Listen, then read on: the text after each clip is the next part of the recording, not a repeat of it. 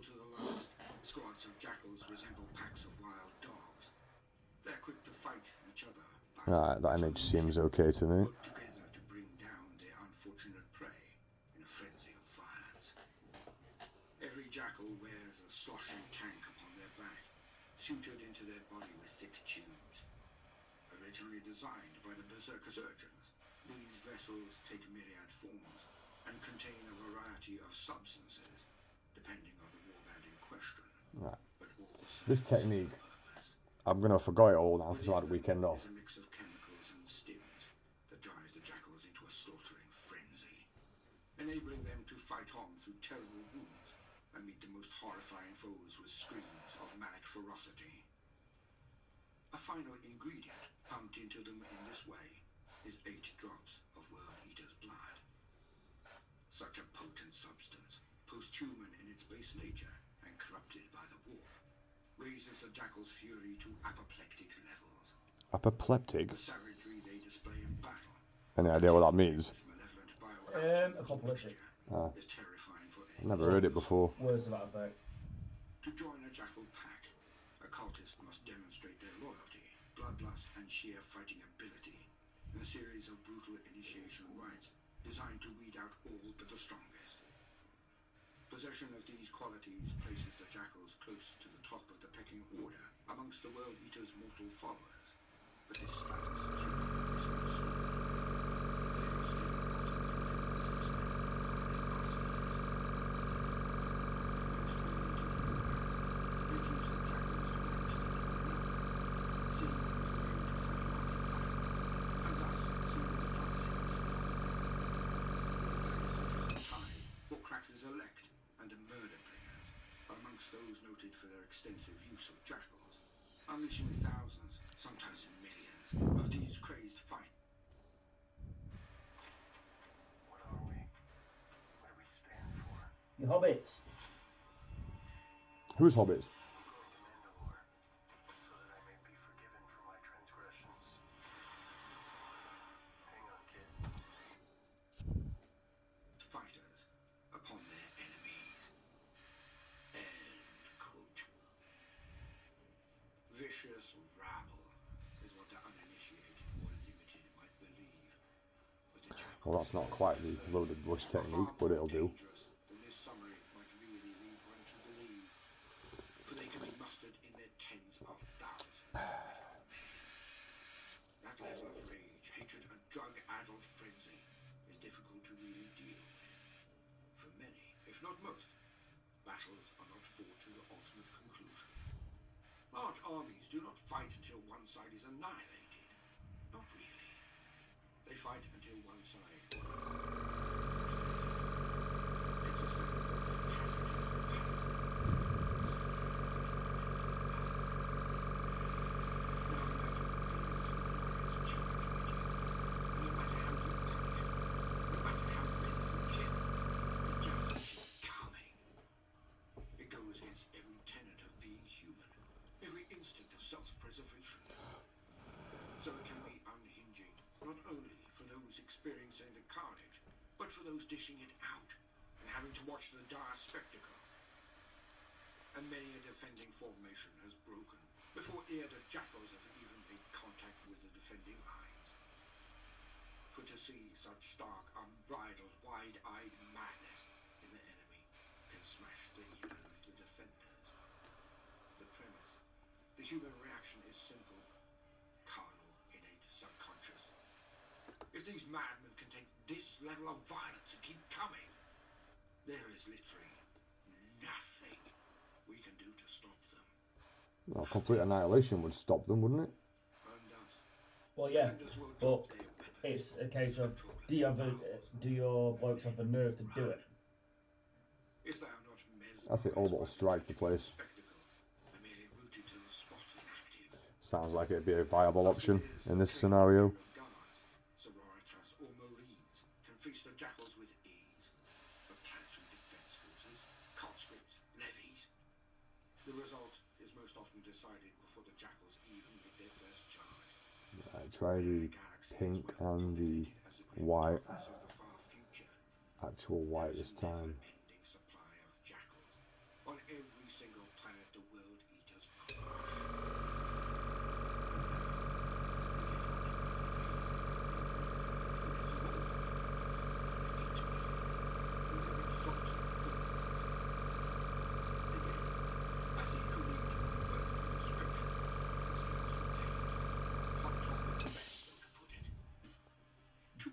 Yeah, so fucking new. No one can get them. What's so new? No one can get them. 8 pound. Ah. Resembling a kind of iron-bound sarcophagus inlaid with skulls and symbols of corn, it is a tortured chamber in which world eaters can become possessed by 8 demons of corn. Oh yeah, because getting possessed by one demon, that's not enough.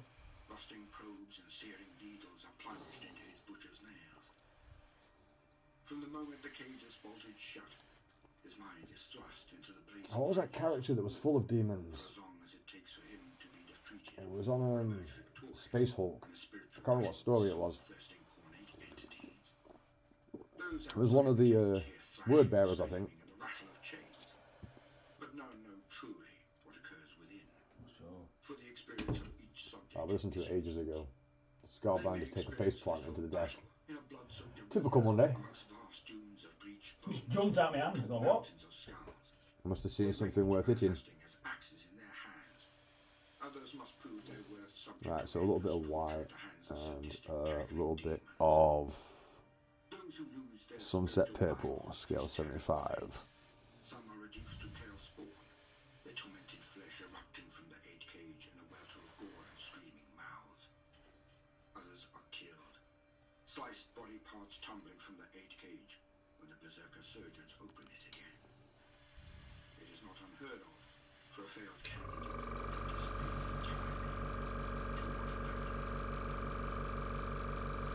Those who emerge victorious are loosened from the 8 cages 8-bound, massively muscled warriors seeking their destiny in material power. 8 demons bound within them, vying with the World Eater's own soul for control of their body. Over time, these 9 essences can synthesize into a single metaphysical entity, together having achieved A bit more of the dark purple in. These are the exalted 8-bound, whose appearance is even more twisted and demonic than others of their kind. End quote. Imagine that. The ultimate form of the World Eaters, for their strength is not from rage, not really. Their power comes from will. They face the prospect of possession by not 1 but 8 demons, without complaint, without restraint.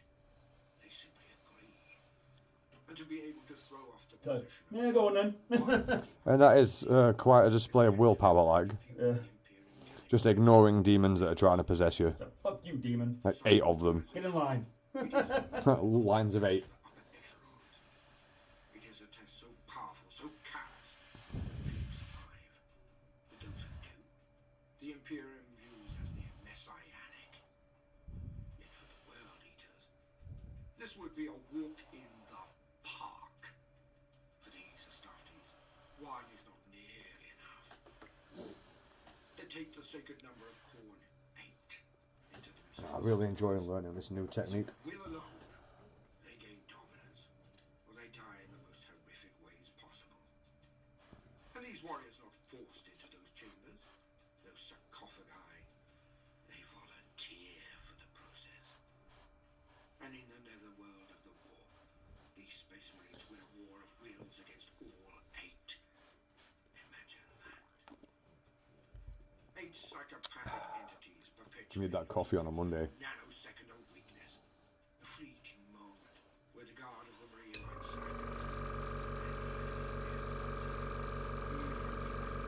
Let's start another panel now.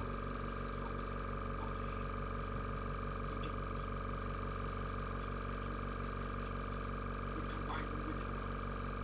The exalted are a true gestalt of the 9 souls in play. The 8 demonic and the 1 human who masters them all. And then the souls merge in a seamless way.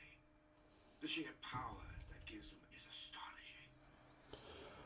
For they are proof to most weapons, Dry that off a bit. as many never-born demons are. They cannot be stopped, while possibly the destruction of every last atom of their body. They are titanic warriors, not only in real space, but their shadow in the world. Apparently we have 4 current viewers, which ain't too bad, considering this is our first live stream ever. Oh, we actually live streaming. Yeah. Cool. Like, well, we've got 5 current viewers, that's not bad. Alright guys, join us on Monday morning at the studio. Hey. We haven't got a camera for Andy, not yet. Yeah, we don't have an Andy cam. Coming soon. Aye. Well, the plan is to get that one on Twitch and hope we don't get a feedback loop and 2 desks, 2 different social medias. Then a third, 4 faces. What are you currently painting? I'm painting Angrons. And I'm stupid enough To do non-metallic metal? non-metallic metals in the Delma. Because, yeah. Yeah, I'll have to get that other camera set up for the Twitch, I think. But I'm cheating. I'm doing it with an airbrush. Yeah. Well, I want to see how those results come out, though. And I am just trying to learn the loaded brush technique. I think it's got, you're getting the angle of it. Yeah, you can see I'm definitely making improvements. Yeah, that loaded brush is turned up real nice. I didn't realise we were live streaming, to be honest. Yeah. I kind of left the live stream off a little bit because I know how you are with cameras and just like, let's see if I can get you into the regular banter and chill. Like, everyone's always different when you're on camera. It'll take a while before we actually end up being us again on camera. Yeah. So we're playing Clash of Crusader Kings. Okay. Again. Still. Is that the one where you're inbreeding all those people? Yeah. So, we're doubtful. Yeah, that'd be right. We can't mention inbreeding. So, I've updated it. I've got some DLC. And now you can create your own characters. Yeah. So that's going to make the inbreeding a lot more entertaining. See, no one else knows what you're like. This is on a game, by the way. Not reality. Not reality. That's just weird. Saying that, in a game is weird. Well, not really with how it's based, with the passage of time and how the things affect everything. Which I think is a good concept. Right, so I'm going to start the darker area of this with Holdra Blue by scale 75, because I love the scale 75 range. Put some of that shading in first.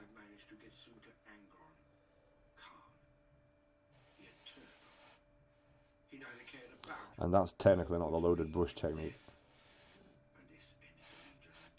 It does help as a base though. Moving on to do the purple.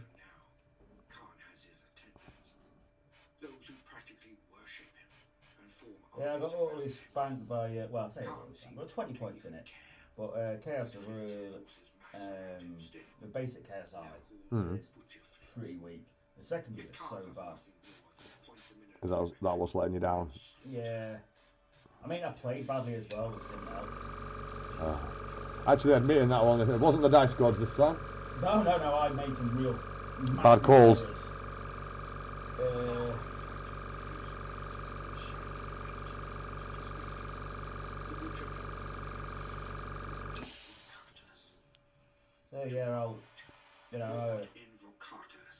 He outplayed me, so credit where it's due, like. Yeah. Or he outplay me, or did I underplay myself? So what were you playing against? Tau. You got spanked by Tau as Chaos. Yeah. That says something about how bad Chaos are at the moment. Yeah, they're pretty basic. I mean, being a Nightlord player as well doesn't help. I thought they were currently better than your, was it, World Eaters? Oh, World Eaters are probably the best of my factions. Not even the World Eaters have his own warband. No Lord Invocatus' origins. Speculation on this matter also runs rife amongst those of the Yeah, I'm really liking this technique. It's going to save me a lot of time painting. You'd think it'd be like a lazy technique, but it's not easy, so it's not really lazy, if that makes sense. It's a bit contradictory.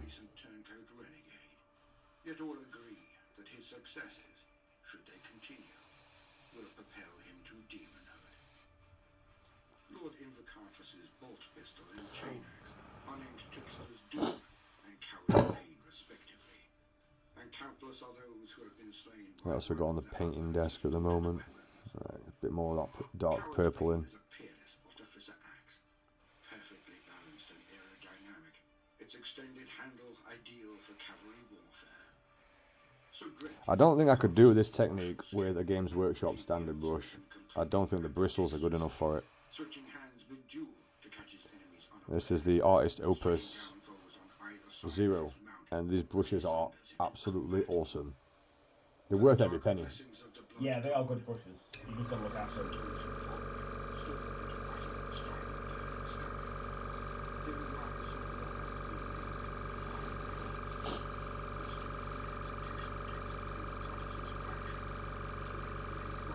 I hope I'm getting the knack of this technique.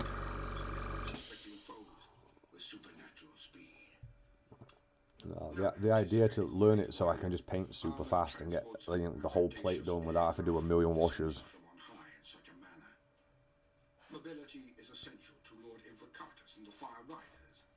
Without it, their raids would quickly become. How many of them cameras do we have? We have 3 of those cameras. One of them set up at the photo area. There's one for your computer and one for mine. Have you? Yeah, I bought one for when Sarah was doing her. She had to do some What, the same Logitech brand? Yeah, it's exactly the same one. I like the brand, but what I don't like is every time your computer updates, it updates the files on this particular camera type and then changes all the settings for it. You'll probably find that with all cameras though. Yeah. No, like, we have to downgrade the thing every time we update our computers. It's like, downgrade it, because for some reason this camera, the settings are terrible when they upgrade it. It looks dry enough to have another layer put onto it. Just a bit of water.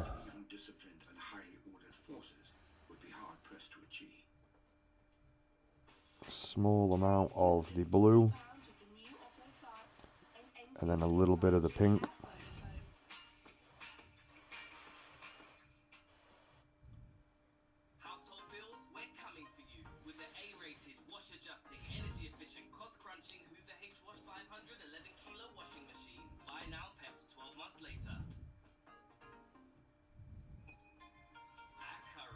I'm actually getting that sort of gold look to it now. Oh, yeah? Yeah, it's actually coming up pretty well. Let's pass it here, I say. Yeah, because we don't currently have a camera for Andy's paint desk, but he's currently working on Angron. We will get that camera set up. Yeah, that's actually starting to give the right effect now. You're still going to have a lot of fun going into the brush with that, though. Oh yeah, there's going to be a lot of brush work involved. But if you can get the bulk of it done with the airbrush, it's just going to make life so much easier. It's a large enough model to do so. Yeah, and non-metallics, when you're only doing it on 1 or 2 models, it's actually enjoyable. When you try to do it with an entire army, that's retarded. I've done that. Yeah. And it's not. You are an absolute glutton for punishment when it comes to painting, though. Yes, I do tend to find doing things the more difficult way, where possible. Yeah, I mean, how many armies have you got that are painted white? How many have you had, I should have said? I'm on my 3rd, what I can remember. Yeah. Woo! And the first one was actually done in non-metallic metals. Yeah, I mean, that looked like a lot of fun. It wasn't, because it was a fantasy army. What fantasy army was it? Empire. Ah. Non-metallic white plate armour. Oh, that must have been loads of fun, like. It didn't get finished. Yeah. I'm not surprised it didn't get finished. I sold it because, yeah, because I realised how bad an idea it was. I mean, they're awkward to paint, but people will buy a white army off you, so they don't have to paint it. It's the sensory deprivation from just painting layers of different whites. Oh, tell me about it. The amount of focus White that it scars. requires. White scars, hit them with an airbrush and start them as blue. Lord Invocatus I was chuffed with the Sons of the Phoenix video that we did though. That was a very quick way of doing white. being a warrior of corn, But the purple hue wouldn't have worked for what you were doing. simplicity is to punish it with brute force. Knowing the locations of the ambushes, the winged axe leads his warriors headlong into the trap, like a mailed gauntlet thrust down Extra the bit of monster's white. back to rip out its beating heart. Invocatus directly assaults the foe's revealed positions, overrunning them and spreading panic and bloodshed, as those who thought themselves predators now realize that they are prey. These tactics invariably result in massive casualties for Invocatus' forces. Yeah, and wash the brush. But here, this is acceptable. For every death spills blood from the corn. Lord Invocatus' tactics have won him I like that bit. That's blending okay. one of his most infamous triumphs was over the death watch of the watch fortress called Just Even. add a bit more water to the plate underneath. Eaters poured from the skies in a gore-slick tide, joined by the demon engines of the brazen beast's renegade warband. Though the watch fortress's defenses were elaborate, with multiple... It's nice to be able to sit and just enjoy painting something that isn't a commission for a change. Invocatus identified them all. His warriors slaughtered hundreds of loyalists and stripped their armories bare of war gear and artifacts before the master of the Three Lions Several ordered their withdrawal. different colours and the paints. I've got like a solid paint here and then stuff I've watered down so I can keep a control of my consistency. More than that achieved in the Rengar system. There, Lord Invocatus and his forces tore apart a Hrad migration fleet, but their own casualties were horrific. Those who did not succumb to the aliens' weapons wasted away to dust thanks to the Hrad's time distortion powers. No World Eater, barring Invocatus, survived the battle. Kalgurus, steed of the burning sky. Sparks and flames burst wherever cool Juggernaut what flies? shod hooves strike. Juggernaut that flies? Burned with Yeah. wrathful bloodlust, and smoke belches from its nostrils.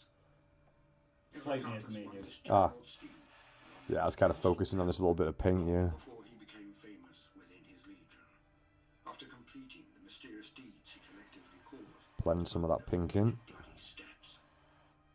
The demon, Jakor, once rode And very quickly start blending in a bit of the cream or the white. thanks to the help of Lord Invocatus, concealed all the Calvinist feelings, and the bond between warrior and steed has become strong. He knows how the juggernaut hungers to kill, and never fails. I hope the focus is coming out okay on this. Kalgurus possesses all the rage and hatred of its kind, and these traits only spur Lord Invocatus on in battle, fueling him like a kind of drug. It takes every I ounce need of to, Invocatus' strength to resist both the pounding of the nail. I had to put more paint on, but not too much paint. It's taking me too many layers. I want it done in one. But as yet, he has not once lost control in battle. To Invocatus' mind, only the worthy can ride such a mighty beast of the blood god, proving their strength through their ability to assert their dominance. And then same technique It is through again. the unknown powers of the juggernaut, Starting with a bit of water corn flowing from it, that Lord Invocatus over the palette. I'm going to paint. across the skies with his hosts of warriors in tow. Starting with the Wherever blue Invocatus rides, and then a little dot sky bridge of fire, of the light, and smoke purple. appears in his wake, bearing his followers to battle. It's been ages since we made any videos, like tutorials or otherwise. So now we have So- a better understanding of what drives the world eaters. Who Yeah, leads we've them not created into any battle videos in a long time. I've been too busy. Yeah. I had to move the studio again and everything else going on in the real world. Only one thing remains.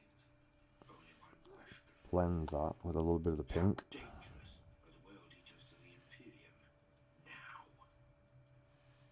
Just going back and forth to blend that in. The real world and cannot be held back from it any longer. If he is somehow brought low, impossible as it may seem to even consider, then he will be back within 8 weeks, 8 days, and 8 hours. He cannot be removed or banished for any real time span. Thus, the world eaters can be guaranteed at least some form of cohesion. That's not too bad. Thorn rides the stars with 1,000,000 men in his comet, thousands of them being world eaters. And the war bands of Gorn are rising more than ever before. They can recruit from every world they scourge, not just in jackals, who plump out their forces with a veritable tsunami of psychopaths, but they can also refill their rosters of space marines. They can convert and control any who face them if they are defeated. Every time I muck it up, just add another bit of the last colour in and start blending it again. For the loyal space marines who are ultimately fighting to take the world into assault, they can become This technique's a pain. I took the weekend off and now berserker surgeons. I can't get it right. So those sent to stop the sons of Angron could end up joining their ranks. With the power of the warp bleeding into real space across the length and breadth of the galaxy, there is no shortage of never-born demons who can also augment their forces at any time. Oh, They are still able you know to the new deploy Demon a Prince, broad Vashtor? panoply of war that any other Yeah, technology must his help stats and everything got revealed the other day. defiance, predators, annihilators, He's utterly crap. blood fiends, Yeah. morphines, So new Demon Prince and his crap straight off the bat. Yep. That doesn't sound like Games Workshop at all. Usually they ramp up the has been revealed. what is it the damage chart ridiculously when they've got new stuff. Well, we've made him 14 wounds, so he can't hide. Okay. He's got. If you have him, he's the only Demon Prince you can have. Really? Yeah. Okay. You lose all your Legion abilities for some improvements to your Demon engines. But wouldn't you use him for an army based around that? That's basically the only purpose he's got is Demon engines. So he only plays one way. Yeah. And then That's actually really disappointing considering we haven't had a new demon of any kind in a long time. And then yeah, he's got some really cool abilities. Like he can reduce ranges and stuff of the guns by half. Oh, I think you mentioned this. It's like more of a tactical character. Yeah, but he can only do one at a time. Ah. And he's 260 points. 260 yeah, I don't think that's worth 260 points. What's his attacks like? He's similar sort of stat line to a normal Demon Prince. Just with some different buffs. Yeah. He's a Demon Prince plus with a Tech Marine or Warpsmith or whatever. But he's like got neither of the strengths of either. So it's sort of a mid-tier character. Yeah, with premium level pointage. Yeah, it doesn't sound that appealing. It's a cool model though. Yeah, I think I've seen the model. Yeah, the model's really cool. Obviously, it's going to be impossible to get. Which is why I dropped a message to Dan at Composite the other day. This morning, sorry. Saying with the difficulties of getting the 8-bound. I said, like, if you've not put the order, can you swap it for some other stuff? So I needed a Master Executions. So one of them from Gilliman. Yeah. The Gilliman fig. So what I'm going to do is I'm going to convert him up to a Demon Prince from the Night Lords. So I don't have to use a Curse fig. Yeah, that sounds like a cool idea. Give him some, you know, like what Miles did with the jump pack. Yeah. Do that. Yeah, because he's got the wings for that model as well, hasn't he? Yeah, yeah. Yeah. So, but obviously, get the Dremel out, really scrub down all that scrolling. Yeah. And then like jazz it up with loads of gubbins and just bits and pieces, really. And you know where to make him look more Night Lords. Yeah, you know I've got what I did with the bikes. You know them. Oh, you added the skulls and the frames on. Yeah, that's good. You could have also passed them off as Legion of the Damned bikes as well by the time you'd finished. Yes, actually, yeah, good point. But so get one of them, like chest plate. What I did for the fairing on the bike, and put it on over the front of his armor plate. Yeah. So I've got like the rib cage. That makes sense. I think that'd look pretty cool. Yeah, that I could see that working. more like a pretty easy kit bash compared to full-on conversion work. Yeah, a bit of conversion work. There'll be a bit of green stuff work what I need to do. Generally just faff about trying to get it looking right, but not gonna rush it. Isn't that all we ever do? We're all mucking about with things, trying to get it to look just right. Yeah. Always leave space to cover up your mistakes. Covering up mistakes, I highly recommend Model Mate's Rust Effect. Hey, if you make a mistake, mate, on a vehicle, that's just sorted. Yep. What mistake? Totally meant, miss. Yeah, I totally meant for that to be there.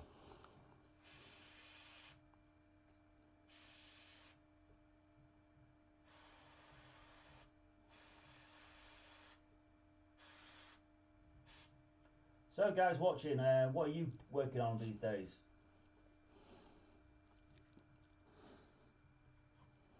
I have to wait a while on the response because every live stream has a delay. Would be nice to get some conversation going in here, like, but this is first time we've live streamed, so we don't really know what we're doing here. No, we're just winging it. And there's only a couple of us, so it's doubtful that we're going to have proper conversation just yet. But just so you guys know, if you are interested in watching again, we should be live streaming Mondays, Wednesdays and Thursdays. Yeah, I think so. Yeah. It made sense for us to do this as we're here painting anyway. Yeah. So the times aren't great for everybody though, I get that, because a lot of people will be at work at this point.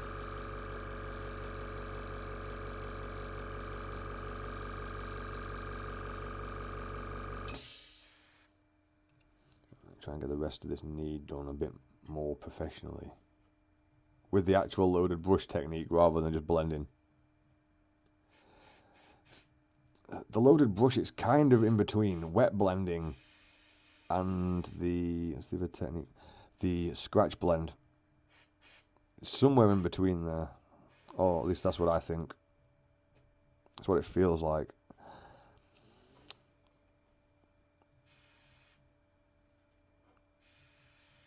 And blend that with the blue. Just gently pull that around the knee.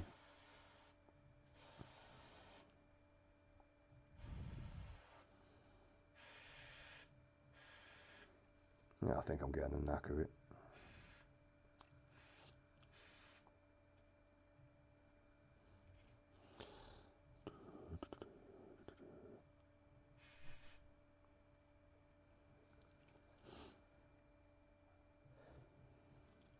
So, climbing Kinder Scout on that this weekend. The trail was a lot more popular than I thought, and the snow was a lot deeper than we thought as well. Oh yeah, you're out at the top of the hills, aren't you? So yeah, I couldn't believe the weather though. It was like summer weather, but all the snow was still there. So like we're just walking around in t-shirts, long sleeves, with backpacks on, and proper nice summer's day weather, but with a complete winter scenery. It was really bizarre. Yeah, I can imagine, man. Does sound very pretty though. Oh, it was until the storm actually caught up. But we got a fair few hours of decent sunlight. Yeah, that's something at least. We were going to go across the top of the edges. Then I turn behind and I see. You know, you see rain in the background, right? From the distance, you know it's rain falling. Well, when you got a snowstorm like that, you're wondering why it's all foggy, and you're like, that's the snow. Oh! In the distance, and I'm checking the wind, and I'm like, nah, we should probably get down off here. Yeah. You know, that looks about a proper mess you up. You'd be feeling rough as hell today if you got stuck out in that. We go well equipped though. That's something.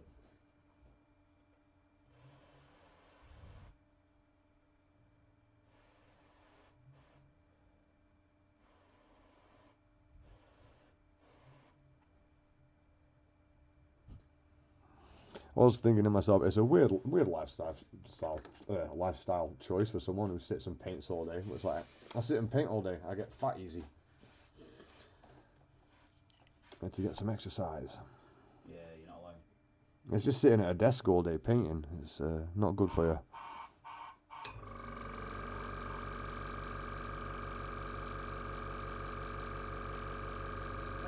little bit of exercise, I suppose, in my other job. Yeah. So I'm Yeah. out of the car all the time, so Right, and then blend that out. I suppose that helps a little bit. At least you're up and down. All them squats I have to do. Yep. I've overdone it a bit there with that purple.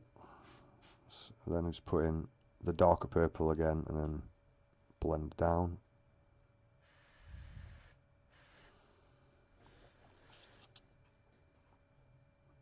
And a little bit of the blue to add some depth to the bottom of the knee pad. That's better. Now it gives it some shape.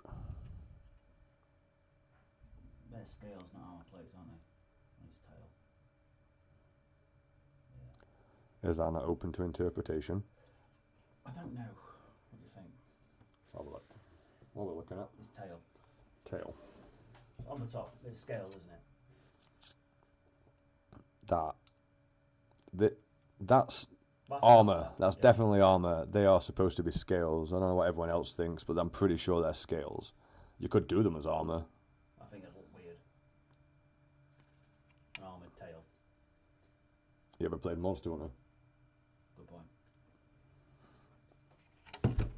Oh, He's face planting again. it's one of the most important things about painting a model, isn't it? It's Yeah. throwing it on the table. Alright, what else have I got to paint? I'm going to start jumping from one project to another, just so the live stream's not boring.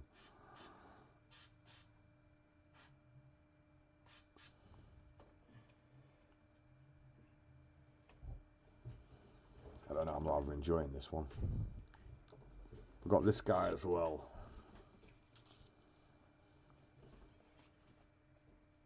Oh, that'll be...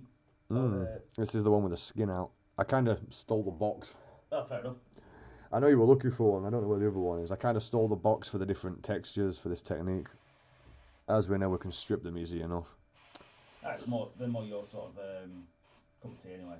Very characterful, hate unit stuff. Then again, I play orcs, so... I like armour. I'm going to have to do some work on that Viper at some point today now. Yeah. The improvement, though, on the technique here, is, like, this is the yellow one that I started with a few days ago. And I've started picking this up. How many days has it been? 3 or 4? 3 or 4 days of practicing with this blending technique, which I'm quite happy with. I've also got this guy I'm painting as well. I love painting ogres, they're just a nice scale. Just jumping from one project to another. We have some bikes and some space marines as well. No wrong with that, mate. Jumping from one project to another keeps yourself sane. That's true.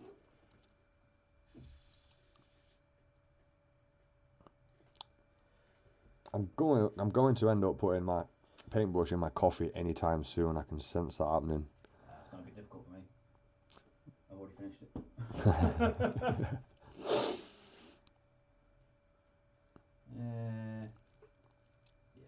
bit of this in. No. Dark purple on this knee pad a bit. Bring that back out. Determined to learn these techniques really well. Imagine how quick I could get my orcs painted. Yeah, you might even paint one. Yeah, no, that'd be brilliant, wouldn't it? I've only got one built for the entire army. Yeah, you've got the worst orc army ever. Yeah. one Deathcopter, which I will edit the video for at some point, because people are asking about that on the Deathcopter thing. I thought it was a good mini-series, you know. Do a picture of the concept, find bits in the box to make the concept work, then do the model. But learning how to make the jetpack for him out of those bits is probably what took the most time. Yeah. Now I can imitate that with every single Deathcopter that I do, so it shouldn't take nowhere near as long. Looking forward to making the one that has no knees but has chainsaws for knees. Chainsaw legs. Yeah. give me all these ideas. I just like the concept of him flying around with his legs that have been like ripped off somewhere, so just replace them with chainsaws or fly through the battlefield. Yeah. That's a happy orc. It should be. He won't be so happy on his own though. He needs a group to go with. But he has to do some converting on the live stream as well.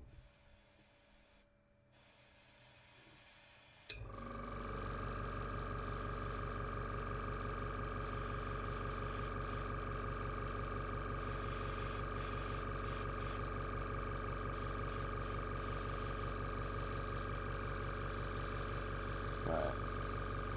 So that's that knee almost done. Bloody hell, I just remembered I've got to buy this mum a card for weekend. Oh, is it Mother's Day? Mm-hmm. Right. Oh, that reminds everyone else who's watching as well. It's Mother's Day soon. If you're in the UK. Yeah, if you're in the UK. Oh, do Americans have a different one? Yeah. I don't know why or when. I don't think America knows what America's doing a lot of the time. You can say the same over here, mate. That's true.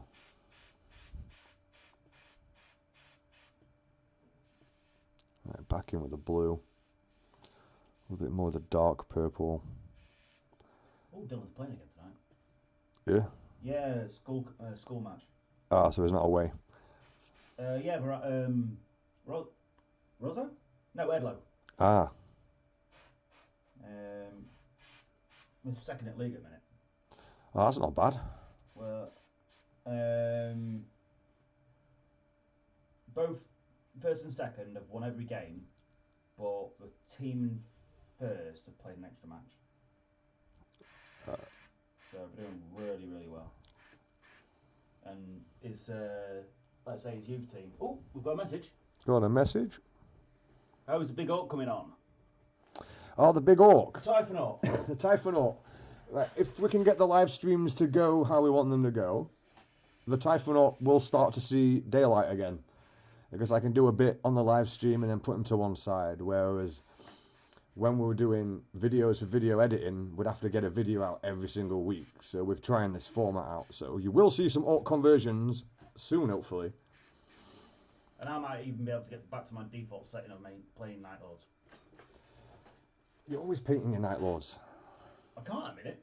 No? Yeah, they're all painted. I know you. You'll go through and be like, he's not painted good enough. Replacement. But that's why. Well, you got like 4,000 or 5,000 points of Night Lords, haven't you? Something like that, yeah. I've got. I need to get a set of doors for my second Land Raider before I can build that. I've only had it since Christmas. Ah, mate, that ain't nothing compared to some of my old projects. It was definitely making editing videos that was really slowing down the workload, because I don't know how much other people know about editing, but when you want to make a good video, you're going to spend 2 or 3 days editing a video that you spend like a week or two painting. Yeah, and I sound completely incoherent when I'm shooting footage. Yeah. As you guys will probably get to know. I can actually verify that. When the camera's not in, he talks like a normal person. Yeah, I do have a bit of a stutter, which becomes much more apparent on camera. Yeah. So I sound like a gibbering idiot. He is a bit of a gibbering idiot most of the time, though, to be fair. Yeah, fair play. But I sound more so when I'm narrating a video. I've noticed when going over those videos, though, the second you start to stumble, you continue because you're thinking about the last time you did it. Yeah, it becomes a snowball thing. It's like a subconscious thing. Yeah, snowball effect seems pretty apt as a description for it.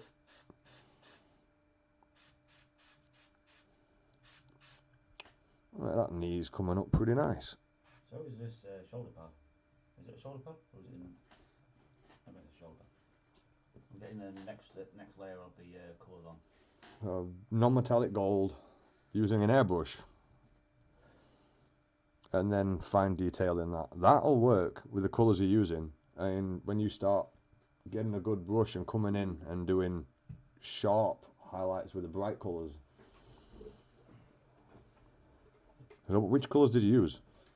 This started off with a sort of a dark brown, Just grab the colours. That's a dark. That is a mid. Then that one. So that and I've got a yellow there. That's what I'm using so far. That's what we're using. Ooh, and I drop one. Right, so high key yellow. Yeah. High key yellow. Nice whitey yellow. Peanut butter, which is a really good colour by scale 75. Kokum copper that isn't actually copper. No, it's just a nice sort of a orangey brown colour. Yeah, and black leather. Yeah, that's the dark colour. Well, you are getting the effect that you're looking for there. That is starting to look like non-metallic.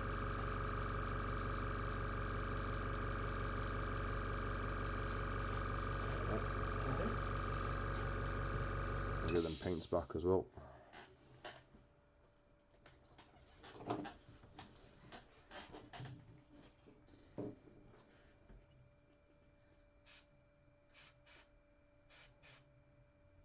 Yeah, we're down to 0 viewers, but who cares? It's a first live stream. People will just come and go, I reckon. Yeah. Definitely am with you on doing this certain days, like when we're both on, because doing this on your own, a live stream, is a bit more difficult. Yeah, you won't have any ideas. Nothing to carry, whereas at the moment, someone can carry the other person with some form of dialogue. Yeah, so let's face it, we're always nattering, so... Yeah, I think eventually we'll just get used to it being switched on and not really care anymore. It's kind of the plan, but our timing's awkward because a lot of people at work at these times. So I'm reckoning people that finish early, or are major fans anyway, you know the ones, will catch us towards the afternoon. Or on playback. Or on the playback, yeah, because we can just upload these as is. I'm going to try and get that other piece painted there. I do feel like I'm definitely getting somewhere. I'm even... Yeah, have a look at this. We've got no fingers anyway. Look at the wet I put on the shoulder. It's firm and it's stuck rather than over flooded. I'm getting the knack of that as well. Yeah. Just a little surface for me to play with. Bit of surface texture. Yeah, it's just damp. Yeah, that's a technique in and of itself, you know, the brush control. Because a lot of the time I've been putting too much on. But that definitely seems to work. I suppose it gives you something to work with for mixing the paints together, doesn't it? Yeah, you're going to mix it on the model. You don't want them to stick. Alright, load up the brush.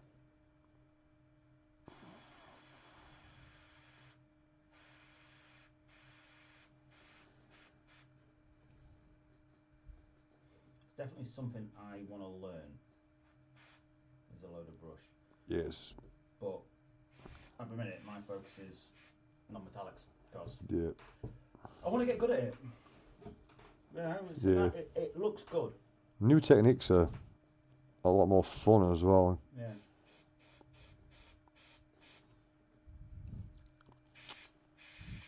I kind of overdid that with the white.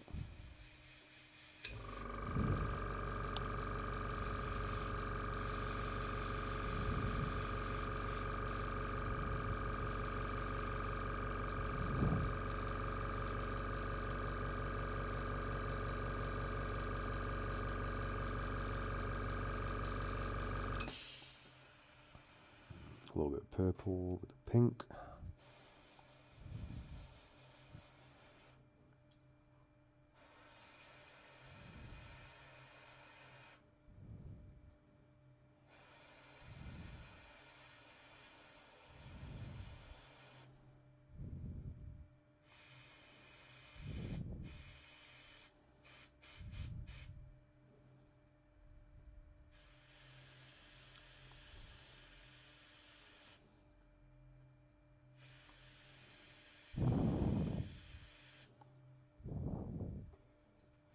This is another thing about doing this is it's really improving my trigger control because I'm having to focus on such small... Rather than just blast it like you do when we were priming something. Yeah.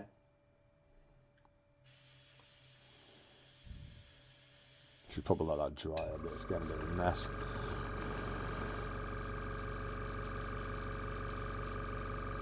But luckily the paints are so thin that you can just let it dry as it is and just go over with another layer. Yeah, it just takes a moment.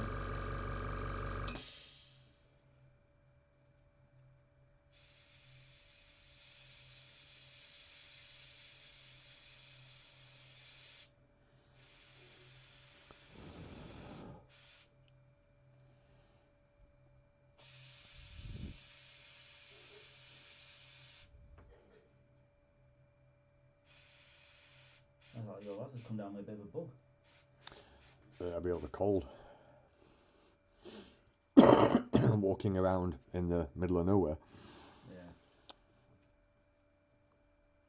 Well, it's not. Well, it technically is the middle of nowhere, I suppose. It literally is the middle of nowhere, right up the top of the mountain. Isn't it? We were gonna go across thingy and down the knoll, but I remember telling you last time the knoll seemed pretty fucking dangerous. No. Where's that? It's right. It's just part of the circuit for one of the circuits for Jacob's Ladder. You can go all the way up Jacob's Ladder and Kinder Scout, and then back round. You know, rather than coming back on yourself and down. But it's one of those paths that when it rains, the erosion nails it, so it's a really unsteady path. And that's during when we went autumn. During that season, steady. yeah, and then with the thickness of the snow and how slippy it was on the way back down Jacob's Ladder, it was like, no, because someone's going to break the leg, and then we're going to have to get rescued. Yeah, there's a reason why it's called Jacob's Ladder. Yeah. Jacob's Ladder is a stairway to heaven. Yeah, it's a, you know, the knoll just seemed like a really daft idea at that point. Yeah, especially with a storm coming in. So I'm still, we've got new viewers again, in and out. But how's it going, guys? Join us in the studio doing what we do every day. It's just easier to do this than it is to make videos. Yeah, making videos makes me sound like a complete spaz, more so than normal. And I hate making videos. You were getting good at the editing, though. I'm getting better. Blend these two together. It is a lot of work for a very small view count a lot of the time, which is very disheartening when you've spent a week painting the model and then another week editing the video to try and make it as good as possible, and no one ever watches it. So guys, what are you guys working on, if anything at all? Yeah, feel free to hit us up in the chat box. It gives us something to talk about. Right, and then we're going to add a little bit more colour to that.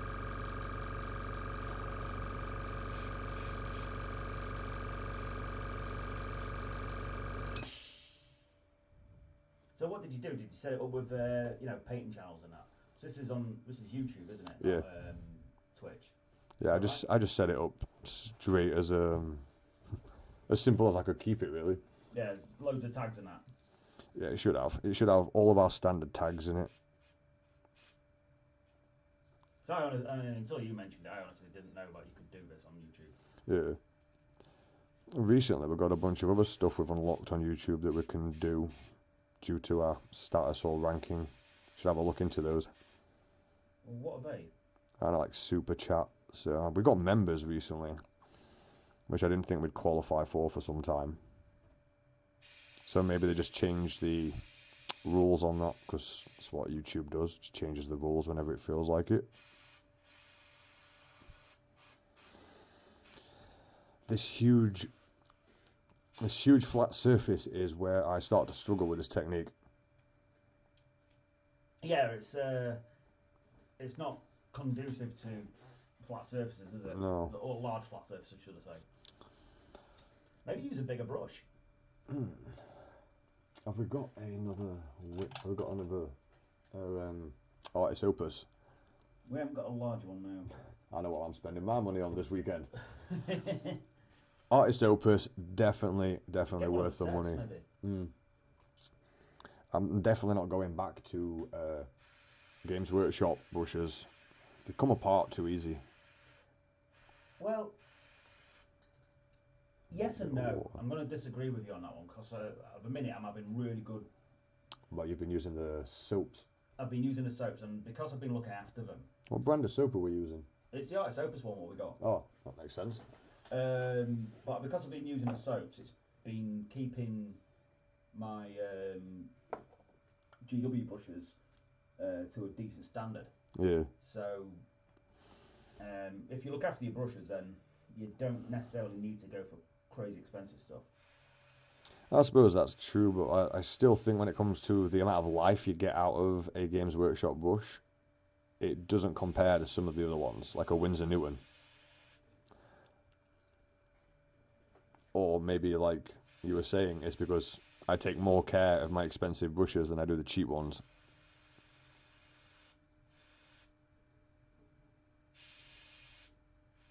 Don't get me wrong, I will be going back to Artist Opus in the near future. It's just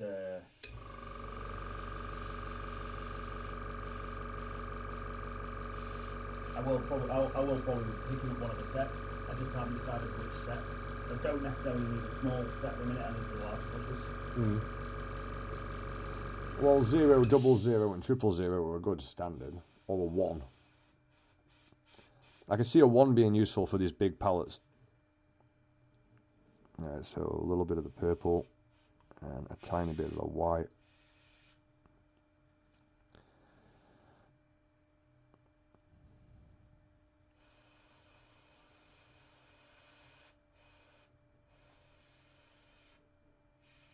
A little bit more white.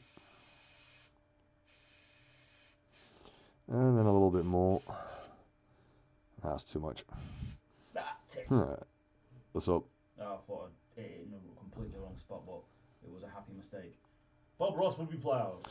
Good old Bob Ross. It's a happy accident. Isn't that what your mum said about you? Yeah, without the happy part.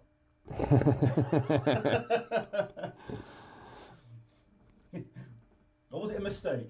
She said something. Yeah.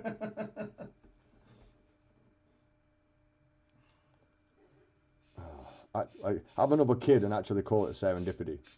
And wait for them to grow up and figure out what that means. Yeah, it just whoops. No, it means a happy accident.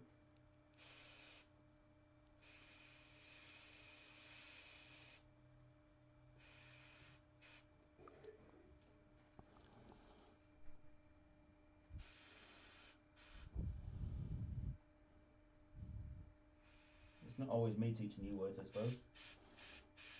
Well, I thought you'd have known that one. I would have wound up Googling it. Oh, I should have not said anything. And just, just let it stew. yeah, I'm not doing very well on that flat palette there at all. I also love the fact with this technique, don't like it, rub it off with your finger. It's so thin.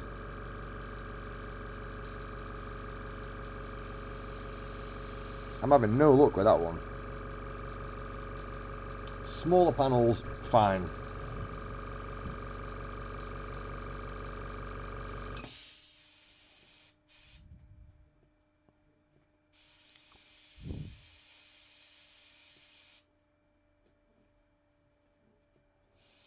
Let's add some water on first.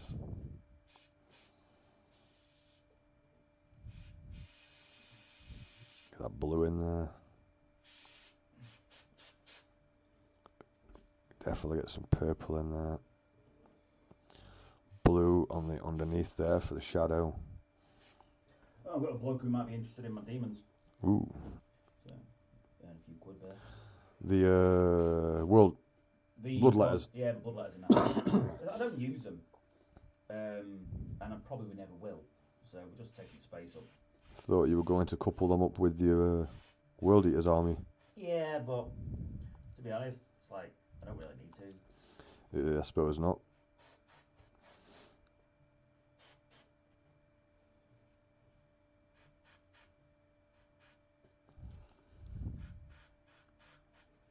Then bring that blue back down into that pink. Blend it together.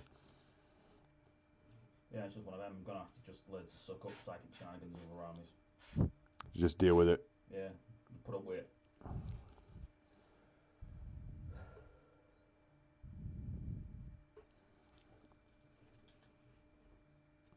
Wouldn't putting demons in help you with your psychic phase?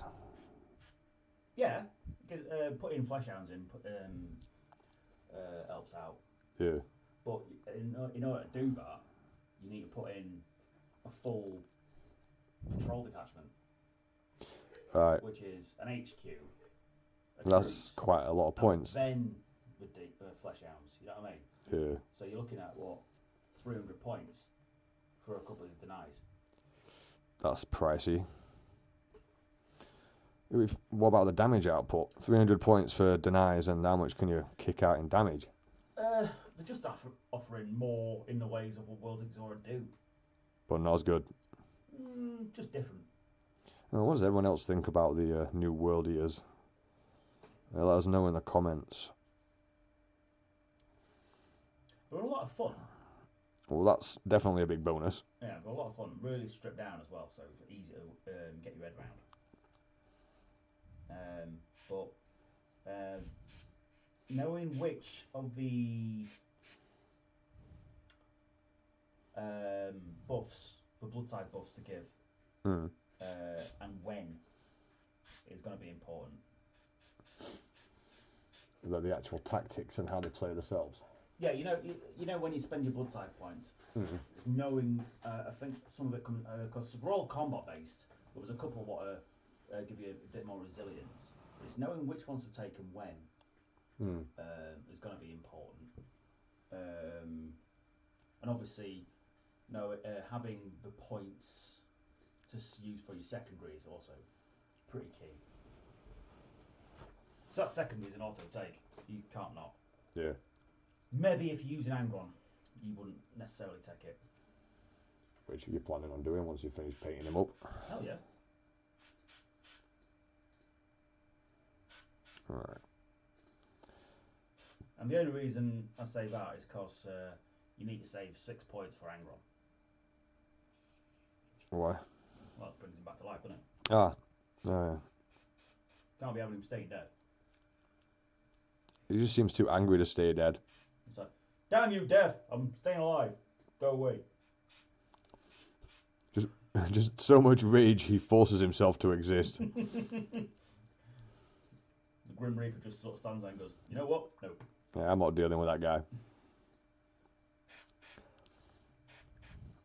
I'm trying to smooth that out a little bit and muck that up.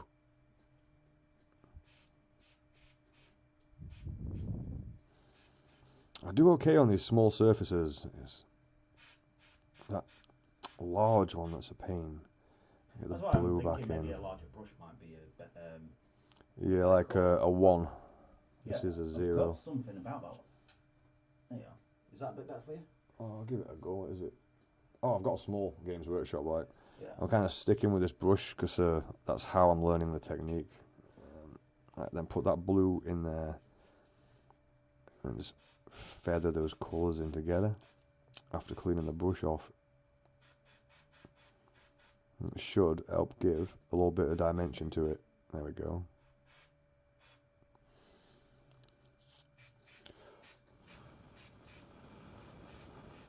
I still want my edges to be more striking though, so I've got to figure that out.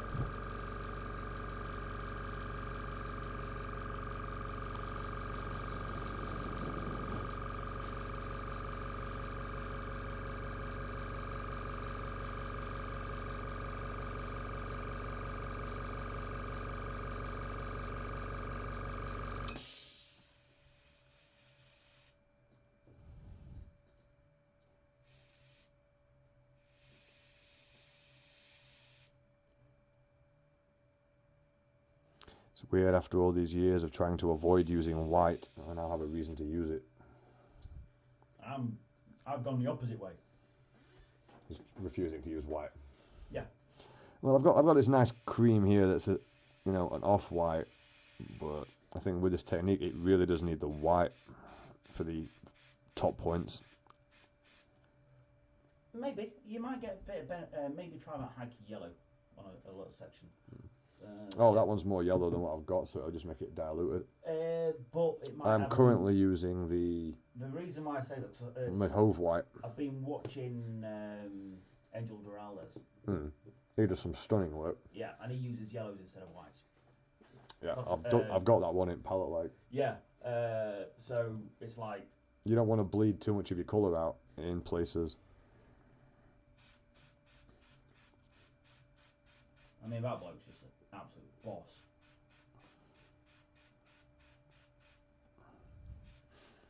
He has got the skills. He has them all. All of them. Yeah.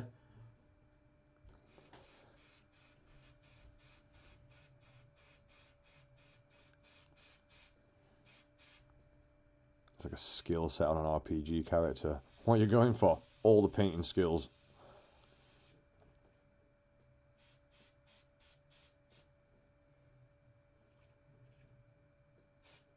Then a little bit of that blue.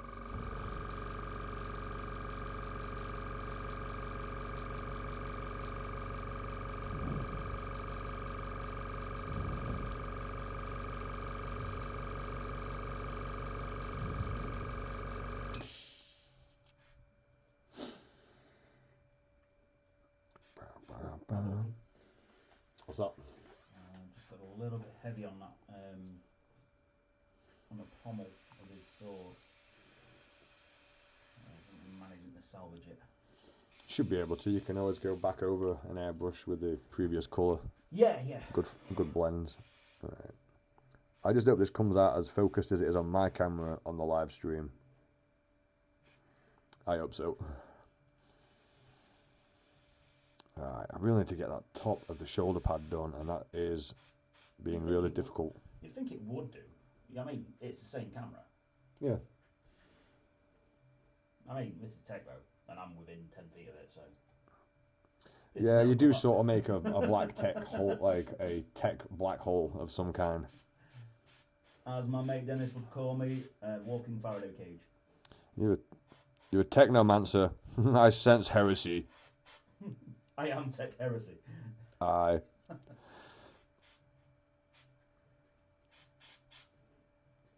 I heard the Inquisition were looking for you. They couldn't find me. They were using tech. Nah.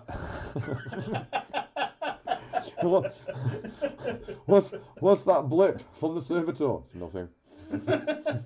Nothing at all. It's not Andy.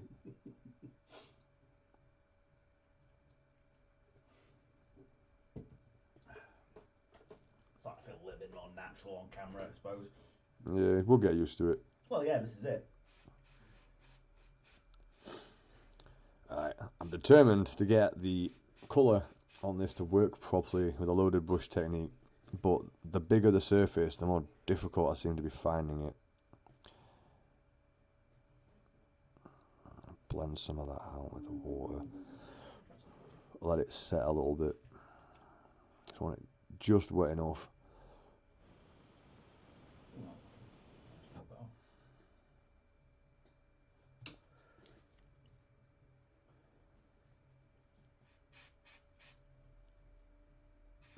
Bum, bum, bum, dun, dun, dun, dun, dun, dun, copyright.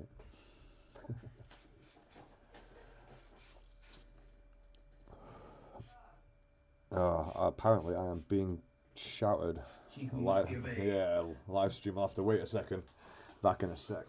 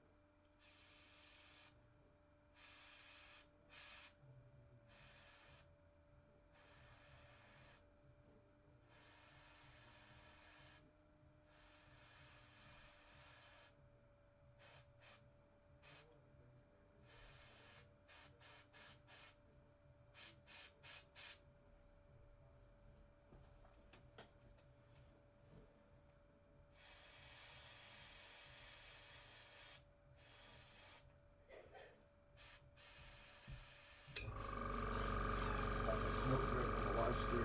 Back in a sec. No worries, mate. We've still got 2 beers.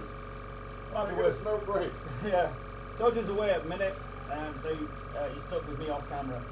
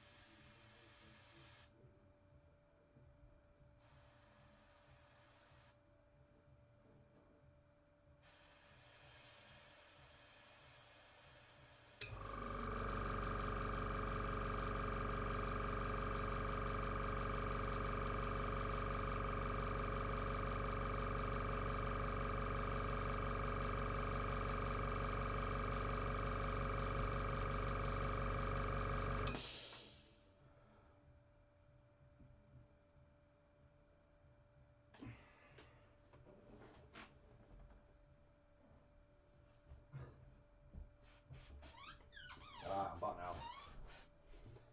Oh, smoking, it's a terrible habit.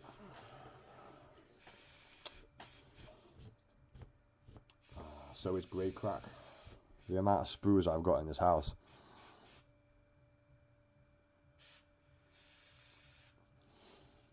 Weren't you telling me that the Games Workshop have started a recycling thing now for...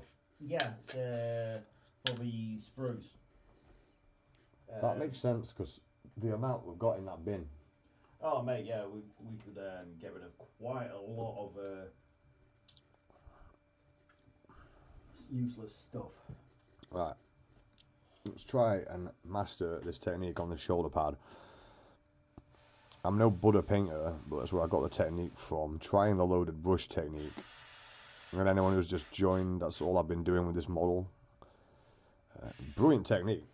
If you can master it, saves waiting for all your washes and everything to dry.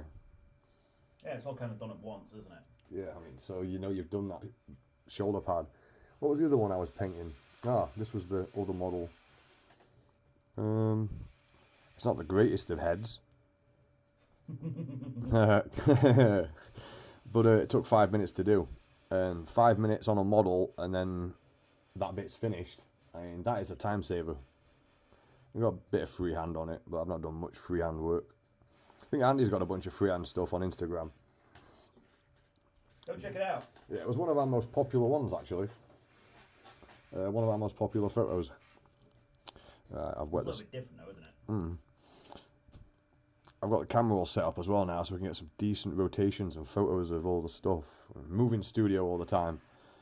That's it. There's nowhere else to move it anyway. Yeah, we are literally at the last... Ground zero. We're exactly where we're back where the studio started. Alright, so I'll have a little bit of purple. Quite a bit of purple, actually. And off-white. And then try and pull that into the model where it needs to be, around here. And we're going to get a little bit of that pink now, and the dark purple, that's the watered down one, and blend that in down here. Still a little bit too much of that original pink. Guess this live stream is just like making a really long tutorial.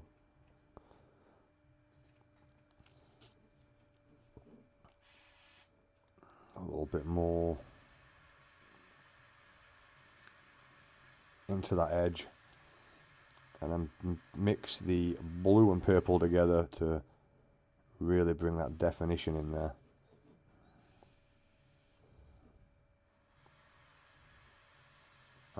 That bit blended okay.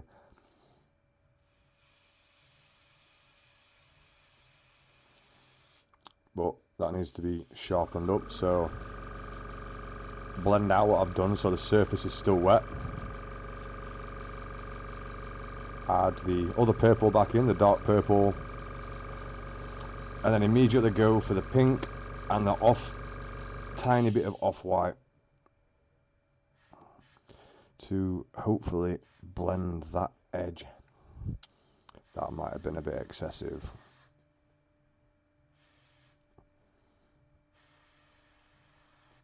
Yeah, the bigger the surface is for this, the harder it seems to be.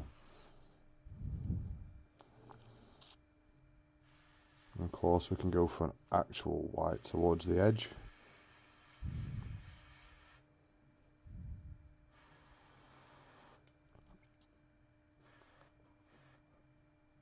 I think I'm slowly getting the knack of this, and then that little bit of blue again. Really enjoy this technique.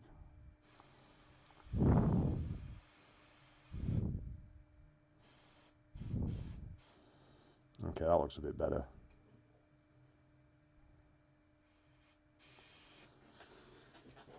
And a bit more purple and white.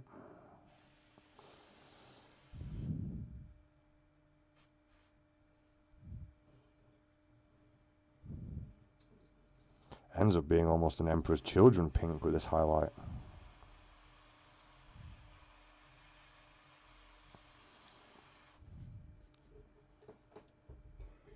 Really vibrant, is it?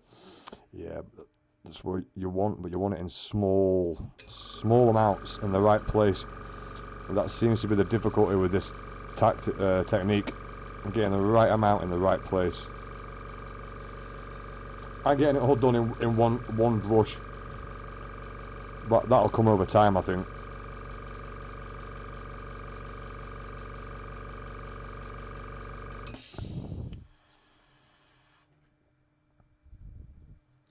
That's starting to come up.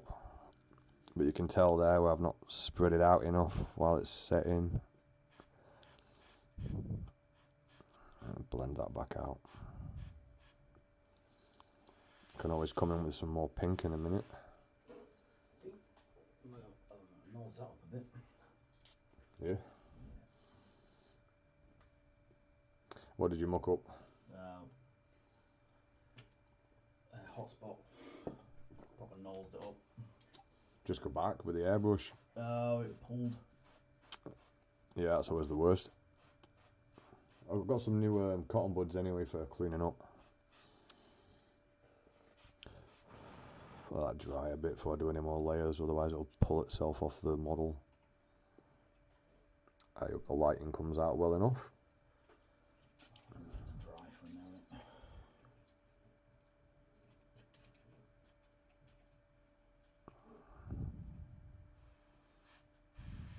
Right. Blend that out a little bit more.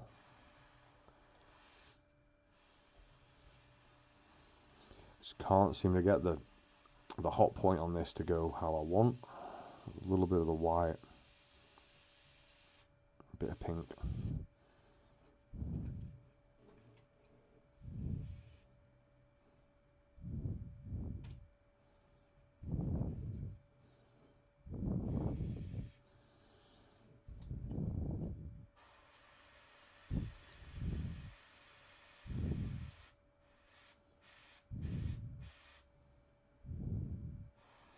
It's really important not to leave brush strokes with this, which is also difficult to do when you're moving so many different layers of paint around and they're all drying at different consistencies.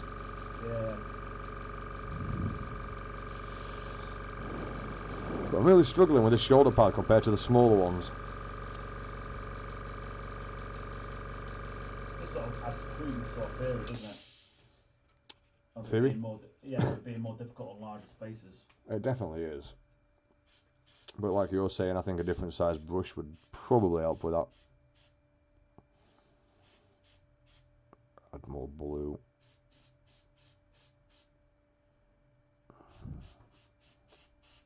Yeah, I learnt not to use black for this quite quickly. It didn't take long.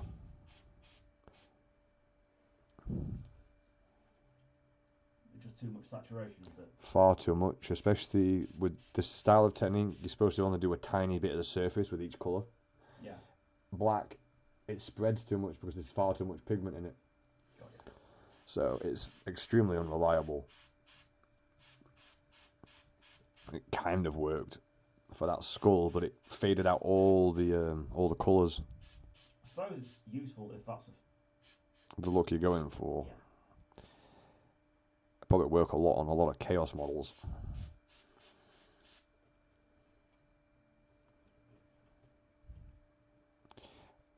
I can honestly say I definitely prefer this technique over the one I've been doing for years. It was a good opportunity since I'd not painted for like a year and something to come back and then just try a new technique while I am out of old habits.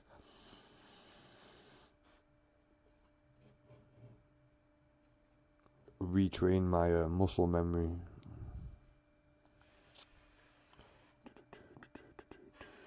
Bit more pink. And a little dab of white.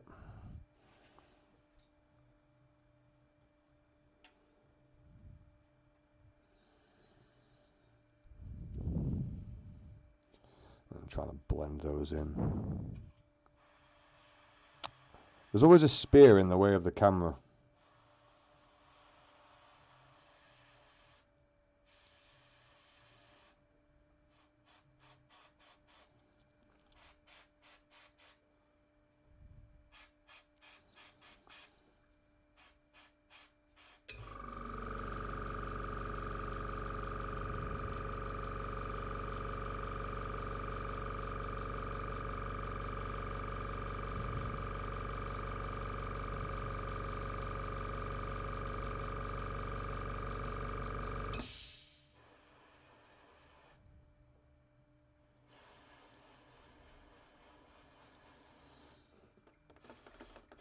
Just cannot seem to get the hot spot for this in the place that I want.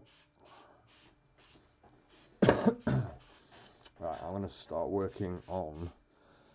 I want to start working on something else for this model actually. I've been mucking around with the purples for a bit. Anyone got a recommendation for the skin colours? Got 2 viewers. Someone out there must pick a colour. And purple, yellowy greens would be interesting, but they'd be extremely high contrast.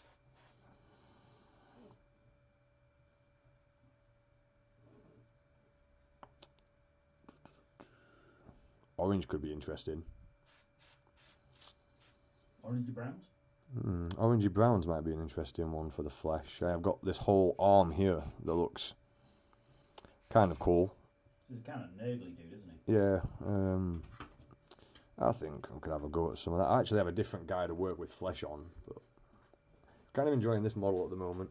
What are they from? They're from the... What set are these from? Oh, it's that board game. Beast Wave. Yeah, or whatever it's called this time around. I really do like these models. They've got a lot of character to them. Right. I'll have a break from that. Right, and then I'm going to rob some of your colours. I need creams. What brand? Well, no, I'm just saying I need some creams, so crack on with whatever you want. As long as I keep a couple. I'm going to try a brownie orange with this and just grab... Let's have a bit of this. I only need a few colours.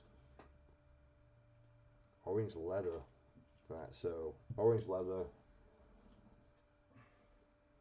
I'm not actually sure how to do this with another colour set because I'm only just started learning the technique. Right, so I dare say. I've got an orange. I bet I need something like Rakoff flesh in the middle. Mahogany. Mahogany, have I got that already? Yeah. Mahovy's good. I've got some other creams. I just need something to be a really dark colour for it. So if I replace the dark purple with this and then a brown, a very brownish dark brown for the depth. Unless you want to go a bit darker. That might be a purple. bit red. Purple will probably work better. Black leather, I like that one. Right, so that'll replace that. Then I'll take one of those pinks, I think. Bob, take a pink for 500, please, Bob. That one? Orcish Jermis? No, the brighter one, next one along. That one? Yeah, that one instead of the cream. Right, so Why am I going to I was about start to shake doing my the phone. shake your phone up. Yeah. It literally is in like a paint. Right, so I'm going Oh, to try these three as a combination now on the flesh.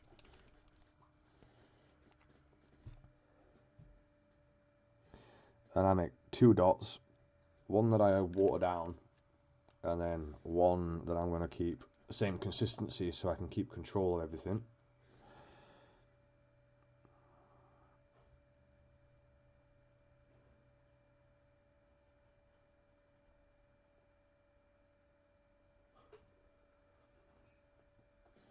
Right, see if I can get this technique to work on flesh. That'll be the first time trying this as well. So I have no idea how this is going to turn out.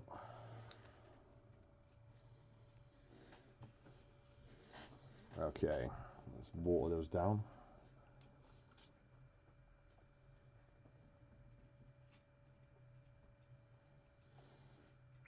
So that's black leather, orange leather, and harvester flesh. It's one of my favourite flesh colours.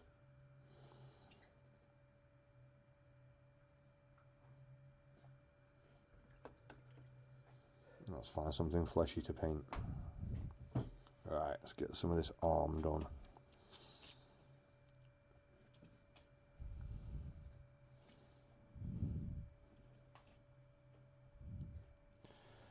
First, let's add some water.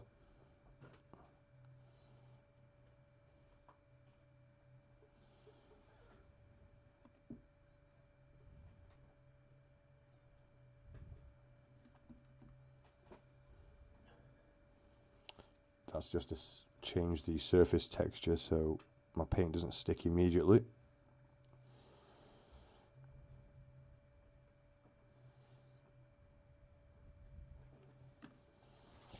That there actually looks like a bit of armor as well, so I'll leave that bit.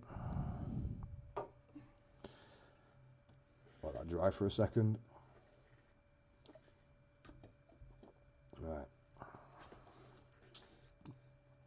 Starting with a little bit of black leather to get the undershading in.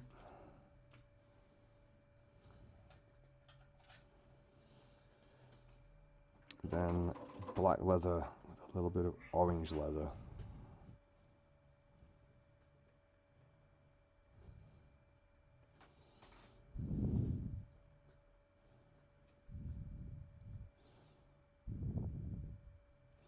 That's a wrong colour. Is it? What are you painting? Oh, just the helmet on this Guardian. On the Viper. The first layer was completely the wrong green. Yeah, there's some good photos of those on Instagram, I think. Which biker? The first set of 3 you did? Oh, and it's off the table. No, the Viper. Ah. Let's see. That's not too bad. And then we're going to use the leather and a little bit of the harvester flesh that's not been used yet. Start blending that colour.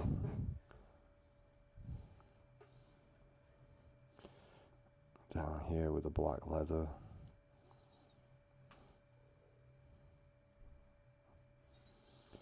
Should start to get some nice tones.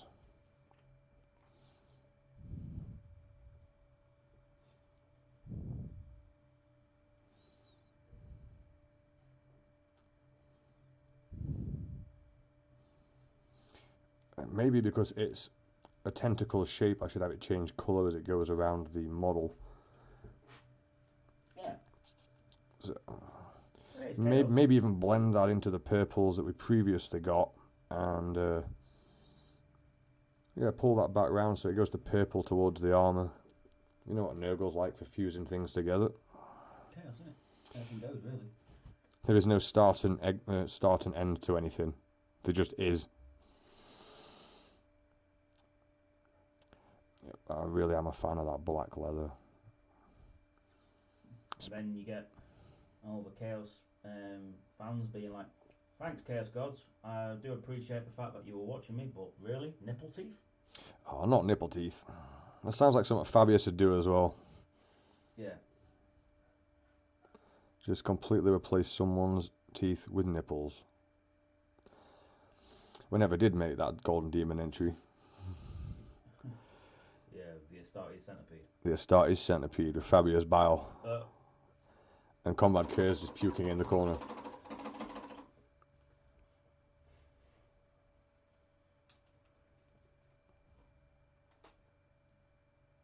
Right, so more orange leather to here.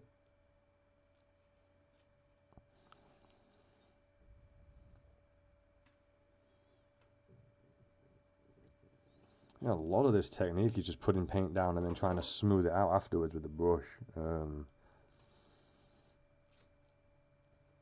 want to master getting this done in like 1 or 2 movements. You've got the null oil. Have I got null oil? Yeah, I will have one look in a sec, mate. I have got it. Right, so let me blend that. Give it a second to dry. The old null oil. Thank you. Which I'm pretty sure half of it's probably been dropped all over the desk at some point. At least once. A bit of me thinks that's why Games Workshop made the pot so tall. Oh, they are very easy to knock over now. Yeah, this holds more in. Thanks. It holds more in, it also tips more out. It's just at the right height compared to the other ones where it's like top heavy. Games Workshop Conspiracy is brought to you by Bigmeks Workshop. You heard it here first, boys. And girls. Then a little bit of the orange. Into that. Ah, that's too much paint now. You really have to be patient with this technique. Yeah, I'm screwed then. Yep. Then I've seen your patience. When you've got patience, the work's great. And then you can see the other half of the work where you couldn't be bothered. Where it's not so great. Yeah, where you've just packed it in. Just Nope. getting it finished now. Finishing a model. How dare you? Innit?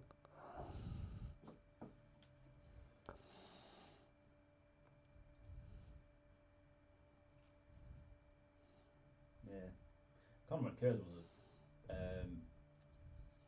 one of them models. Spent a week getting his face right, and about 20 minutes doing his armour. That is true. You spent a long time doing that one.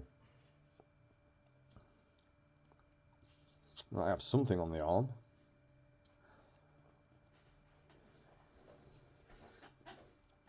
I may as well try the back of the model as well. As that's the fleshy bit. There's not many fleshy bits on this.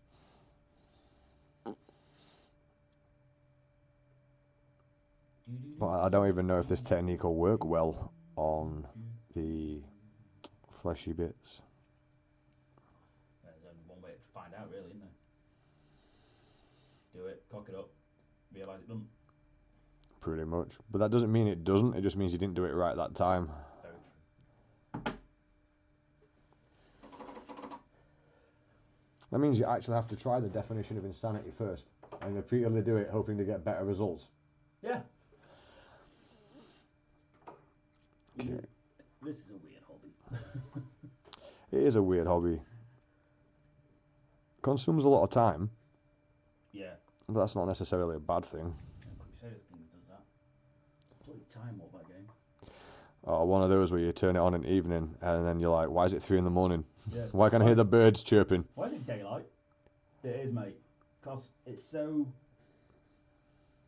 uninteractive in a certain way, but you're so you know, I mean, you don't need to concentrate, Yep. but there's always something happening. Yeah, because, well, it's that click and play sort of thing, isn't it? You're waiting for stuff to upgrade and do things. And you're waiting for notifications for telling you about so and so died or a war's being declared or whatever. And so you look at the clock and it's like, oh crap, I've been on it literally all day. Yep. Now, some games are like that though. Complete time consumers. But it's just the way it plays. It just makes no sense because, like I say, it's not even a click and point and click waiting for stuff. Mm. There's always little things happening. Yeah. You know what I mean? It's really weird. Like extra little details. Yeah. And now with this DLC, I've got proper courtrooms. So King's Court. Yeah. So you can actually have interactions with the members of your court now as well. Ah. And Actually speak to them properly. sort of, yeah. Which is very cool. Okay. I'm completely struggling with the flesh as it doesn't paint like armour. Everything's more round. I can see this fleshy bit being a mess. That's the first time I've attempted this on flesh. Actually, that's not true. I did the face of the ogre and I was doing okay with that, but that's Small a very space. scrunched up small space. Yeah. Largely the technique on that. It seems to Same work as for painting. small surfaces.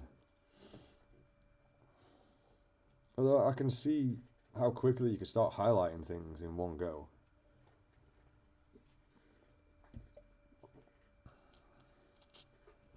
Yeah, that arm's dry a bit more now.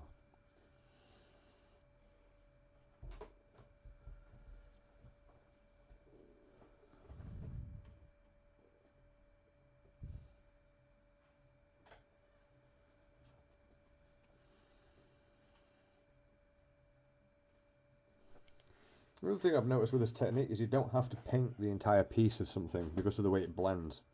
You don't have to complete the entire arm, you can just move around or let it dry and do something else. That sounds very handy, actually.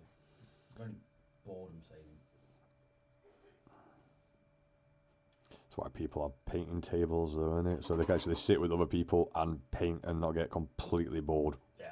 Paint alongside somebody is so much easier. Maybe we should just name that on the stream. Paint along. Just grab a model, paint along, lads. Get on the chat. A lot of people do. Yeah. Well, it's something to aim for. See how it goes. I don't know how good our quality is. Jen said it's all right. Sometimes it's out of focus, but A lot of that will be down to the cameras. they're not the greatest. But we're working with what we got. Yeah. We've got to start somewhere, haven't we?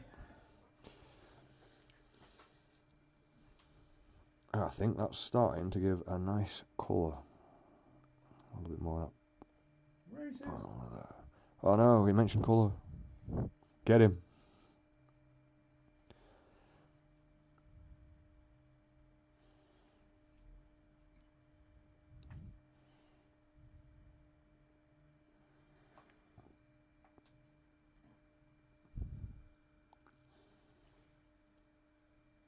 It's not perfect, but it's coming along.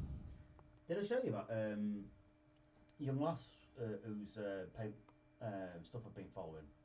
I'm not sure which one. Does all the weird different types of art on the same image. Yes. Yeah, God, she's good. She does some proper mental stuff here. Well, she got accused of painting herself too much, so she's like, all right, Got accused of what? doing pictures of herself, self-portraits too much. Whoa. Yeah, that makes sense because it's something you're very familiar with. So she's just like, yeah, fair one. No one famous ever did that. Like No, Van Gogh. no, I didn't. He didn't do loads of pictures of himself. Don't know what you're talking about. I was like, you know what, touche. Well played, darling. Well played. Van Gogh, the creator of the original selfie. Yeah. Kept missing out an ear though. Aye. Kept trying to tell him he couldn't hear me. That was good for you as it was for me. Cheap. Left of me. Cheap shots at Van Gogh. No, you went. Hmm? You just went. Van Gogh. Oh, no, I missed that one. That was terrible. That's how I missed it. Yeah, it was pretty bad, even by my levels of bad. Anything to keep us from going insane. Too late. we can live in the delusion that we're not mad. Just keep what we've got left, eh? Yeah, that ain't much. Yeah, I hope I'm not talking too much into it because I'm using the microphone from this camera. So I do think eventually a different setup would be better with the the microphone out, so it's where the compressor is. That way, we'd get the even balanced sound, from the both of us. I dare say once we've got this full set, we'll be able to have multiple cameras, different sound, everything. So it's just like I say, it's a work in progress. And the more we do it, the better we'll get. Same with most things. Apart from sex, I think it get worse. I was going to make a joke about something along those lines. I was just trying to figure out my wording because we're live streaming. I just said it. It hasn't come into my head. That's not going to be a problem in future live streams. No. Can't be speaking your mind onto the internet. Bloody can't.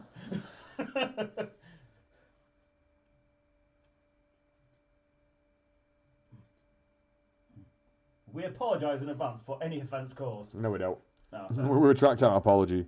There will be something dumb said. Yeah, I think we've only got one viewer at the moment. It's probably our last. See what we're up to.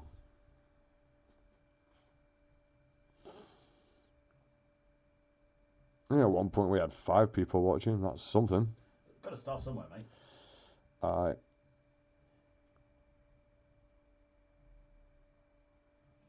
So flesh definitely works differently.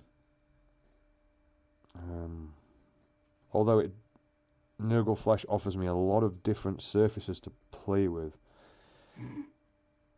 Stop it. Because it makes a gif from Papa Nurgle sound a whole lot worse. Stop it. Can we not like... Yeah. Oh no. Gee, thanks. Who's Papa Nurgle's special little Nurgling? We're still getting banned off here in like 5 minutes. Vile. Oh yeah. Touch me on the Nurgle with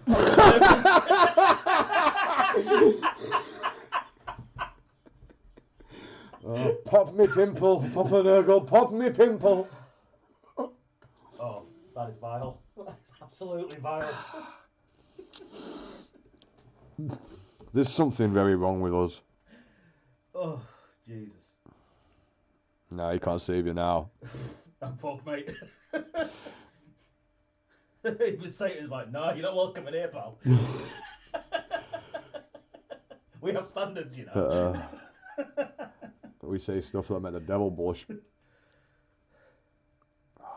That is a horrific thought. I thought the 40k universe was bad enough already. Yeah, just got it. Then came along us.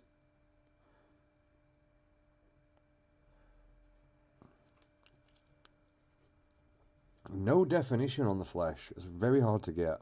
Have you got the link to that? That should just be straight up on our channel.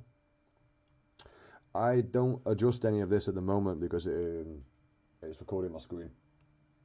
Oh, right. But the link to it should be easy enough to find. You just go on YouTube, type in our channel. It'll be first video on there. I've got to say,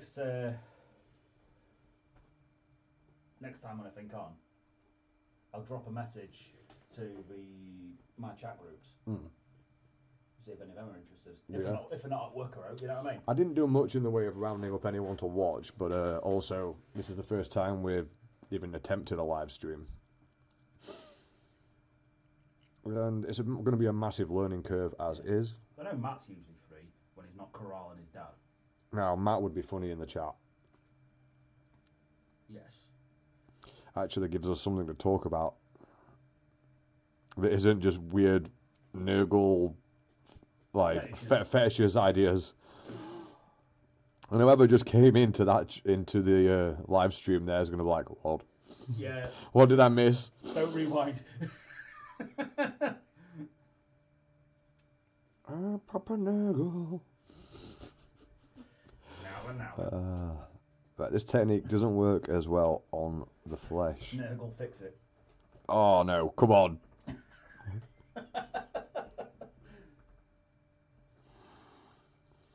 It does, but the colours aren't as vibrant. Papa Nurgle, can you fix it for me?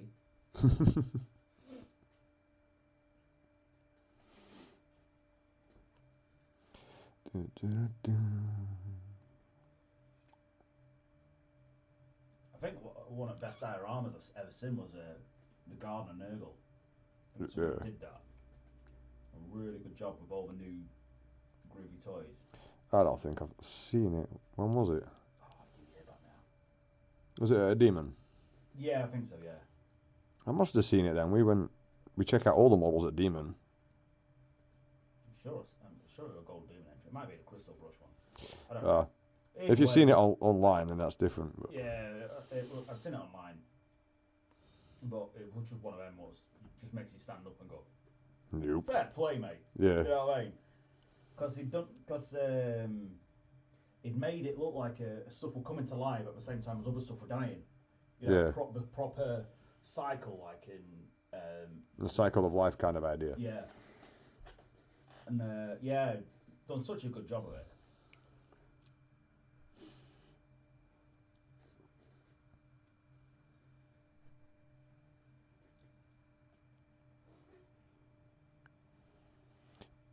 Painting Nurgle flesh in this manner is different, to Soul say the crushing? least.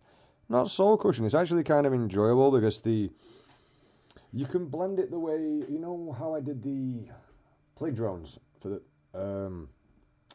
Nurgle plague drones, and I would paint the darker colour in first for the grooves, and then go over with the other, and it changed the colour and the tone. Yeah. You can do a very similar thing by the blend on this, by putting the dark in and then blending out and then going back in again to just layer that up. Oh, did you see the Great and Clean One mobility scooter? Yeah, you showed me that. That I looked thought- bloody brilliant. I was like, that is It amazing. needs a little hat that says America. And a t-shirt saying the Flash. Flash, I like it. Well, it's one of the funniest things I've ever seen, mate. Seriously, there was a dude the size of a Great and Clean One Right. on a mobility scooter. Yeah. So, and it was struggling, you know, and it was going uphill, so we were doing like 1 mile an hour. Yeah. You overtake him at a slow walk. Yeah. And this guy was enormous, and he was wearing a Flash t-shirt. That's awesome. I was like, clearly that bloke gets a sense of irony. Yeah. You know what I mean? It was a work of pure genius. This big ass dude on a mobility scooter, what was struggling under his weight, wearing a Flash t-shirt. I was like, yeah. I like his style.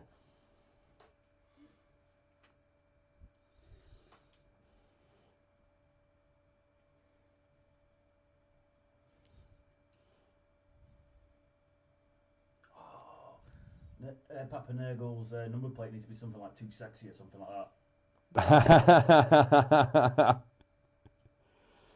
But yeah, that would work. Yeah, I thought I'd send it to you because I've got a Yeah, I think you showed me on your phone. Like, yeah. I think it's the 3D printed one, isn't it? Yeah. I've got a couple of Death Guard mates. Mates who play Death Guard. Mm. So obviously send it to them. Yeah. But everyone were like, yeah, that's ace.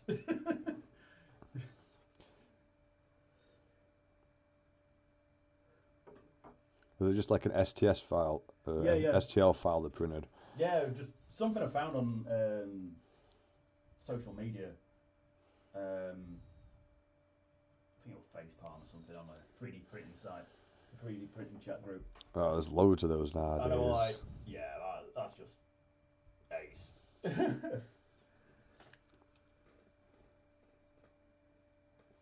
Let me try put a little bit of pink or purple into this and see what happens. I think that'd be a good call because To help you've got tone it with the rest of the model. Yeah, and also you get that bruising. Maybe rather than using a flat paint road, maybe use a wash into the. You know, like I sometimes do with my skin work. Mm. A paint washes in. I'm kind of doing that now with this purple. Yeah, so you might benefit from using a wash roll. I think there was too much similarity between these colours for me to put depth in, and that's why it looks so flat and lifeless.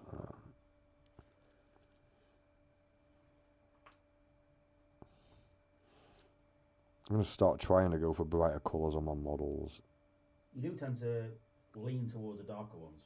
Oh, I really do. Lean towards the dark side. The dark side leans toward me. The dark side avoids you at all costs.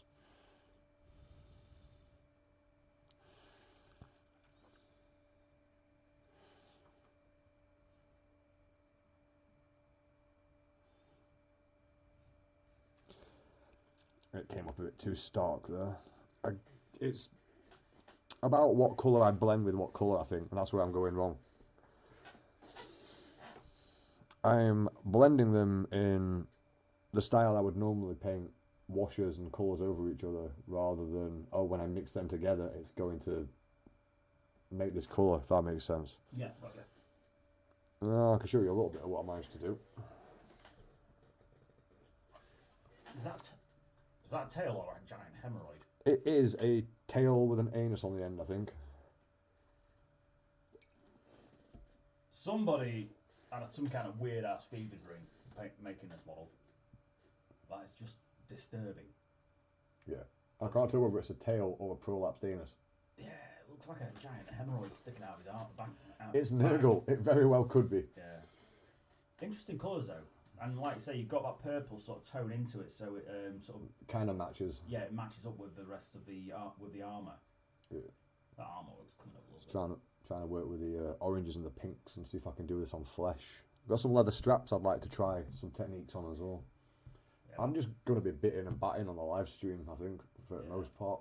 The armour's coming up sweet. I want to get my skills honed back up and maybe go back in for some more Golden Demons next year. Yeah, man. This is what I've got with Told Angry Boy.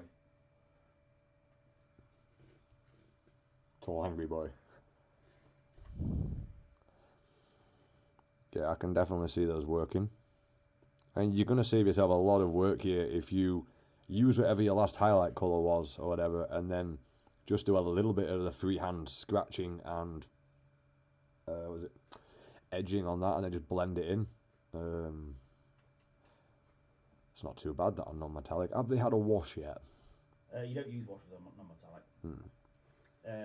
Well, for some of it, I think I would. I think I would. It needs to go up to white anyway. Yeah. With the airbrush, rather than the airbrush, but still.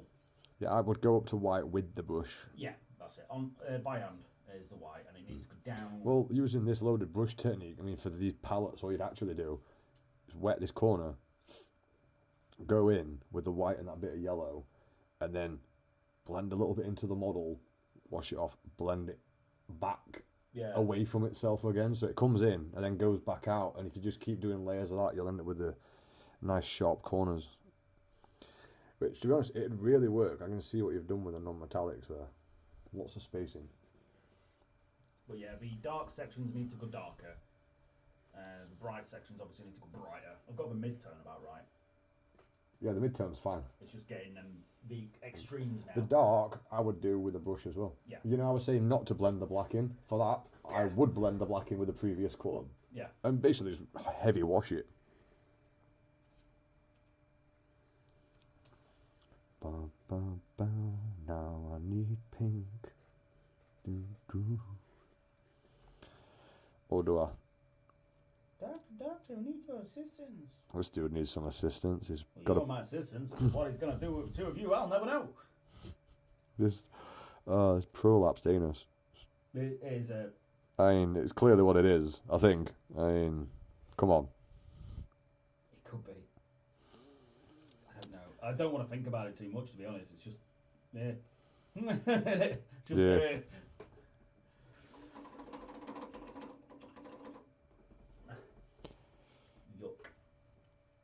Yeah, but the disgusting models are fun to paint. Well, this is it. That's the charm of Nurgle. They are hideous, but in all the right ways.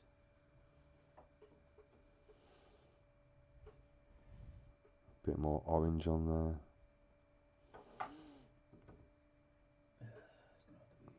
Run that down there. And just blend that on the model. Add a little bit of pink.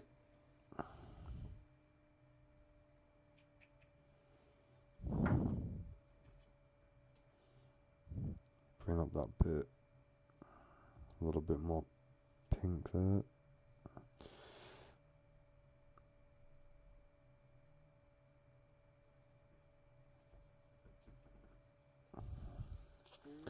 Yeah, it's kind of working. Slowly getting somewhere. I don't think some of these blends could use a wash, but running the risk of taking down all the tones. So rather than wash paint, but wash in. Yeah, but then again, you're doing that with the paint, which is actually better control. What I'm saying is the washes are translucent by design. Yep. So you can paint a wash into it, and you're toning the area what needs toning rather than just. Yeah, it's just avoiding the hard line area. Yeah. Especially on flesh. If you get a hard line on flesh, you really buggered it up. Yeah. Right, and that's a bit more raised, so then I put a bit more pink on there. Yeah, I'm enjoying learning this technique. I can tell. It just feels like I'm doing art again, instead of just painting for videos. Pardon me. No. No, I don't. I wasn't Well, gonna. you. You don't get pardoned. I pardon you. I just never understood the point of that term. Who's pardoning who and why? Well, that's a line from Timber's List, isn't it? Is it? Yeah. I haven't watched that in a while. I keep trying to show that to our lass. She's never seen it. What? It's a great movie. I had to watch that at school. I think I watched it at school at one point. It is a superb movie. It's Yeah. up there with best ever made.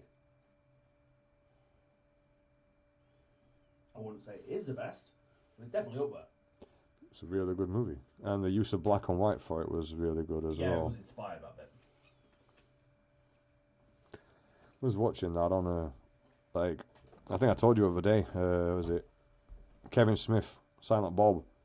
Yeah. Like in Clerks 3, he's going on about, because they're shooting a movie in Clerks 3, and he's like, well,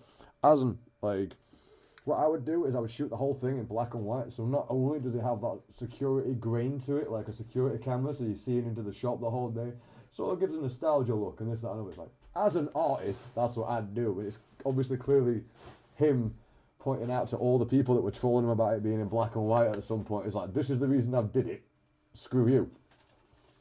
But I just thought it was a nice way of him scripting that in there. The reason Clerks 1 is in black and white is to give those effects. He's been releasing a bunch of movies recently. Kevin Smith? Yeah, I don't know if he wrote the other one, but there's one where Jay from Jay and Silent Bob can't seem to get another acting role of any kind because he's just permanently Jay now. I think that's true to life, isn't it? I think that's what happened to Ben Affleck's career. He just got stuck as Ben Affleck. You did have the downside of being Ben Affleck, though. Yeah, it's a natural disability.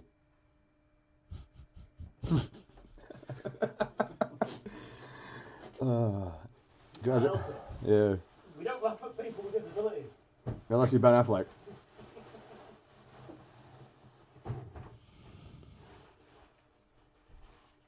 Would you laugh at somebody in a wheelchair? Well, it depends if they're funny or not.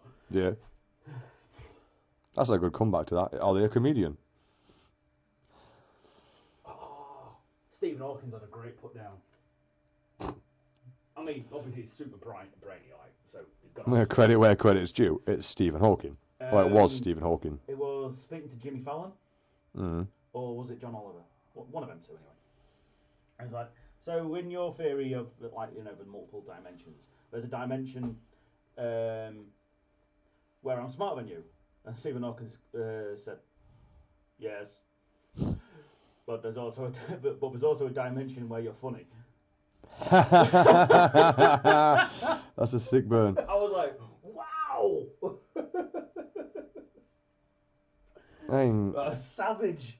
Yeah, I mean, you'd have to expect it. The guy's smart as hell. He must have some sick burns. Oh yeah, it just takes a while for having to print them out.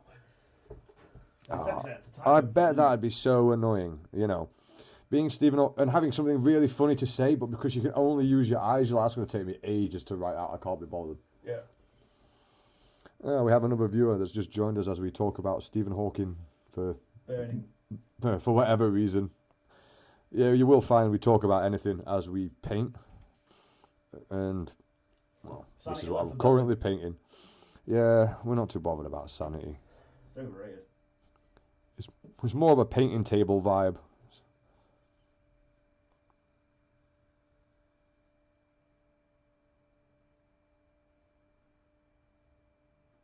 Yeah, at the minute I can't bring myself to do that freehand.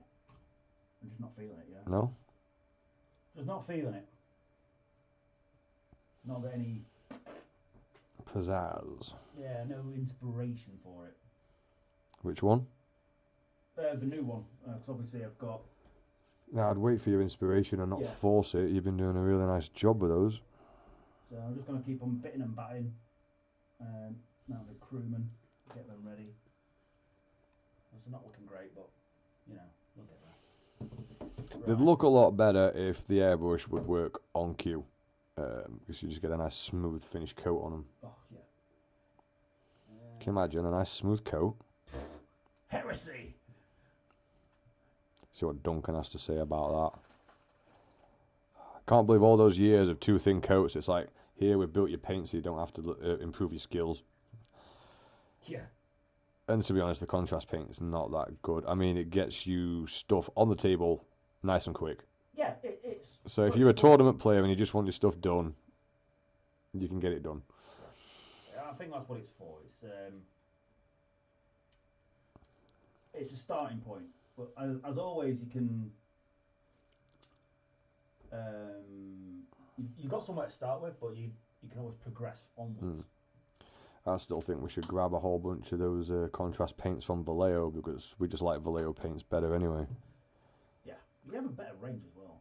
Let's have a look what Allspecs Tactics is all about. What video is that like? Something about codexes. Balanced or broke. I don't know if this technique works as well for the flesh. How's that looking from there, Andy? From here, yeah, but it's still very dark, so it's hard to see. Yeah, it's hard to bring up the highlights on that, and I'm not quite sure what colour to do. Got me colours here. Maybe we can mix some of the previous colours into the new ones.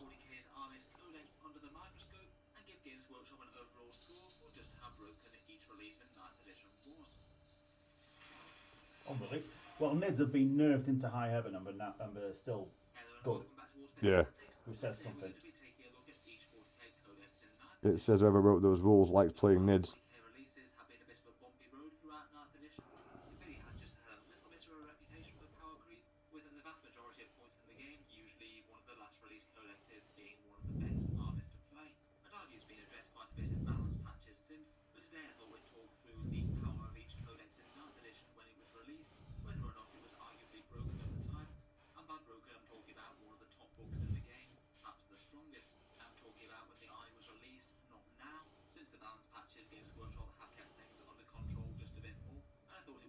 Apart from Marines, Ironheart's been utterly stupid.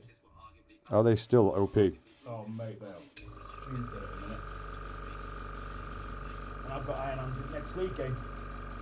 Ooh, that'll be fun. How are you doing it, League? Playing 3-1-1? Or on 1-2? Ooh, that's a little bit much white there.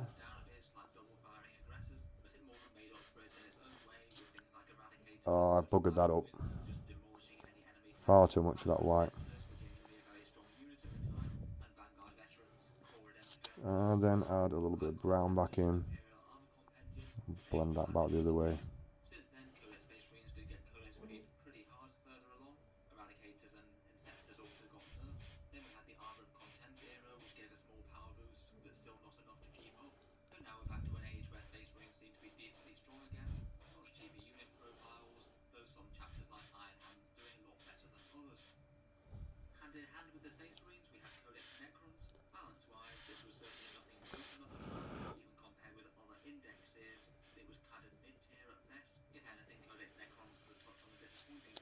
I haven't done anything with those Necrons that we've got. Got a huge army of Necrons. Just didn't seem enormously well implemented like command protocols, which were overly I did come up with an interesting paint scheme for them. I might try at some point on stream. for the codex really to revolve around things like Like you know the digital graffiti. with plenty of objectives. Yeah, like lots of squares that look like they fit falling away. A bit mid-tier, though maybe not. I think you'll have seen something like that. But those bits on the vehicles, maybe on the armour. If I can master this technique, I'd be able to paint them on the shoulder pads within like a minute or so. Just about everything. They got very strong in Nephilim with their objective rules, but then those things got nerfed in Arcs of Omen, leaving them more or less mid-tier right Bit now. more brown, and then a bit more orange.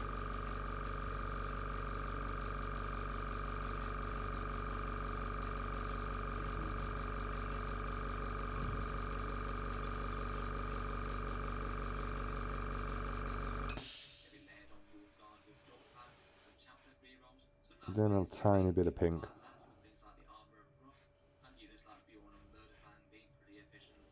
This tends to go a little bit grey for my liking.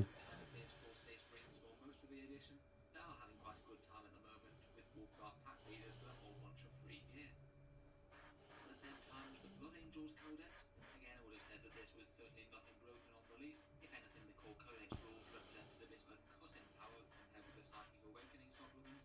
Blood Angels units lost things like their 3d6-inch charges and options to quickly jump around the table with on wings of fire.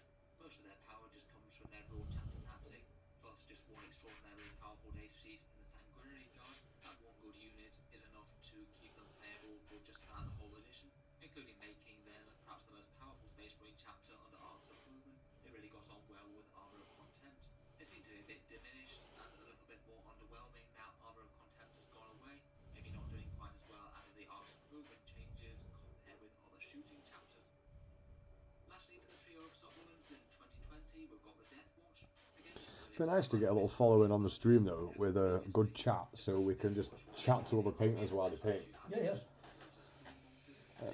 For me, that seems like a reasonable goal for those that aren't at work this time of day. Get our own painting table going on YouTube. Yeah. Definitely help pass the time. At time of release, people were a bit underwhelmed, but they did have a bit of success with Contempt to Dreadnought castles later in 9th edition. While they did win a fair few big tournaments, they weren't anything too standout, but certainly put them on the balanced side and not broken. Currently though, Deathwatch are having an absolutely terrible time of it, really struggling with the latest change to their doctrines and points changes, definitely in need of a helping hand at the moment. Early in 2021, we had Death Guard and Dark Angels come out, and it gets to this point where the real power hype train of 9th edition starts going, and it's not going to stop for a fair amount of time. Death Guard I'm gonna go for a piss and a smoke break while we've only got the the strongest army in the game. The biggest deal was just being very efficient units with enormous durability. Modern armies just really lack the tools to take down Mortarion, unless say you're playing Space Marines with a whole bunch of Eradicators with multi-melters. Plague Burst Crawlers near auto include being one of the more efficient and an incredibly tough vehicle in the game, and quite good with the secondaries at the time, like the one where you simply have to pick 3 units to survive the entire game long. And they've got some really nice support elements with things like the Tallyman and the Foul Blightspawn remaining great to this point at the moment. Since then, Death Guard was codex creeped quite a bit, then received a very heavy nerf when Games Workshop was still doing their imprint points updates. But in the balance pass following that, most of that was reversed, and again OBSEC Thermers and Armour of Contempt. They're still probably on the lower end of the 40k power spectrum, but not by loads and loads. The points cuts they got, I think, only kind of balanced out Armour of Contempt being lost, not really going further than it.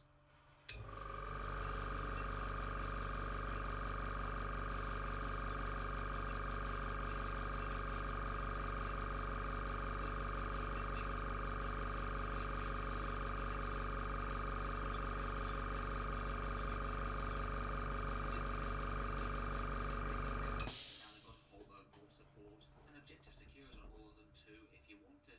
It fits really well with their strong secondary objectives, like ones where you just hold the midfield with Oath of Moment or their home objective, and the Ravenwing units are very usable as well with attack bikes and fast-moving OBSEC bikers. After Dark Angels came out, it was basically them and Death Guard winning all the tournaments, not many other armies seeing any sort of lock-in at all. Since then, the Dark Angels have pretty constantly been on the up end of Space Marine armies as power creep has moved on. Their rules just, I think, are slightly stronger than a lot of ones that other sub-codex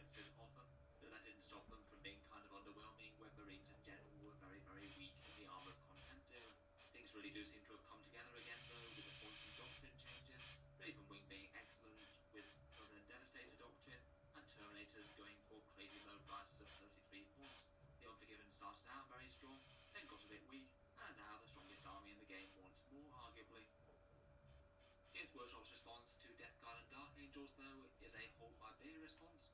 Next up, they come out with the ridiculously powerful Drukhari Codex, fairly broken levels and in-game power, and a massive step up compared with Dark Angels and Death Guard. The typical playstyle usually being taking around 6 raiders, zoom them all up into the midfield, then unload all manner of scary combat infantry, and murder your opponent to death in turn 2.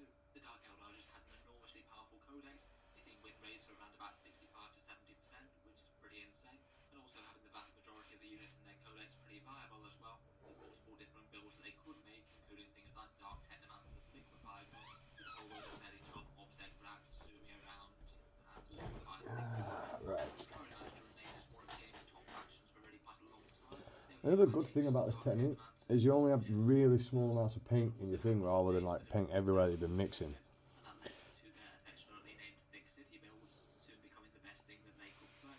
Then the Talisman and Chronos lost core. They are a bit more balanced and middling synths. I wonder if some black would work in this, or they're too powerful maybe. Not to let Drukhari be on the top for too long though, Games Workshop swiftly followed up with the Adeptus Mechanicus. This really Adding felt more like water to help with the blending. power to Drukhari. Their biggest tricks usually just being enormous amounts of This bit damage needs some and colour. very tough units with stacking saves like Thespian So for Army that, Backline using a and little bit of Ridley the units. orange leather That's their came and out. a little It is bit now of the Drukhari and moonray Dark Angel flesh. winning just about all the tournament. Death Guard and Dark Angels having been left on the sidelines. Bigmeks was also used their And the black leather to blend back the opposite way. Put in some shading. Just a little bit more moonray flesh.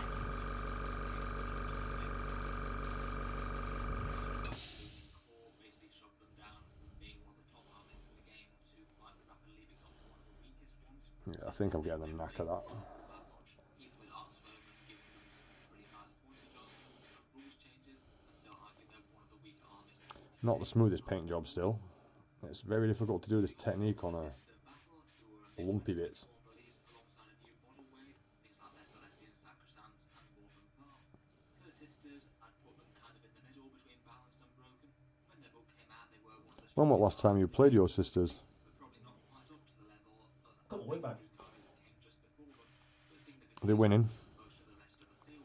I'm going to rate them Typically for me, no. Because I don't play this powerless. You just play with like. Yeah. Which is how you should play really. Sacrosanct and Repentia for melee, and Dominion for Play whatever army you like, how you like to play it. They did get some balance adjustments in the next chapter. Obviously, unless you're going for tournament wins. Mid-tier, though had a bit of a revival in the Nephilim season when they got some spectacularly easy secondary objectives. And there must be a lot of pride in that, coming up with a list that no one's thought of and then dominating an entire event. And now they're kind of on the underwhelming side in Arms of Omen. They have had a bit of an addition of up and down.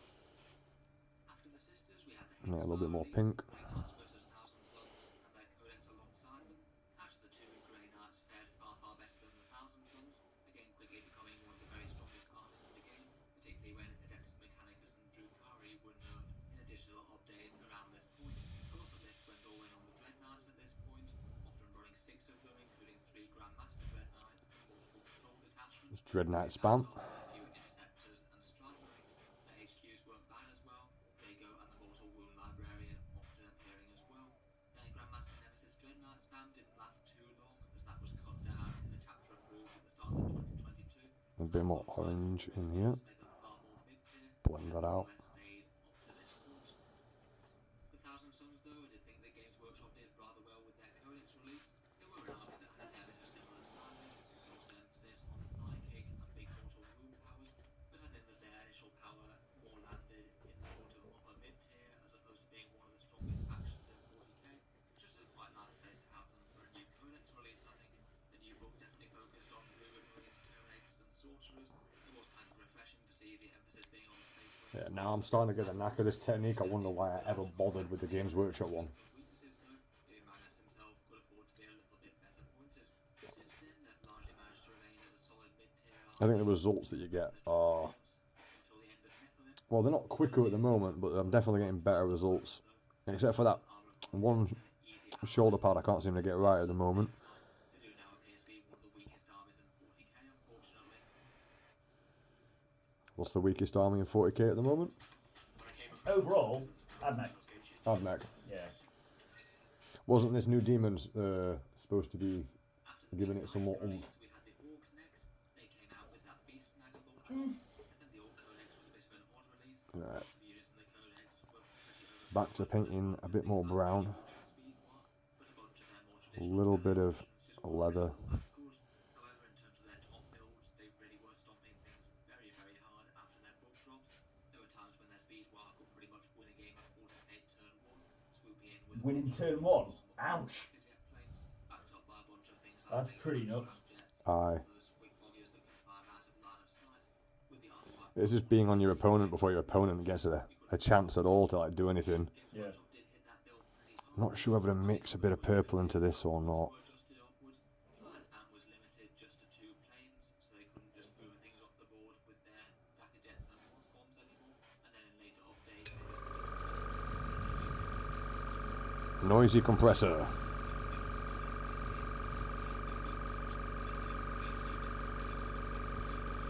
Yeah, if that compressor's too loud, can someone in the live stream let us know? Because we do plan on rearranging this room so we can do live streams much better. Right.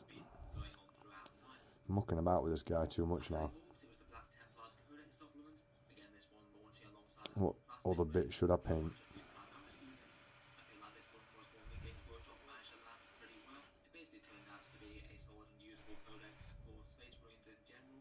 The Marines Add some water first. The Black Templars may be competing well with Dark Angels. A little bit of the dark leather. Game at this point, winning a few tournaments, but certainly not dominating the meta. A little bit of the orange leather. Army are their 5+ pinball saves now that they can take at the expense of getting cover, and then layers on some relics. Slightly purple hue to it would be nice.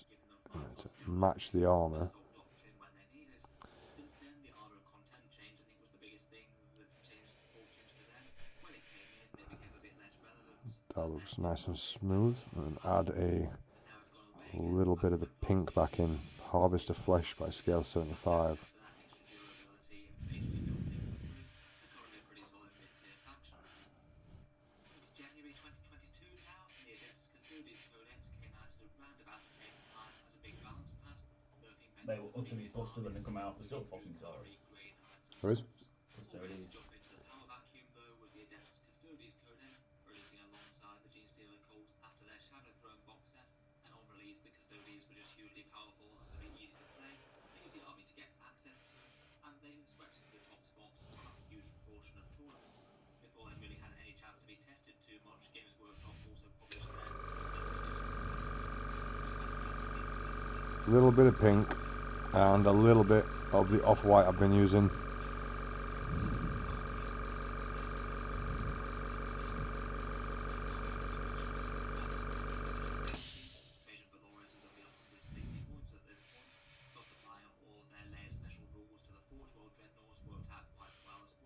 Unfortunately for the Custodies, their time at the spot didn't last all that long.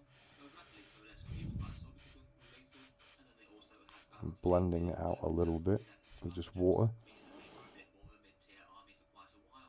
In Arcs of Omen, their favour seems to have shifted once more, and are perhaps one of the stronger armies in the game again. They quite like having their Obsec Terminators back, plus their stratagem nerfs getting partially reversed, and also having lots of Marines in the meta is generally good for their damage to power weapons. Add a bit more Alongside pink. the Custodes Codex came the Gene Stealer Cults, which I would have rated as one of Games Workshop's best released codexes of the edition, perhaps. Compared to the Custodies, the Gene Stealer Cult didn't have the same sort of raw power. It was pretty interesting that they paired some kind of game-breaking guerrilla tactics buffs, plus powerful damage boosts like Crossfire. A little bit more orange over those whites. Making them feel like they're punching up against greater foes. They certainly could win some events, but took more skill to use than most. And I feel like for the most part, their internal balance was quite good as well. I hope this is in focus. It's hard to keep an eye on the model and the camera at the same time. Need to find the perfect position for it. Since then, they've generally been hovering around about mid-tier, not very too far above or below. Arcs of Omen has had them come to the fore again, though, certainly rising up in terms of win percentage. A couple of nice changes there, but I feel like it's perhaps the general power decrease to other factions that have put them in a Blend that and remove most of it. Workshop did pretty well with them. What on the heels of the Custodies, Gene Stealer Cult attack were approved though was Codex Tau Empire, and it was perhaps one of the very best examples then blend a bit more Moonray flesh. One of the weakest armies in the game, instantly becoming the strongest overnight. The only faction that was really rivaling them all that much was Adeptus Custodes, with basically them and Custodes winning all the tournaments at this point. That's gone on a little bit stark. Phenomenally powerful. Chief Ethereals farming command points. Ravagers jumping around the table with enormous boosts. Right. And perhaps worst of all, I'm getting a bit bored of painting those colours now. They're coming up. and fully efficient one car, hoovering opponents off the What do you table. reckon? Things like What do you think is the most boring model to paint out of all the Games Workshop collections? Sorry, I missed you. I was just thinking, because I was saying I'm getting bored of painting this colour, and I'm like, what do you think the most boring model out of all the Games Workshop ranges to paint? It's got to be a basic marine. Basic marine with no gear. Just a tactical marine. Not even one of the primaries. One of the tactical marines. Yeah, probably. There's not much to it. It was a bit of an obvious answer, though. It's like I was hoping we could find something a little bit more. Maybe an orc. Definitely the most tedious. But unlike Space Marines, Or a Tau Fire they Warrior. actually have a lot more detail in them A than. Necron Warrior. Yeah, a Necron Warrior, definitely. I think I'd rather paint a Space Marine than a Necron Warrior.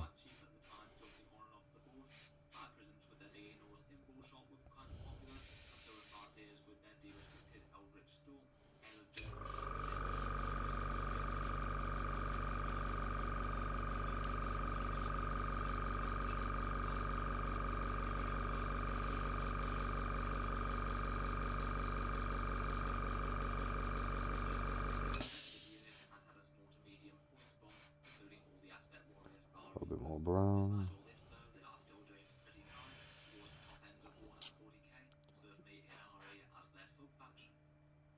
As mentioned though, while the Crash Worlds were doing great, the Harlequins are certainly in the running for one of the most broken armies on release in all of 40k in 9th. Maybe they were trying to be a bit generous to them given their limited unit selection, but they certainly became one of the top factions in the game overnight. Again, tournament win rates for them were truly ridiculous, again hitting Drukhari levels like 65 to 70. Perhaps the super standout unit were the Void Weavers, just hilariously undercosted for their speed and damage dealing. And they were also kind of It looks like I've made such little progress on this model, but I'm learning quite a lot. How's that looking from there? Oh, you're busy. That looks like it's starting to stand out more to me. Hello? Yeah, it's starting to brighten up now. Blending the colours together is so different.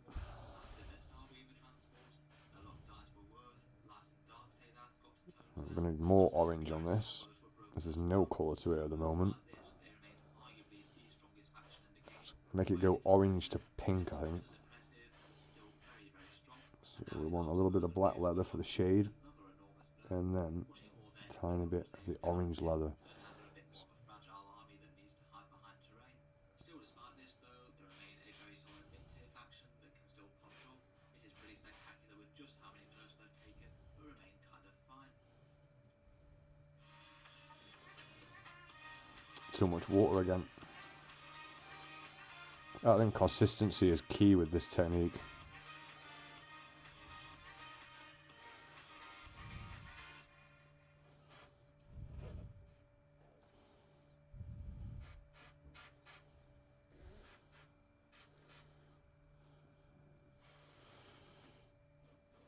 Now though, we get on to the apex predators of 9th edition power creep with the Tyranids, and the big scary biomass bugs have been doing it okay with some recent rules adjustments, but it did look like their new codec was basically a pairing with Harlequins.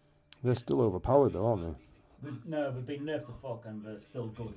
Yeah. And they had the unfortunate timing to come in just after a balanced status lane pass, where a lot of their rivals got turned. I do like the NID models, but you got to paint so many of them. It's just, it's got to be so tedious. It's definitely an army that benefits from the airbrush. Yeah.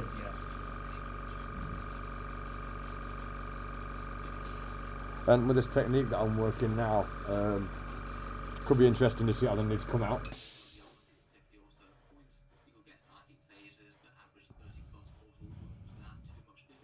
We'll keep having people pop in and out the live stream according to those numbers. I don't know how accurate the numbers are, but first ever live stream, we'll figure this out eventually. And a little bit of the pink. Blend that while it's wet. Tyranids and Harlequins basically run all the tournaments for a while, though since then, to their credits, Games Workshop wielded the balance hammer rather brutally against the Tyranids. They stopped them getting their adaptive Hive Fleet trades. Hive Tyrants had a downside in that they could ruin you semantically. A little bit too much paint. Enormously hefty points bombs to every competitor. Add in some scale 75 black leather. They still remained one of the very top factions in the game. Do find the black leather has a nice purpley hue that complements the rest of this model. Yeah. Arguably hits them even harder than Harlequins the next time round. Again, a huge batch of points cuts, including things like zone probes going up to 70 points, and perhaps being a bit unnecessarily harsh to units like Firebores and Harpies, basically killing most of the main reasons to use them. Now, finally, the beasts have been tamed a bit. They're now kind of middling to weaker in Warhammer 40k.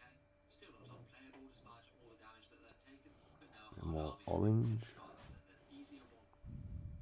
Following on from this was the release of Chaos and Imperial Knights, a paired set of releases that had a fair few similar changes for both factions, and I feel like this marks a bit of a turning point where Games Workshop actually started to get their acts together and realised just how many complaints they were getting. Oh wait, is that supposed to be armor again? Right. Knights have the potential to be So it looks like I'm doing the armor on there. I think I've been painting a bit of this wrong.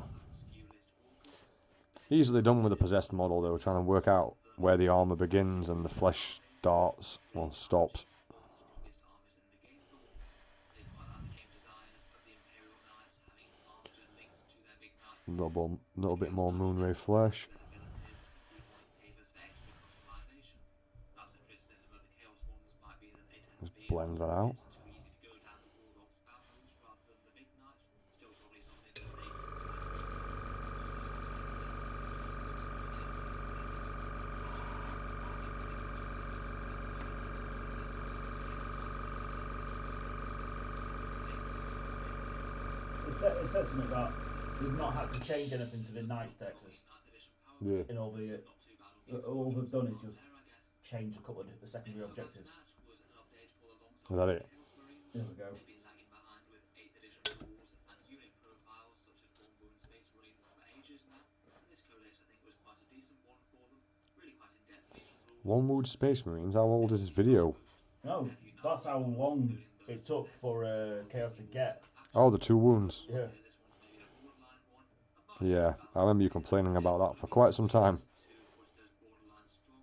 Emperor's Children and Creations of Bile certainly did one heck of a So, start though I would say that these bits. with a whole load of people playing Chaos Space Marines in general. They were a very, very popular faction with the new excitement around their codex. Go back to working with some of these purples for a change. Still wouldn't have rated them as one of the top Getting a bit bored of that colour. in the game. Otherwise, in terms of army power, Terminators laden with Black Rune and layered defensive buffs such as the Master Make sure we get plenty of blue in there. very nice smash characters that you could build, including the Govax Demon Prince, and of course Abaddon himself, who started appearing in Chaos Knight lists. Some legions were a bit underwhelming though, and their ranged options are also so, but still, they were overall in a fairly Blue reasonable place. and the Since then, though, dark the Green purple. Knights added Declan, who I think they got treated pretty harshly in the January balance pass. They were kind of alright with Armour of Contempt in play, but then losing it without much compensation, and then focus nerfs to Creations of Bile and Emperor's Children with the Marcus Slanesh, plus Abaddon and Terminators going off, is altogether put them on the weaker end of Warhammer 40k. Still playable competitively, though perhaps one of the armies that's kind of hanging on as opposed to mid-tier. Next up, we come to the Chaos Demons. They were a mid-2022 release in the Nephilim season, after Games Workshop somewhat got their act together and gave some drastic nerfs to previous factions, making game balance a lot better. Already some designers to rate them as kind of borderline.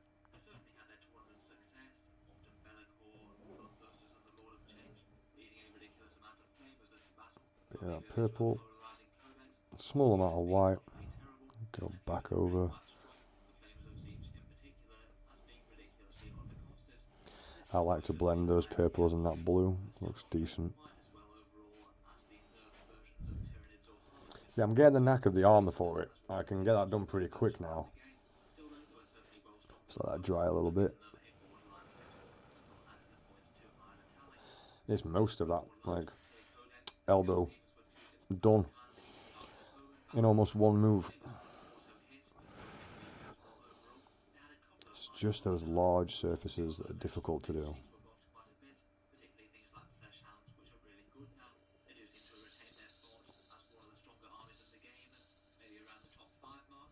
Definitely still an army to fear. Next up, and perhaps one of the most controversial releases of the edition, were the Leagues of Get some Leagues of purple on there. Vote. Shocking. Launch box. The exciting new introduction. Shockingly good or Yeah. shockingly bad? Oh. What happened with the Leagues of Vote? They got nerfed. They were that bad, mate. They got nerfed before they got released. Yeah. That they could just about outdamage anything in Warhammer 40k with relative ease. Their judgment tokens, along with certain problematic combos, A bit purple to the top bit. they could just hoover virtually every army in the game off the table. Yep, this is coming up on camera, and then just blend that on the model. The release was shaping up to be a particularly painful one after Nephilim had made some relatively good balance changes. I think people were just really not wanting to go back to the case of affairs before, where the Then moving up to the next purple, as the model's still wet. Let's put a tiny bit on. And you got the black leather, mate. I do have the black leather. If you just give me a second to blend this as it's wet. And there you go. And then the light purple with a tiny bit of off-white. That should bring up those edges for us.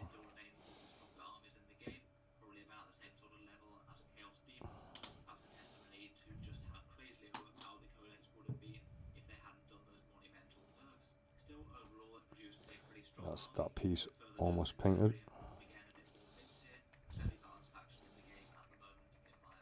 Doesn't need much now.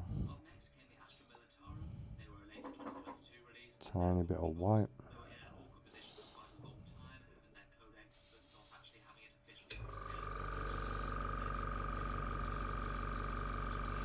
And pull away for the blends.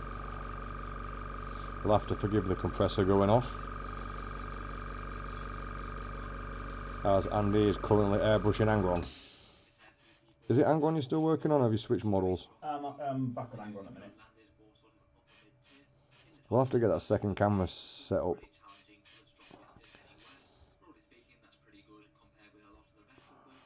Tiny bit of purple to help blend that back in.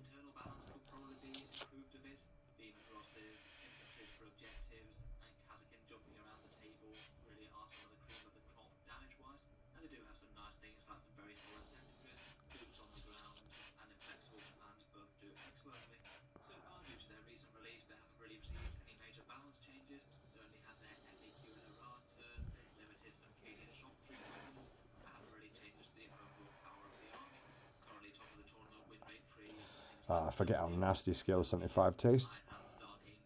And then you get a nice, like a quick reminder.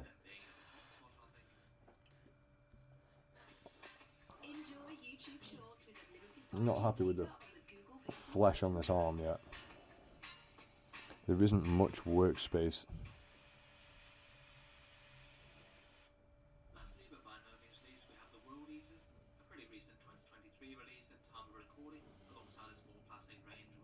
Right, so I'll start with the Moonray flesh now.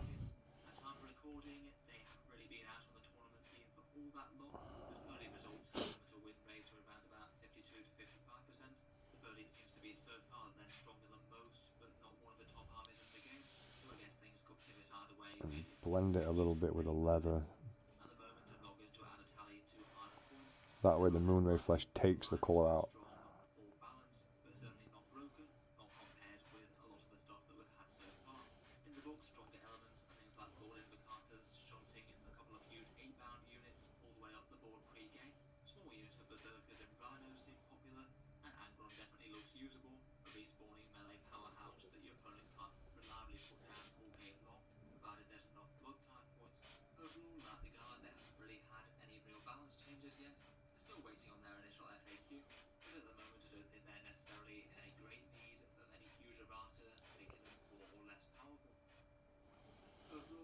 Yeah, this technique for flesh is a pain. I managed to get it work here, but it took far too long. Yeah, I might need to change my model, or at least some paints for a bit, so I can paint something else.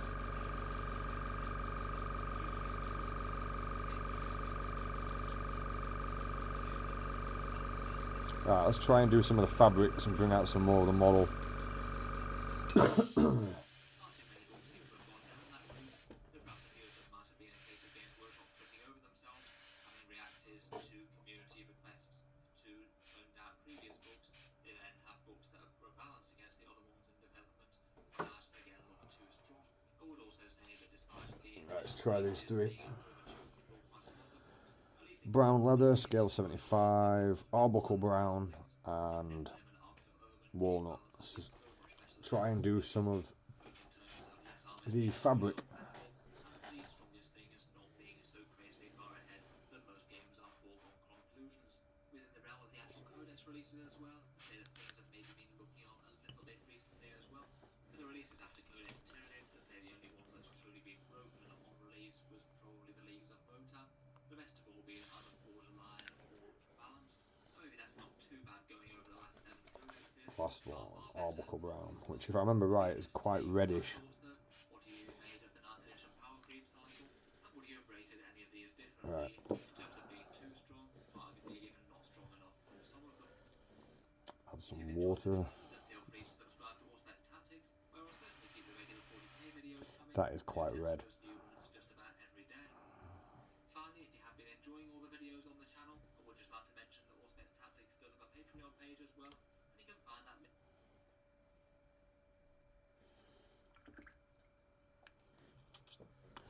Alright. Let's find a nice surface to work on. Probably this front one. Playing with something different, are you? Just playing with a different set of colours on a different bit of the model. This technique's going to take me some time to learn.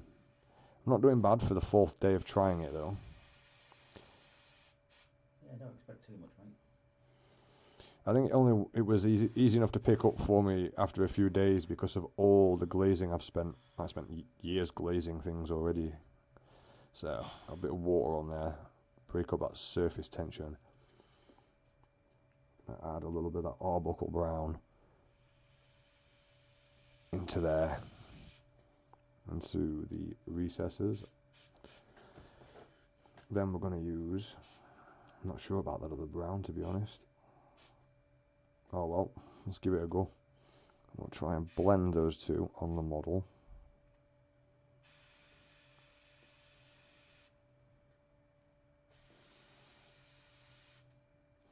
A little too yellow.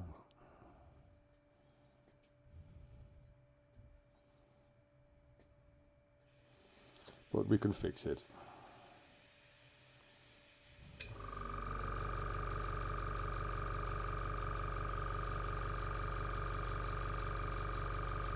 And a little bit of the arbuckle brown.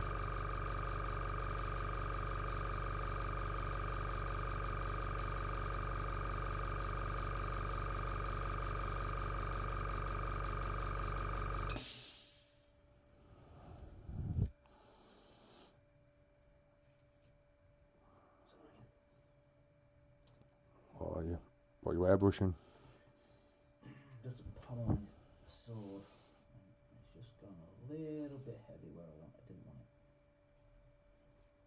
Just trying to calm it down a little bit. That's better. I'm surprised the airbrush is even working at all. Don't remind me. It can't just be us though. I have problems with airbrushes all the time. Just adding bits more arbuckle brown in there.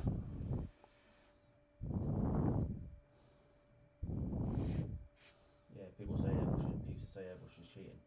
It's bloody not. Yeah. Can't keep the thing working. Learning the airbrush is a whole skill set on its own. There's so many things that can go wrong with it. A bit of paint's in the nozzle. The nozzle's not on properly. Pressure's not right. It's Consistency Wednesday. of paint. Or just flat out it's Wednesday. Right, got an undertone there for that. Then I'm going to add, I don't know if you can see that on camera. Right, get our arbuckle brown and then a tiny bit of the off-white. That could be a bit too much white. So I remove the rest off the brush and then start blending that in. There's definitely a bit much there. So just go to the next paint that was on the list and pull that down a little bit.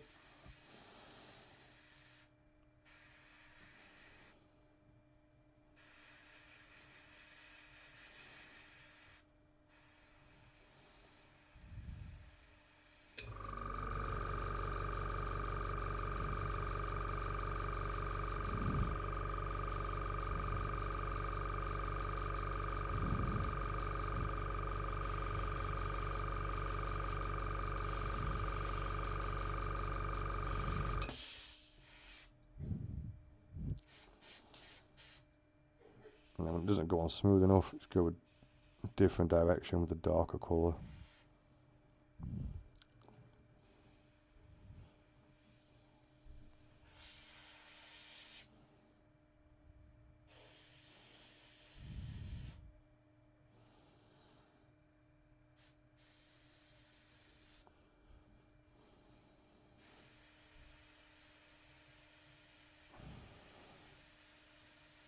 I find myself using this off-white a lot for these.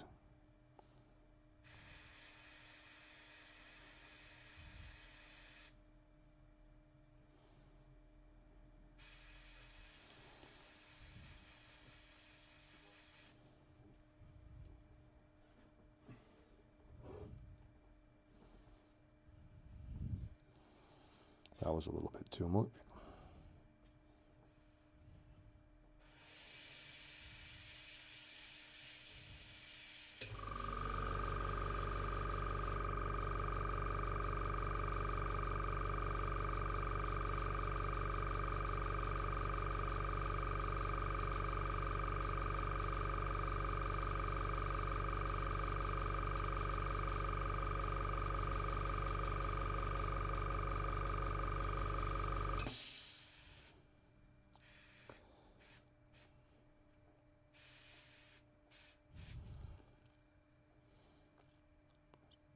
Definitely not my best blending for fabric, which I tend to do better glazing.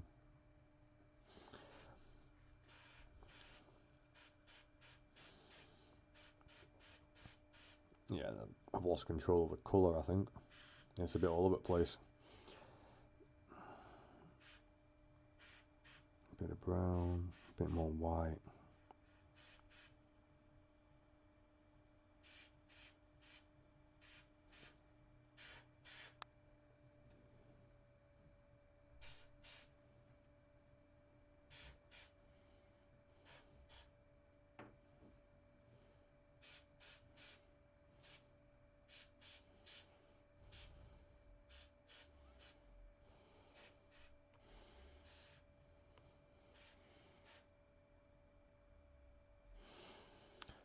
So weird, completely changing your paint style.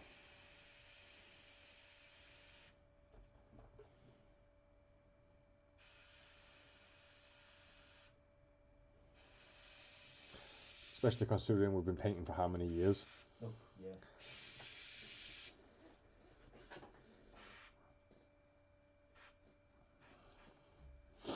And you're taught it's this colour, then it's this colour, then it's this colour.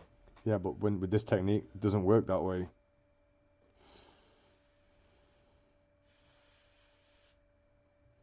I mean, that was the technique that was just driving me mad. Games Workshop technique. Paint this, let it dry. Paint this, let it dry. It's a good start point. Well, it's definitely a good starting point for anyone getting into it, because it's easy directions and you learn the techniques that we use nowadays. The basic techniques, really. It gives you a good foundation. Like Vallejo Primer. Also, not sponsored by Vallejo Primer. Unlike our eBay, we seem to think they are. Yeah, I mean, it's all they ever go on about is primer.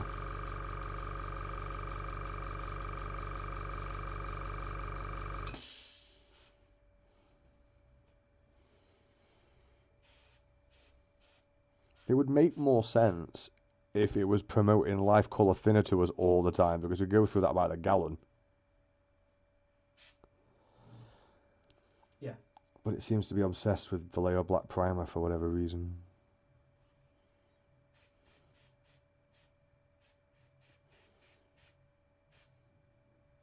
I mean, it is our go-to primer, but it's only because we haven't found a better one. Yeah, but we don't usually get it off eBay either. Yeah. This is weird. Well, it's taking some shape. And no washes or anything applied at the moment. I hope that hair doesn't snap. It seems a little bit soft. Like the orc hairs. Or Abaddon's Barnet. Barnet? Yeah. Is that the actual term for it? Is top knot. Ah, that's the all one. the time. Yeah. I can see that happening on here.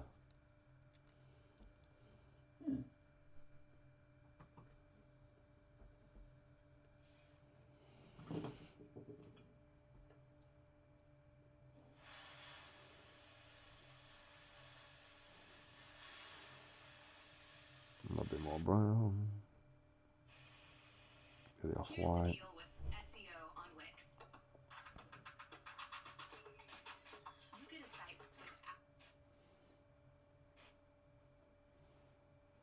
out-of-the-box defaults built to the highest technical standards, with server-side rendering for HTML and SEO tags, fully customizable structured data markup, dynamic XML sitemaps, and Just more. blend in a tiny bit more brown With a from the full wet suite bit. of built-in SEO features that are Should continuously blend updated okay. and improved. No hassle, no plugins, max efficiency. Want control over visibility? Edit your meta tags, page by page, or all in one go. Authorize the URL fields and inspect all of them with one click. You can even turn on dev mode to create custom code solutions using JavaScript and APIs. I hate Behind all adverts. this, you've got a strong infrastructure, complete with enterprise-grade security. Whatever it is you're trying to sell me, I'm going to go out of my way to not buy it now. That ensures you're always online and ready to rank. You know what you're doing. Now you can do it smarter and faster with Wix. That's not the smoothest blend on that. Grammarly makes communication at work one click simpler. I don't know. Well, make it one click simpler than not having to click. Love the one you have. Grammarly can help you Be a communicate challenge, with wouldn't it? So let's talk about Games Workshop's latest MetaWatch update and the hints they've been dropping for what they might change in the next balanced data slate. Add some more water to this. Hello and welcome back to Horseback's Tactics, where today we're talking about Games Workshop's latest competitive 40k update, and they have dropped a few rather tasty hints as to what sort of things they might be updating in the balanced data slate going forward, and rules changes for certain My maps. worry here is that this will not contrast enough compared to the flesh that I've done. Which armies are doing better and worse from their data. First up, I'd say the most interesting things they've dropped in this update were a few First thing to do is stick the Arbuckle Brown in there. balanced data slate. Firstly, they have really confirmed the time schedule of this coming out now. In general, they tend to do their data slates quarterly, and we had all the last big changes in early January with Arcs of Omen. It does appear that they're sticking to their time schedule quite tightly for this one. They basically confirmed that it will be after the big Adepticon tournament, sometime in early April, around Easter time. Adepticon's going to be in late March. Easter's the 9th of April. I would guess it will probably be sometime a bit before Easter. So I'd guess we have around about a month to wait for that. It does look like this one will be the very last balance of the second expedition.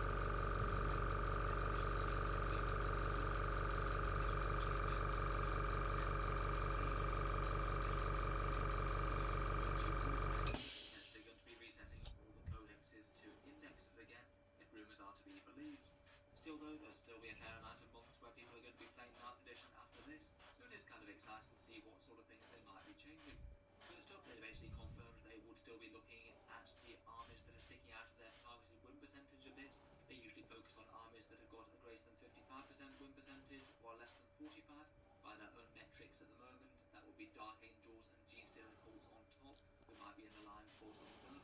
And Thousand Suns and Deathwatch look like they're the primary focus of their ideas for buffs. Though at both ends of the spectrum there are a whole load of armies that are kind of cluster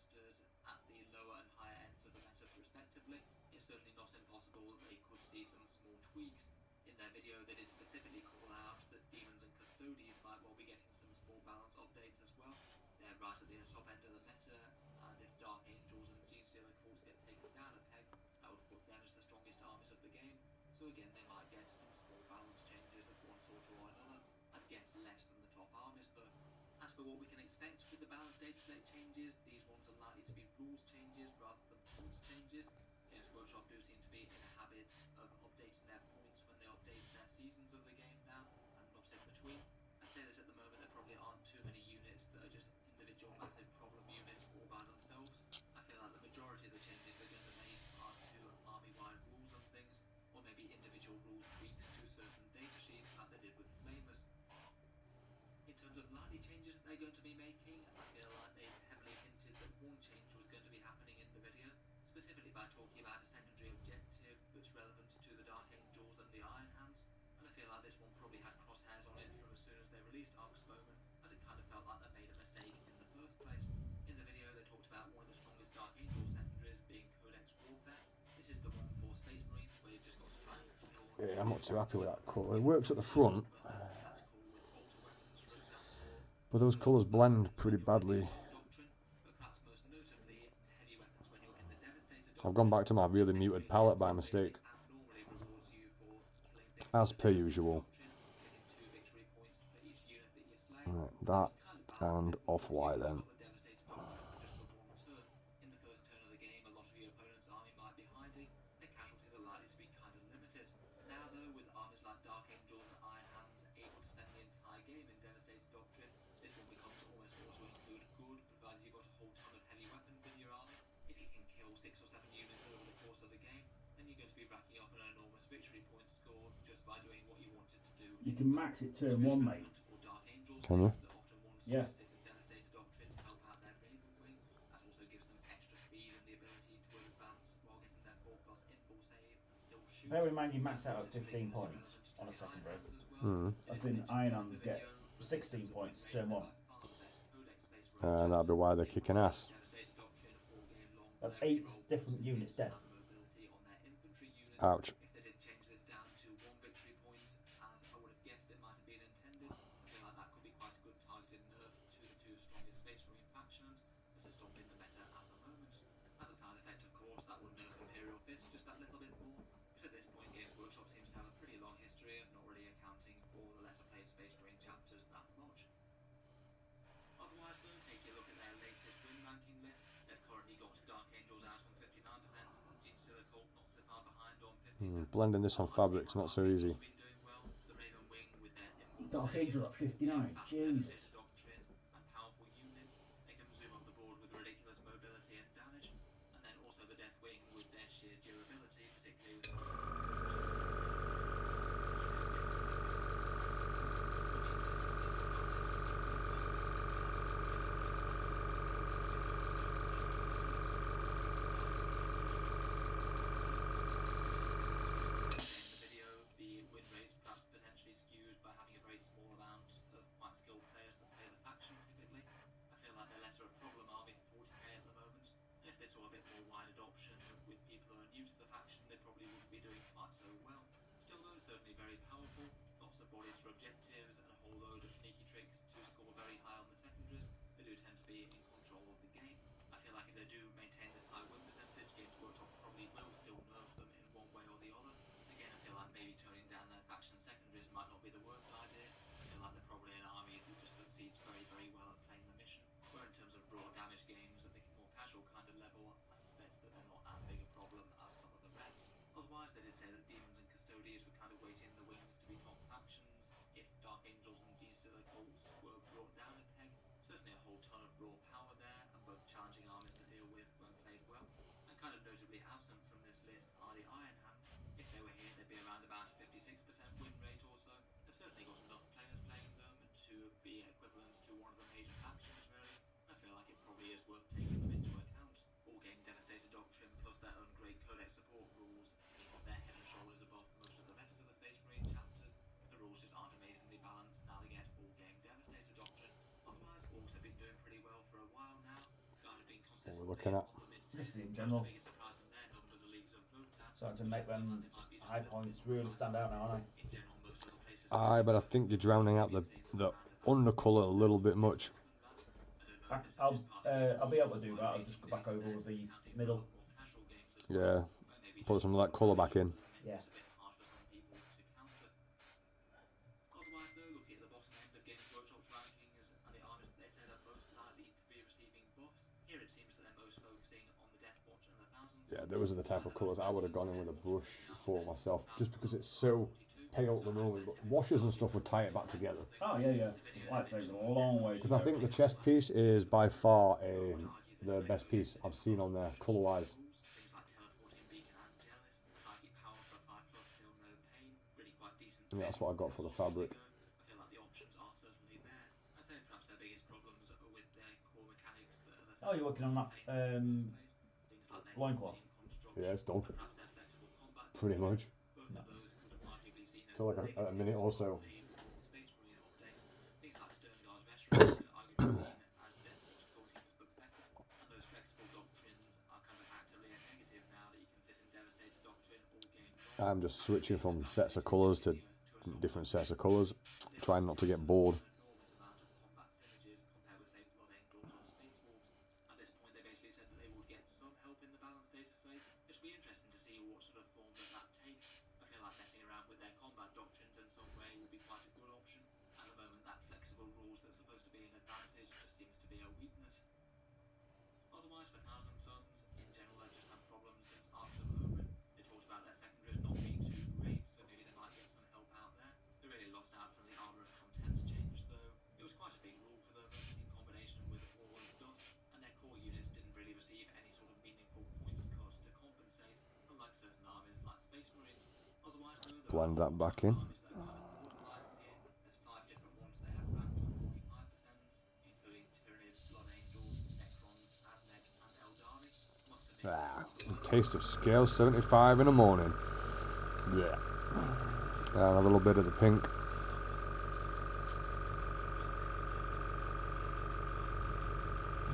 And a really, really loud airbrush compressor. in other sources, I have seen Admech doing it a little bit worse than this, and worse compared with the rest.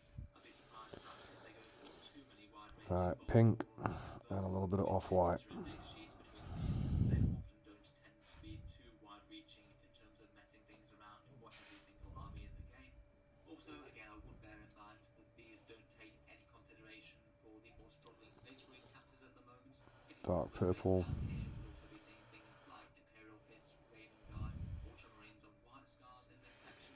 Games Workshop balance changes just don't really seem to be massively keen to try and even up the balance between Space Marine chapters all that much. I feel like maybe they just treat them as different sub-factions and aren't really concerned with balancing them in the same way as they're not really that bothered about balancing every single Necron 2 world, for example. I feel like it would be pretty nice if they threw Imperial Fist or Raven Guard players a bone towards the end of the edition.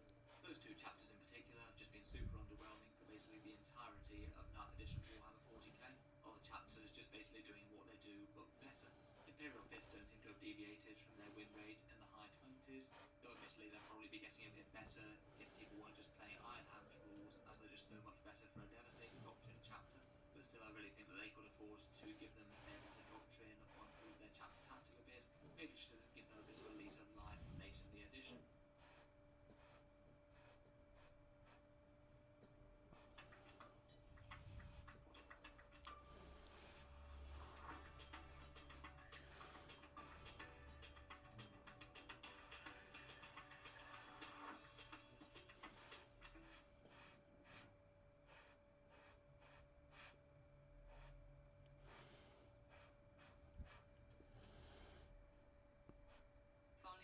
Starting to blend right now. In the midfield, Azayani Chaos Knights, Space Wars I'll dry a sec. Grey Knights, Space Marines in general, averaging out the good ones like the Iron Hands and the Salamanders, plus the weaker ones as we just mentioned, and also Imperial Knights as well. In the video they did talk a fair bit about them being kind of pleased with their balance at the moment in Arcs of Omen. I must admit at least by the Might play with some other colours soon. really well with it. It kind of turned most of the players into a Not happy with the flesh colour.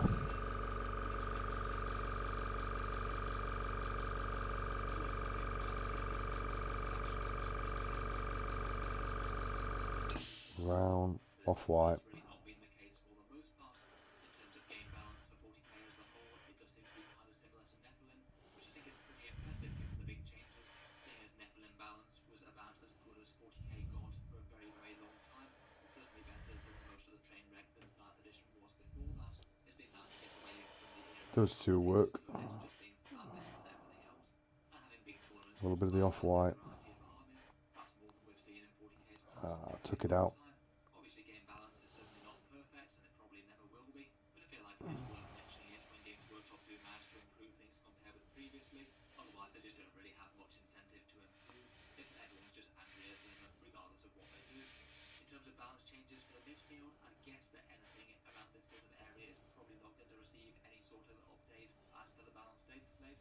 It seems that these interim rules change ones And typically a tend to little bit focus of on the the off-white. bottom end of the meta, and then maybe just a few bug fixes at best for anything in the midfield, which they'll be kind of happy with. Obviously, a bunch of these A armies little bit are far more from perfect off-white. in terms of internal codex balance.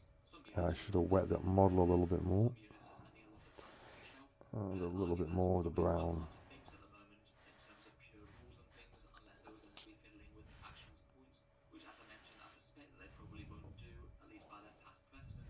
They usually seem to keep the interim balance changes for rules and the ones that go along with their season changes for points. In any case, though, seems like an interesting teaser of the future. Overall, it looks like we've got a balanced data slate coming out in early April. At the moment, the crosshairs of the balance changes are focused on the Dark Angels and Genestealer cult, plus maybe Demons and Custodes. I suspect that we'll get a change to Codex Warfare, and probably a few other bits and bobs besides. It looks like Thousand Suns and Deathwatch will be receiving some sort of a buff in this one, and they did say that they'd be monitoring things up to the time with more data.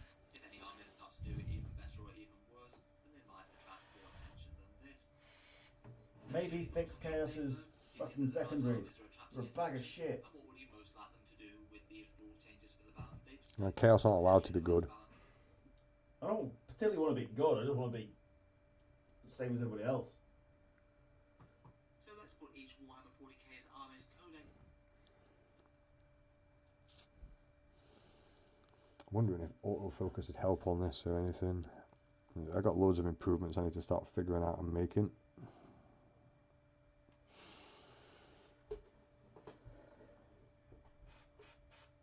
And I keep forgetting to wet my model before I put paint on it. That's why it's getting all streaky.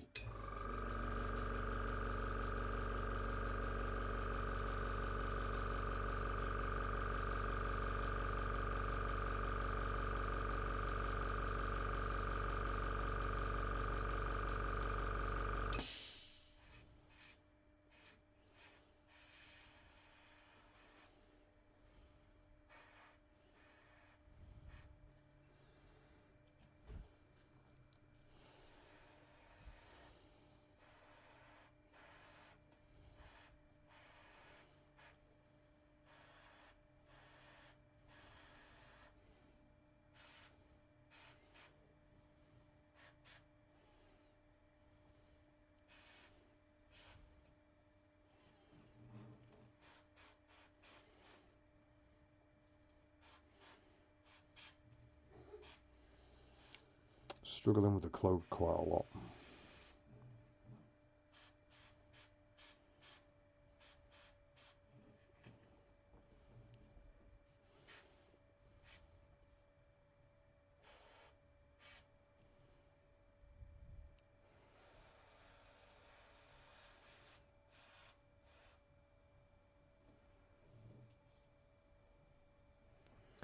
I am Ishan. I'm not using anything. It's just plain water to put on the model before putting anything else on. Just something to break up the surface tension. Although I should try this with medium. The other downside to doing it with medium is every time I put that brush in my mouth, which you do a lot with this technique, I'm going to get a mouthful of medium. Delicious. I should get some scale 75 medium for Do you guys extra have- flavour. Was it? Streaming. Uh, Didn't know you guys. Yeah. Yeah. We've only just started, mate. yeah, this is like day one of streaming, and we should be starting on Mondays, Wednesdays, and Thursdays for now. See what happens.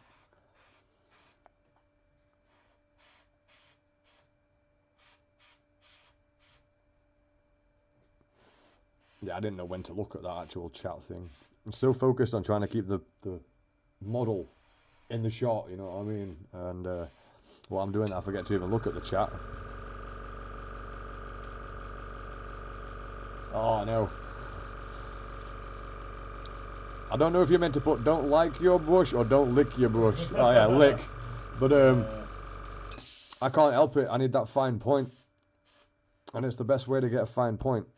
Definitely, I really like this brush. The Artist Opus series 0. It's pretty good all-rounder. Somewhere between excess detail and just a good coat. Yeah. As you're right, mate. Yeah, we started a couple of hours ago. This is our first day road testing it. As you know, we've only got one camera going at the minute. We're going to work on to getting both cameras going. Yep. So you can see both desks. And then we're going to see what goes from there. Our intention is to get other people that are painting alongside the stream and sharing ideas. Just turn the whole stream into like a big painting table.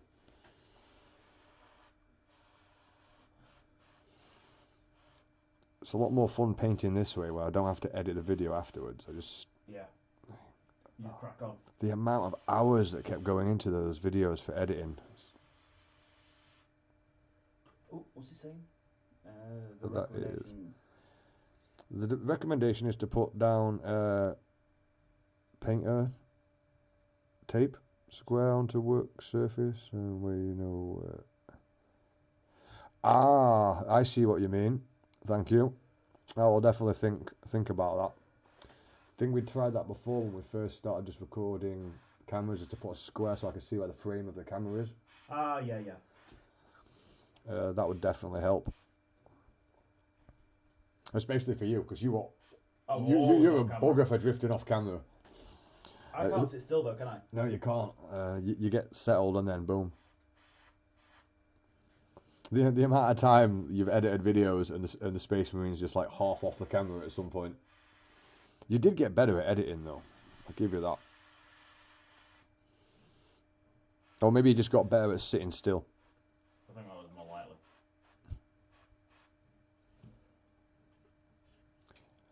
Right. I'm not happy with the colours for this, and my technique's going out the window right now.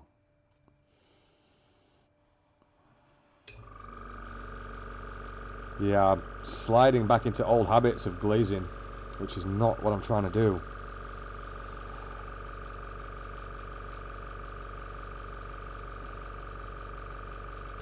Oh, you'll never guess what happened the other day. Yeah. Like when we went out walking, some random dude that didn't look too homeless but was homeless offered me a song for change, and I was like, bards, they're still a thing. He didn't even have his guitar with him and that. And I just got chatting to him, and that dude was just like, cool. It was like, I'll give you a song for some money. And I'm like, I just gave you some money because no one ever offers to give you a song anymore for cash. Yeah, exactly. That's cool. It's getting sung at for money. Aye. And then I was telling our Jen we should take him on our mission up Kinder Scout. I'm like, we should have a bard. Bring the bard and he can sing us songs on the mountaintops. Sound like a proper like roleplay adventure. It does actually. It could have been a right like with the snow scene as well. There's a video somewhere. Me and Jan just like doing the Lord of the Rings tune in the background as we're walking down this mountain. Just like do do do do do do do. Big snowy background. Dwarves are wasted in long distances. Oh, they are. And then when they're at home, they're just wasted. Dwarves are wasted. The end of statement.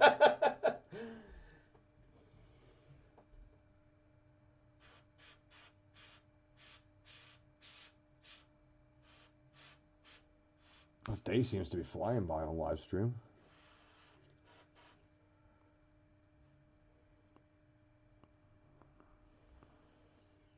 It's very difficult picking your colour. You can transition so many colours together on the model.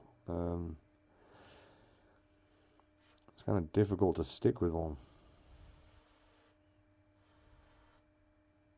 That looks a bit more like a worn leather. I've got a Lord of the Rings tune stuck in my head now. Don't start, mate. I'll fucking put Baby Shark or some shit on. Oh, you won't. No. Don't you dare. I will immediately leave for a smoke break. Or to go perforate my own eardrums. One or the other.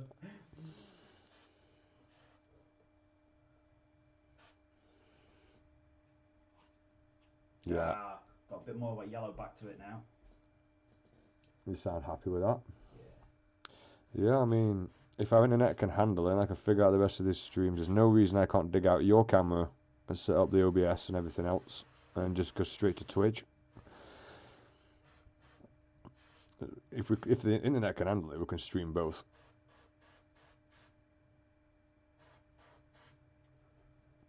And then we'll have our last, like my last shouting from other room. Like, like fuck. yeah, I'm lagging. This game. It's like we're not stealing all the bandwidth at all. Yeah. Yeah. Better. Looking like more like old gold now, isn't it? Yes. I think a glaze of something to just get rid of. Let's put it on here so everyone will see what we're looking at. Just a little, just to stop that powdery. Yeah. look. That's just the nature of airbrush work.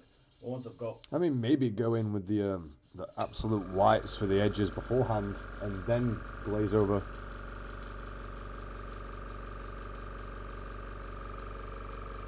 Oh, we're not allowed to double stream anymore? We'll have a look into that at some point. Yeah, we'll figure it. I'm not sure why that'd be. Oh. No idea. Like we said, streaming's completely new to us. We're just doing this now at the moment instead of making tutorials because they take too long.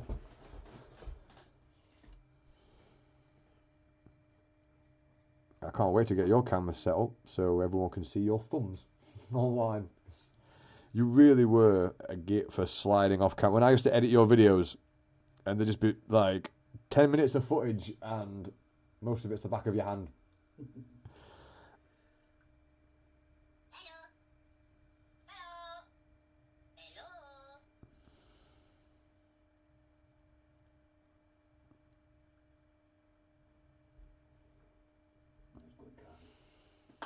Yeah, no worries. But if we're definitely up for figuring out the other camera, though, we should definitely just buy another one of these arms for you because it's pretty much out of the way. Yeah, exactly. Yeah. You bend it over your shoulder Yeah. rather than come up from the ground and keep banging into it all the time. We'll get it. I said, I mean, we can get it put over this way, so I'm not going to knock it. Yeah. Or this way, so as I get up, I'm coming backwards anyway. Oh, so reaching for the ping, I'd definitely recommend that bit there. Oh yeah, about. Somewhere like that, and then around. Or yeah, we'll figure it. But yeah. Right. You can tell I'm getting impatient with this model now. My blending's gone terrible. I'm not 100% focused anymore.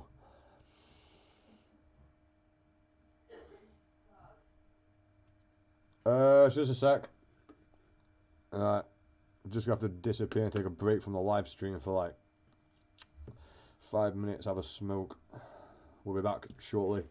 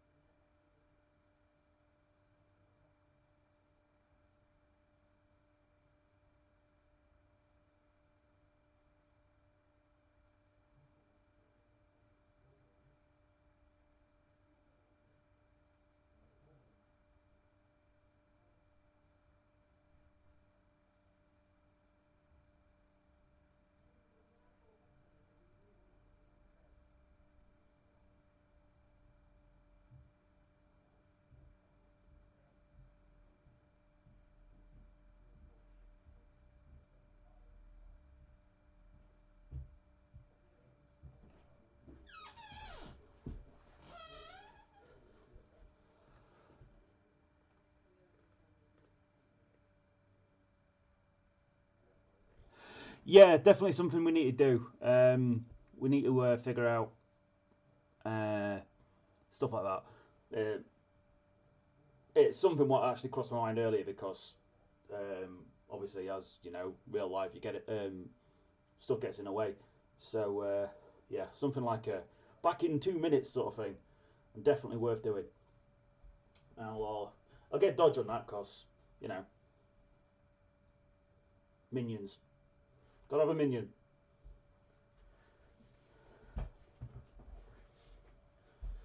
But once we can figure out how to get both cameras working, or so, then we've got more.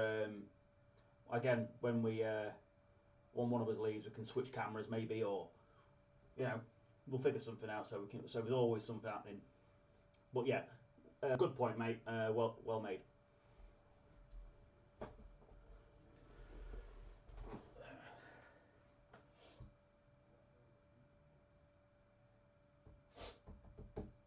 Right, what time are we on? 3.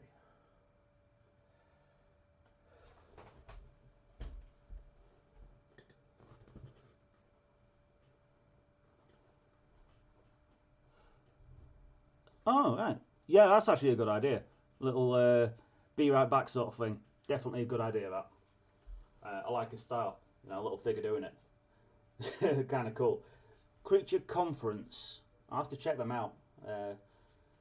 See what he's getting up to. See if he can give us any pointers.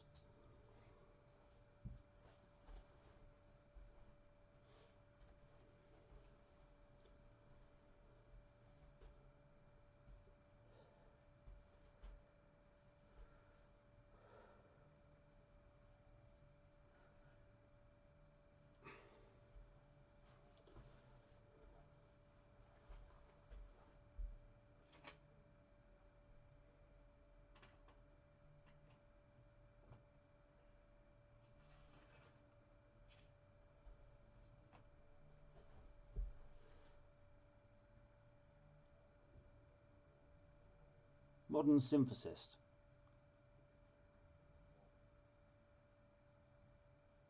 Ah, right. Okay, yeah. Awesome. Yeah, check that out. Cheers, dude.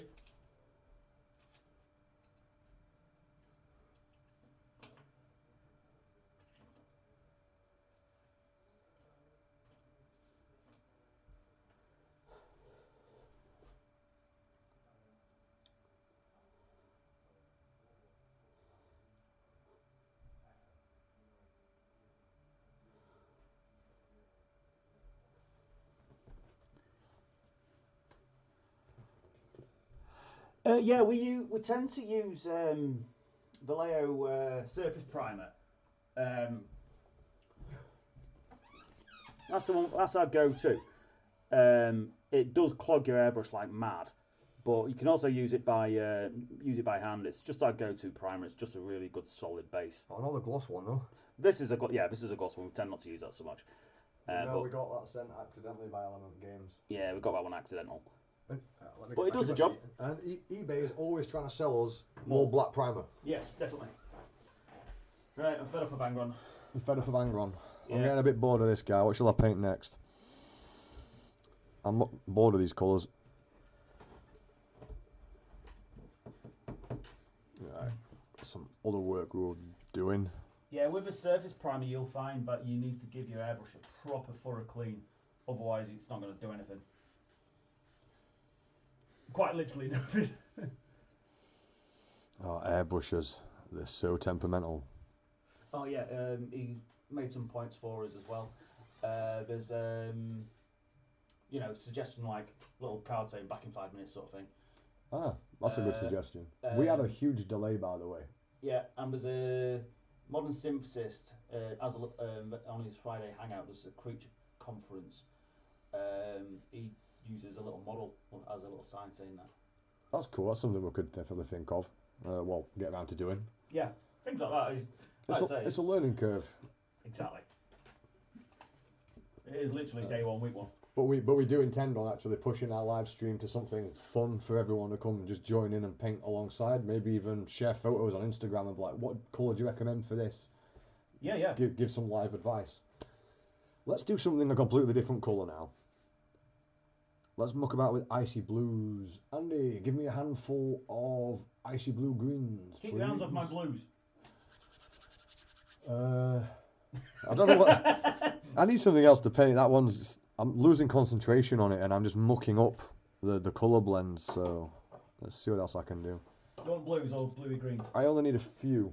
I'm going bluey green flesh on this. Let's see what I can do. So take a really dark, that really dark one you just had. That's dark bluey green. That would be a good base. I want that, and I think the whites will do the rest of the work for me.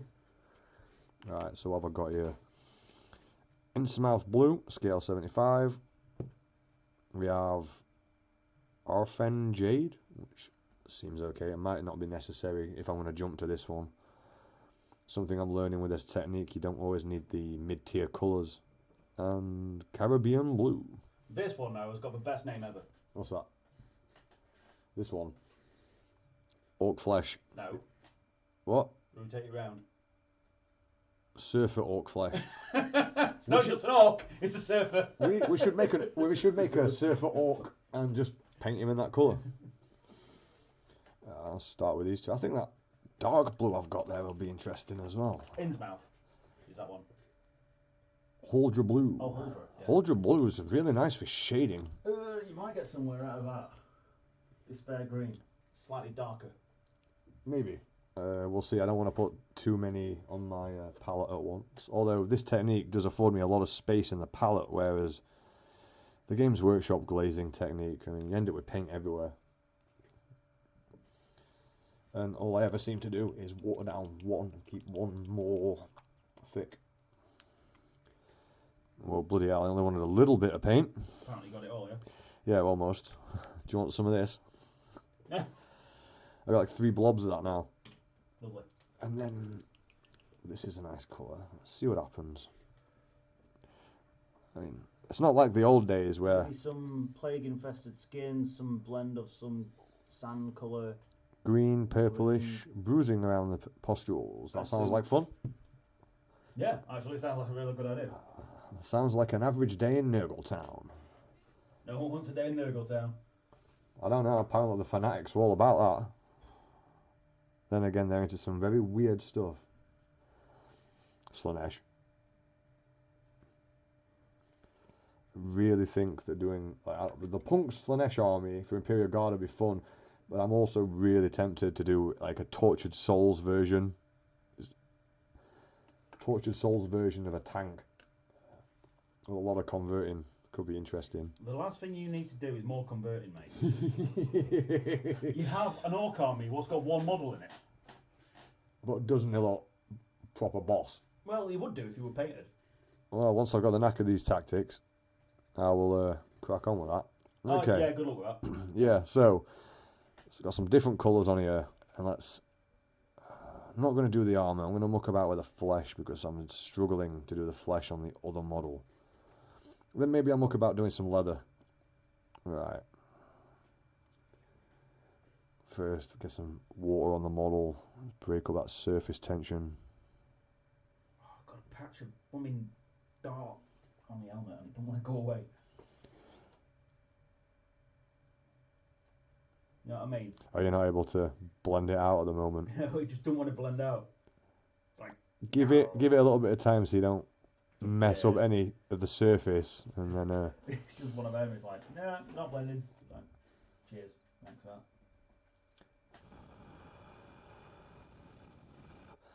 almost tempted to use the purple again in the underside of this, but let's see.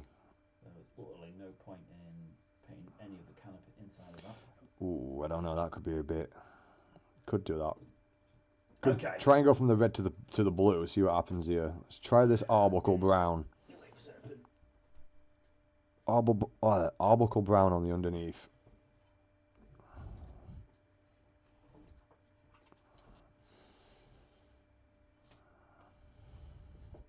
Lost chestnuts.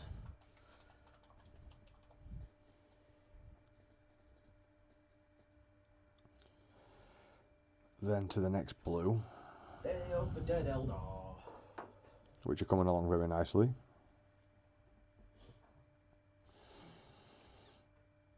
Then a little bit of green. Yeah, I don't think that mid-tone is necessary. I think I can just leave one of those out. Right. Pencil. First thing I want to do, I'm going to do a Triskelay. A what? It's a Celtic symbol. It's like a three-sided swastika, but circular. Yes, I know the one you're on about.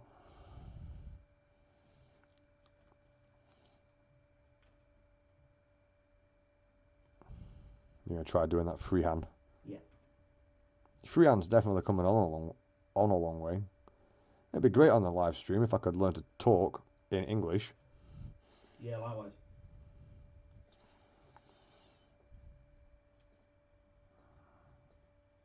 Yeah. Where's my skulls?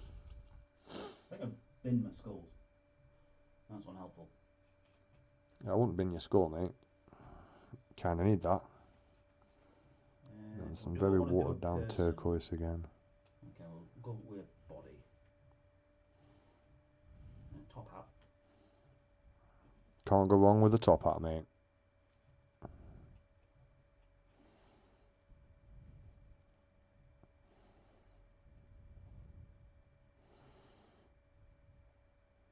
Yeah, I think this could be an interesting colour scheme. Tie.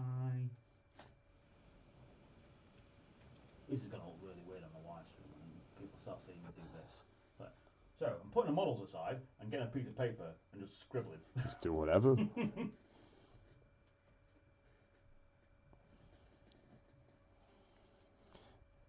I think for a lot of the technique I'm using here, I'm rushing more than my skill set would allow. That's what's messing it up.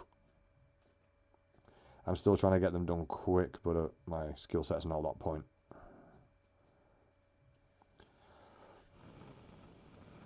And a bit too much paint on some of those.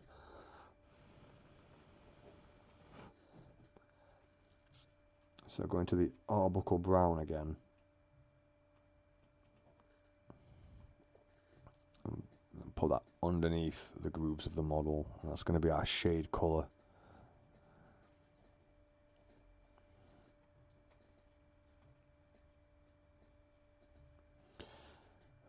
Love this technique and hate it. You go away for 5 minutes, you come back and you forget how to do it properly.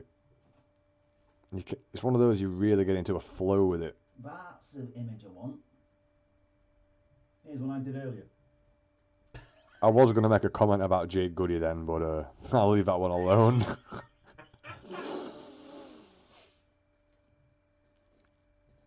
It sounded like sarcasm, so I was like, is it a picture of Jake Goody's... I'm not going to touch that one. Yeah, you can fill in the blanks yourself. It's a banter by numbers, just fill in the blanks. So, A little bit of that. He needs his top hat.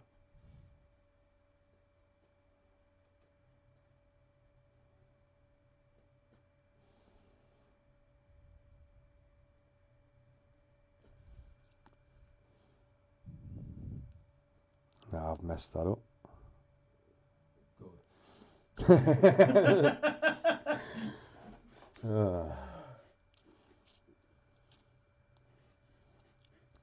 At least the different colours is something to do.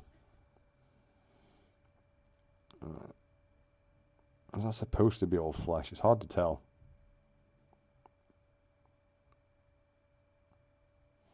When it comes to Death Guard, what's flesh and what's armour doesn't really seem to matter. Real, sort of pattern. No. Well, any idea what colour I should do as armour, as I'm going for a off blue with a reddish background for the flesh? Oh, different blue. I'm going to try and blend these weird colours that shouldn't blend together.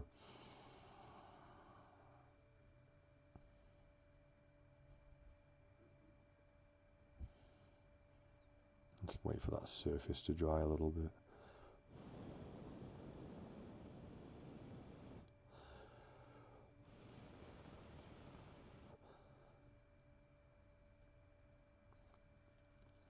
Right, it should be dry enough. Start with that mid-tone, which I think was, which blue was that? I'll find Jade.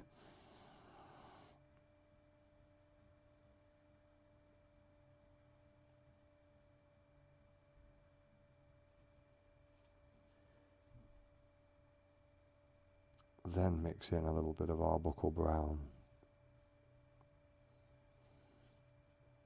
Problem I get with a lot of these colour mixes, I end up with a pastely grey, and that's not something I'm after. A little bit of brighter blue.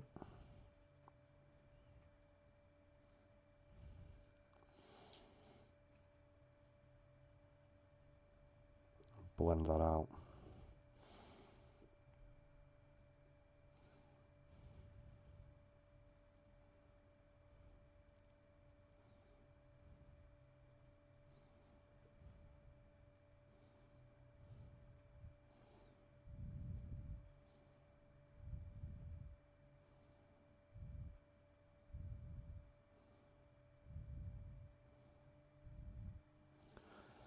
I can't wait for the day where this blending technique becomes second nature.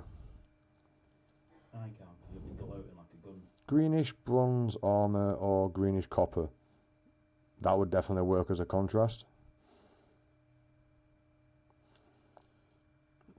Yeah, I could definitely work with this, talking to people through the live stream and painting random stuff. Yeah, me too.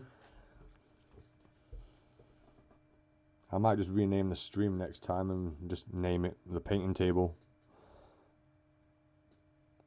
And then we blend Arbuckle back in again. And It's got a good point now. Both copper and bronze get a kind of a green pattern into it. yes, they do. As long as I make it the green different enough.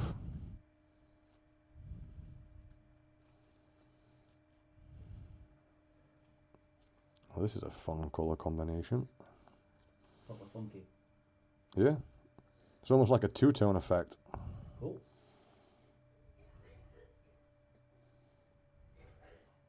I shouldn't have done that. I'm not focused in again.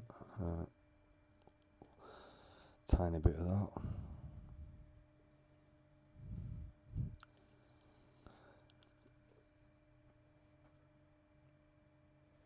I wonder what colour my insides are after eating so much of this paint over the years. I reckon a rainbow. Same as my lungs. I wouldn't be surprised if it ended up that colour.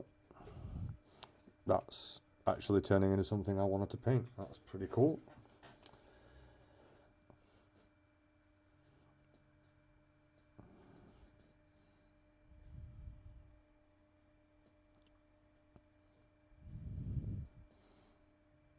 It seems as long as I don't try and paint too much of the model too quick, it tends to come out okay.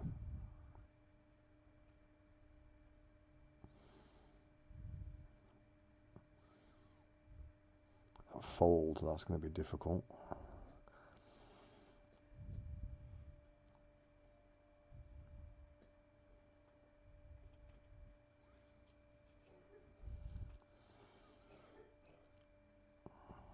Make that bit a bit. Proper healthy that. Well, we were out in the snow all weekend.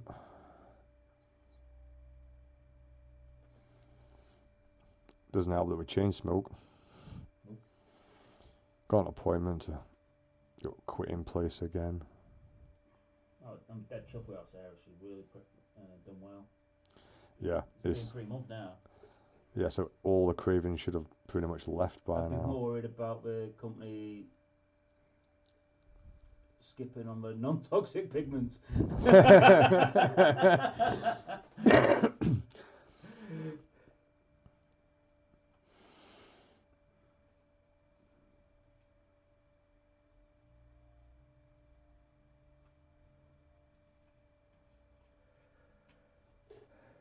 I'm liking this as a nurgly colour, even though it's a bit off from what it usually would be.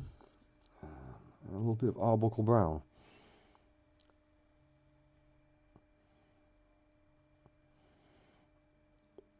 If you're going to practice this technique though, Andy, I recommend every time a blob straight from the pot and then a watered down one for more control of consistency. It definitely seems to help.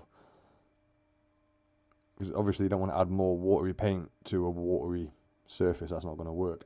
Yeah, yeah. But adding a thicker paint in onto a watery surface does allow the blending to happen.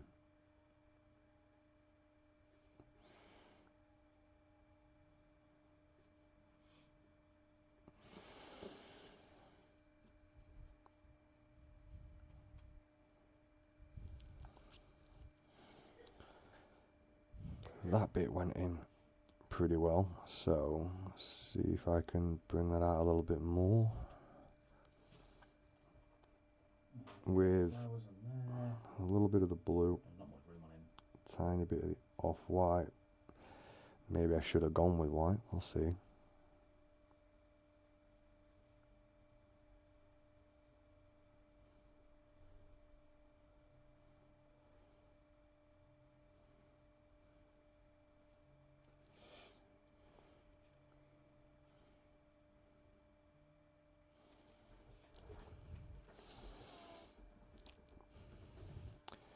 That was not applied very well.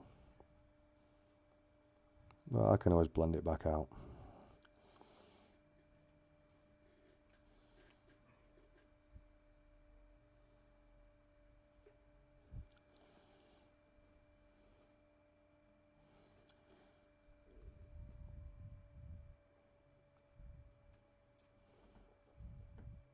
Looking forward to doing the leather straps on this one. Just to practice the brush control and blending in such a small surface. Something tells me that's going to be easy for you. Probably, because I can use scratch techniques rather than the loaded brush, which I keep slacking off from. I keep mucking about with other techniques. No problem with that. I know you're trying to learn one specific one, but... Yeah, I keep drifting though, from what I'm supposed to be doing to just what I can get to work temporarily. So what do you guys base coating by? I think a lot of it's just habit. I've been painting for God knows how long, and it's always been. It started off when I was a kid as white, but I moved on to black, and you get a nice depth of colour. Whereas white always comes across too bright, and it shows up any flaws in your paint, whereas a black doesn't. I know a lot of people like to use grey because you get sort of in between. It's not something I've tried painting over grey once, I am trying dark grey at the moment. and I didn't get on with grey, but it was a mid grey, so it's something I'd probably be well advised to have a crack at. But there you go. What do you use?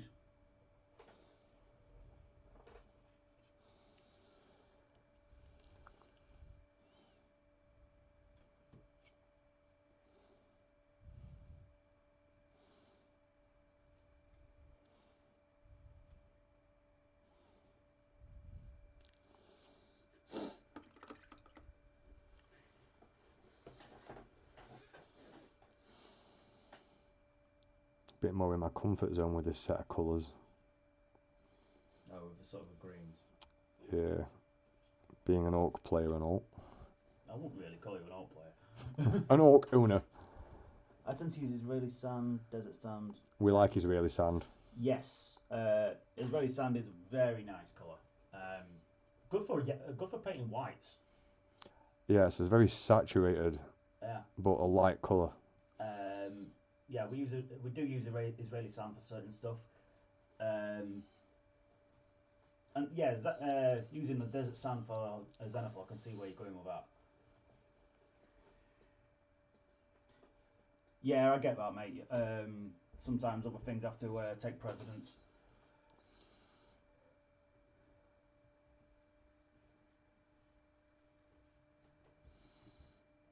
A little bit more of the brown. So what do you play mainly? This is very weird. I'm in a conversation with a computer. It's a very odd experience. Sure, we'll get used to it after a while. I mean, do you remember Marvin? We'd have conversations with that computer. But that thing answered back. Yes, Marvin was a thing on it, a law unto itself.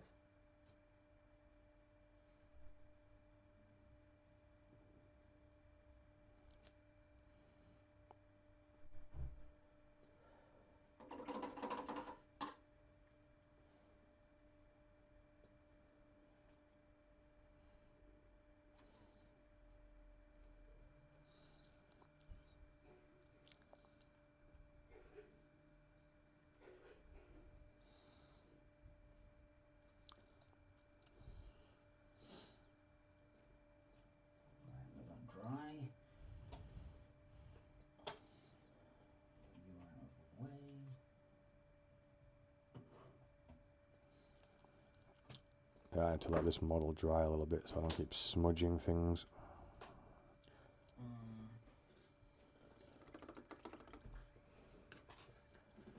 I don't think I've ever seen my wet palette this neat. Oh, not cone heads.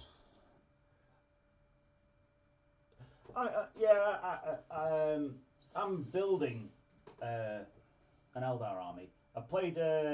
I once had Imperial Guard back in the 90s myself, but you know, I was a kid at the time, so yeah, the army was very small. Kill Team, I've played once or twice.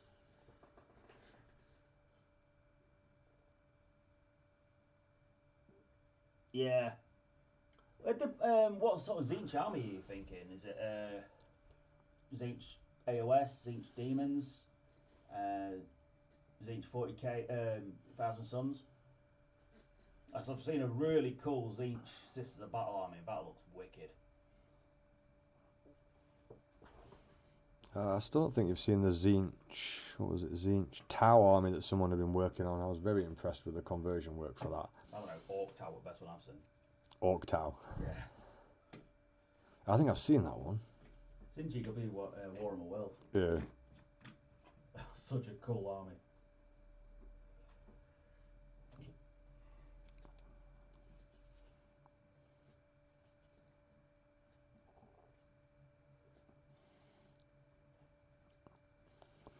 I'm getting very lazy with this technique and not paying attention.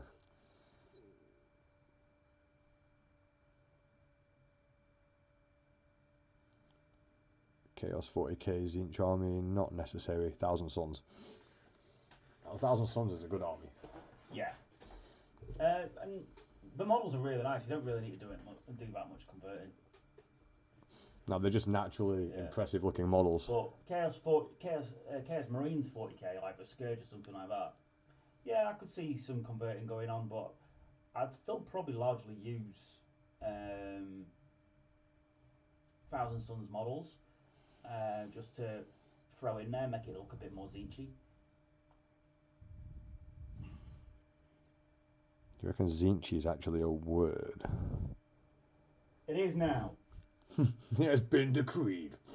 I have spoken. Andy, the maker of words.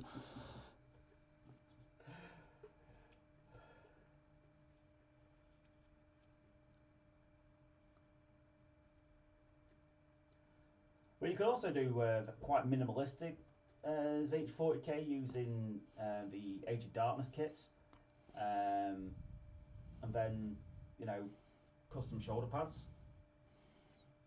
if you wanted Marines. Yeah, that'd work. Not a bad idea. Someone's going to end up giving me more converting ideas on here at some point, and then no work's ever getting finished. Like anything I did. We finished some tutorials. There's more chance of me finishing this Eldar army. You're actually halfway through that though, so.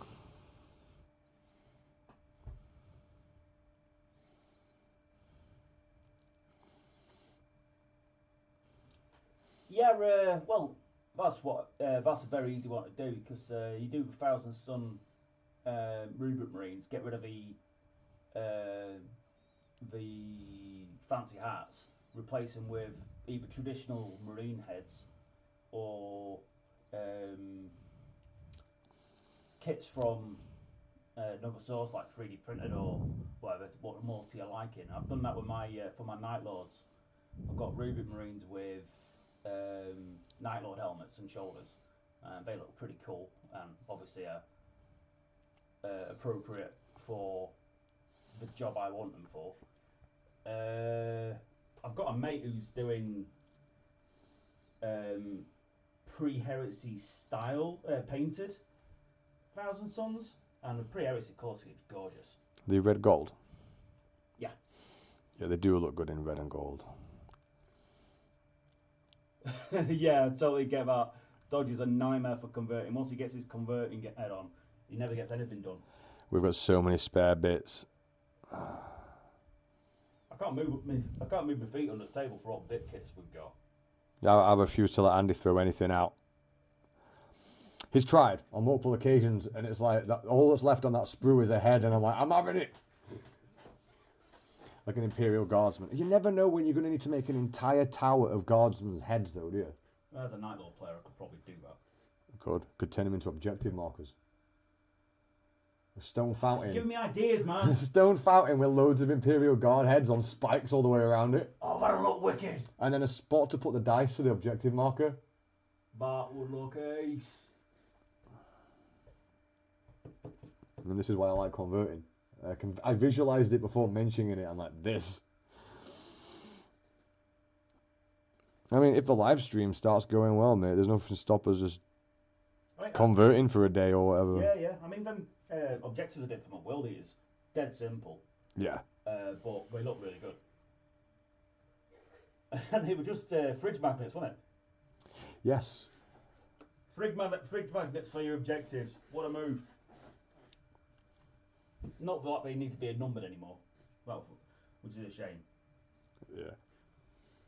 I mean, if it wasn't for the fact that we'd use Imperial Guardsman head for those, we could still take the same concept and actually print our own objective markers or cast them. But I need some more catalysts. We could do that. We don't need Imperial Guard heads, just heads. From another brand. Or our own sculpted heads. Yeah. We just freelance some from somewhere. And then, I don't know, all the heads on spikes, difficult for me to cast with the equipment we've got. Yeah, true. I mean, you could do them as a kit. Yeah. It does sound like a very cool objective marker. You've hit the objective marker. Quench your thirst on the blood of the enemy. Nom.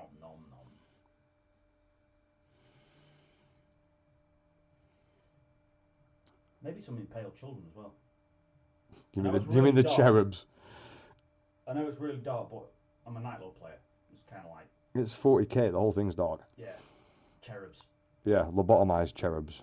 Hey, let's have a lobotomized baby with a grav motor on it. What's it do? It brings ammo to the battlefield. Why? Why don't you just give a job to a person? Yeah.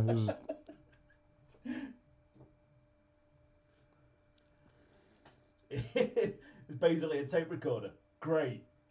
So I've got a dead baby flying around as a tape recorder. Yeah, I don't understand what's with that either. It's just... Someone was having a weird day when they came up with that. Yeah, that's one messed up individual. They were just really fed up with life and they were like, you know what 40k needs? Lobotomized babies. To do meaningless tasks. Well, vaguely meaningful tasks. Thanks, G-Dubs. Thanks. Wonder if I can... Such a messed up idea, man. Well, it's easier in the 41st millennium to use human body parts and turn it to machine than the other way around.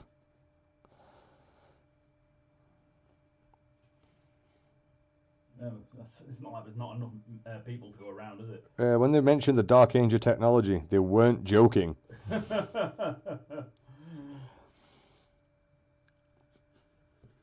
Like Dark Age technology, two drunken admechs were just sat there like, you know, it'd be a really good idea. You see that baby? Let's just not make a machine. Let's use the baby as the engine, and then work from that, and then boom, the Dark Age. What's he said? I can imagine. I can imagine how someone came up with the idea. What I have an issue with is the rest of the society being cool with it. Yeah. Yeah, sounds like a right good idea, that, mate. What could go wrong? Oh, what was that story called? The one where we heard someone get turned to a servitor. I definitely checked that one out. It was absolutely brutal. Was it Abomination? It could have been Abomination. Yeah, if you've not heard that audio book, it's absolutely horrific. Yeah, you're right. You could just use a cat or a dog. Why don't we have dogs in... Oh, yes, we should. We should have, like, dogs and cats in the 41st millennium. But then, knowing Games Workshop, they'll bring it out as some form of army. There's a couple of dogs now available. Is it? Yeah, so remember the Road Trader army? Yeah. That's got a dog in it. That's got like a Doberman. Cool.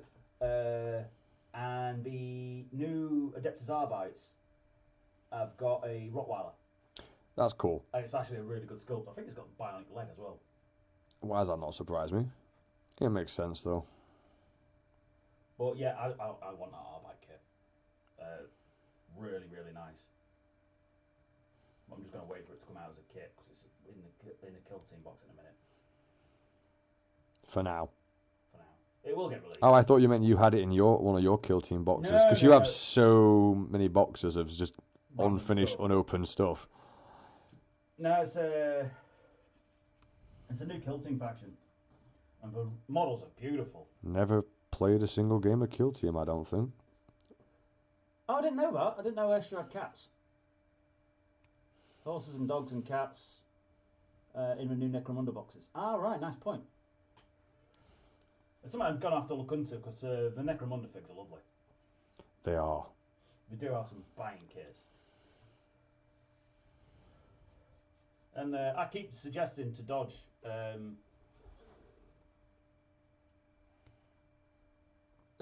yeah, that's it. That's fair. I keep suggesting to Dodge he should use Necromunda for his Imperial Guard army rather than convert every single model. That's basically because I want to get something done before 10th. Yeah. Or before he dies. Oh, it'd be nice to have an army before I die, wouldn't it? Yeah. Instead of just ideas. So, Mecha, we were talking about a tank army, obviously, because it's nice and easy to do. But sort of a gang-themed tank army, so loads of graffiti artwork and all that sort of stuff. Well, it's just a renegade army. If you've got an imperialistic society, somewhere there's going to be some punk rebels. Yeah. Yeah, yeah. Yeah, roughly. And there's them weird beetle dudes for, what's it called? Oh, there's Necromunda Desert people. I don't think I've seen those yet. Yeah, kind of like, Ah, you know Dark Crystal? You know them weird horse-like things with the great long legs? Remember that? I've only seen a couple of episodes of Dark Crystal, and that was the old version. Yeah, but the rate tall things, what use like horses. I think I know what you mean. Yeah, they sound like the thing from Elder Scrolls. Yeah, they look a bit like that. Yeah. Oh wait, I have seen those. They're like fleas or something. Yeah, like fleas without wings and really long legs. They're Yeah. begging to be Nurgle at some point. Well, there's they made weird beasties, for want of a better term. Oh, we do like weird beasties. One thing I'm after is an idea for Spawn, because Spawn models are terrible. I wanted to hand sculpt those, but then I had some ideas for some, and then Games Workshop stopped issuing that kit. I was trying to get it down so they're like £10 per spawn rather than 15 quid. Is it you pay for a spawn? Yeah. 20 quid. Well, we could also do what we did to you with Fabius. And Fabius is awesome though. Yeah, I know, but you literally finished the conversion and then we released it. There's a habit of Games Workshop doing that when I make something, you know. It's like 2 or 3 times that's happened now. Yeah, literally. It's like this model doesn't have a kit, so I'm going to build one, and then Games Workshop's like, here's the release. Usually, as I'm releasing the video as well, they just blank it off of YouTube. It's like, bye. Still got good old Fabius sat on the side, like hand built from scratch. When I've mastered this paint technique, I might actually get around to painting him. Maybe.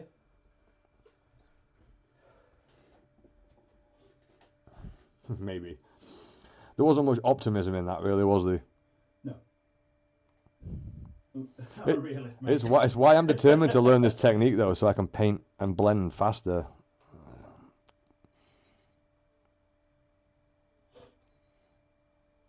And then a little bit more brown into the recess of that.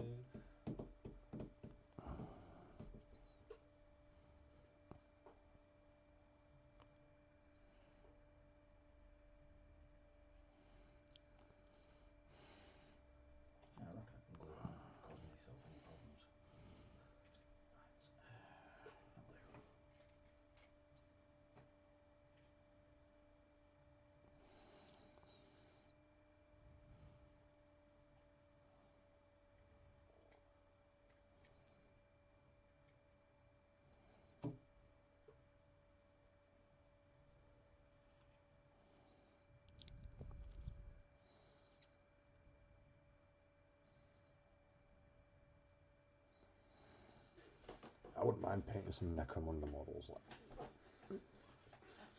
The game's alright as well on the PlayStation. Is it the original version or is it? I wouldn't know. But it's set up really nicely on there and it's kind of easy to pick up, so I kind of got into that a bit.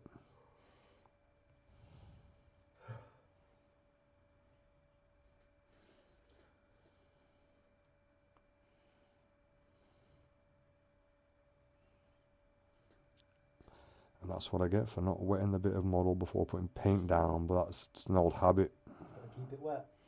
Gotta keep it wet. Well, hey. Wah, wah, wah.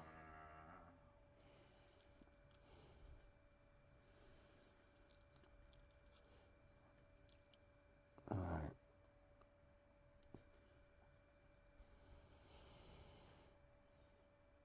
And somewhere with that fold. God, it looks so crap like that. Oh, all plain. Yeah. Just, with the stuffing just in brown. So it's Oh, the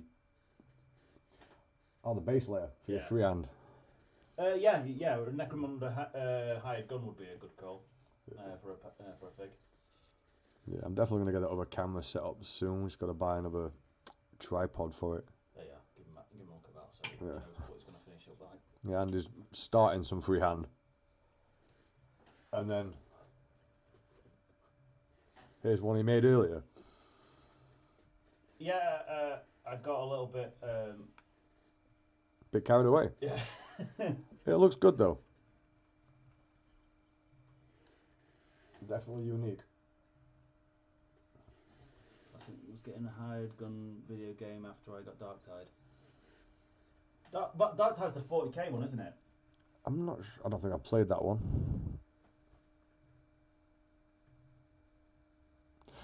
Mordehem, the video game, was really, really good. I had that on the PlayStation Now, and I had a really good Chaos team on it. And then it wasn't available on PlayStation Now anymore. So I've just got that actually on PlayStation now. yeah, it's got a lot of good stuff on it. If Necromunda's back up there, I'd definitely recommend playing Necromunda. Mordehem. What is it? If it- Downloaded Soul Calibur 6. You can kind of tell as well that it was made by the same people who made the Necromunda game, the way it plays, and the animations. But I tried Assassin's Creed Odyssey on PlayStation. Which period of time was that? That's the Greek one. Yeah, I never played that one. Nah, the problem I've got is I played Assassin's Creed on a PC, so I can't get on. I'm consoles. guessing it's because you. Oh, I thought it was because you were in a historical buff, and you were like, "This is not accurate. No, I refuse to play this game." I can't get on with the controls Ah, because it's less responsive than the PC. yeah, you can customize them, though. Yeah, but you still won't be able to spin around as fast. Yeah, I suppose. So stuff like that. It's like I can't get on with controls, so I can't play it because it just doesn't feel right, because I'm used to playing Valhalla On the PC. On the PC. Well, no, I'm a massive history buff, yeah, but I'm not that bad at times.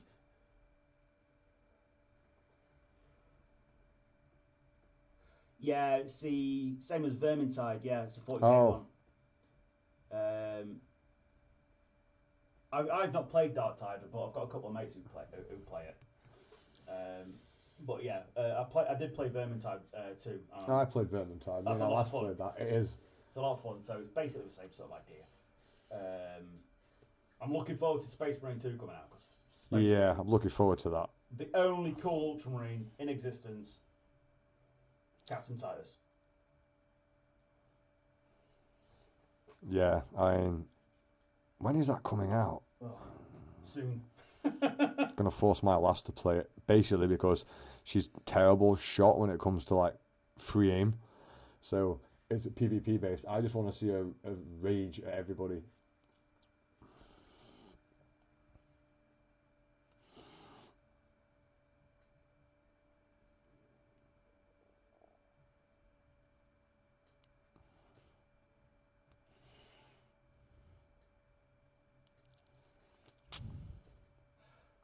Fair enough, mate. I don't blame you if you got if when you were testing it, it wasn't great, and then the devs decided to not involve you, why would you be over fussed by the game? Yeah. I missed the actual comment there. I was trying to get the knack of my blending again. What we need is a dual screen or something for the messages, but we'll work on that. Yeah. Again, work in progress, isn't it?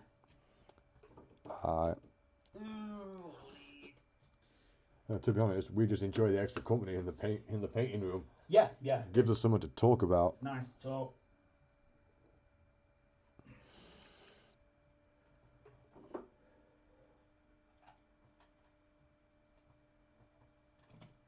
And just being able to talk about things that we enjoy doing anyway. Yeah. We're getting other people's input. Something to compare notes with. Yeah.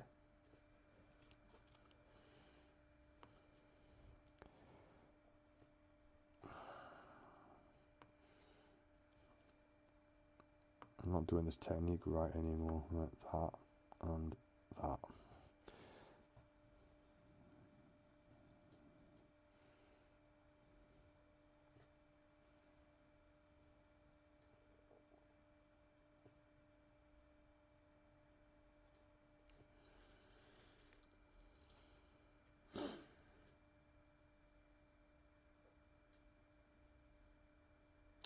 A phone or a tablet should be enough. I think you can use OBS on a display chat on a phone. I'll have to figure that one out. Yeah, I've always got my phone aside, so once we figure it out, that'll not be a problem. When that will be, that's a different story entirely. Soon. In quotations.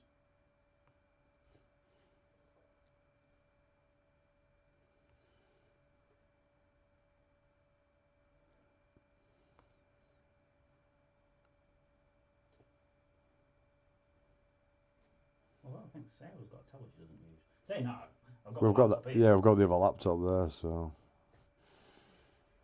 I'll have to start setting that up for you at some point.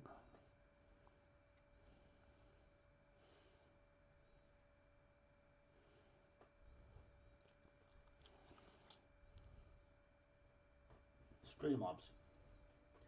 But I mean, I could always just hook up to the stream.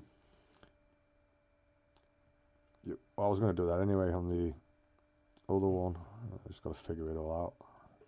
Get the settings roughly the same. Needs a little bit more brightness to that.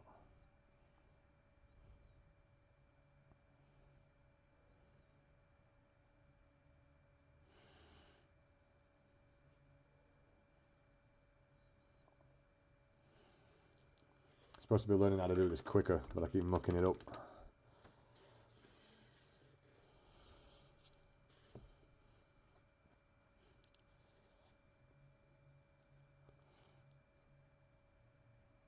So hard to continually do this technique and not slip into the old glazing habits.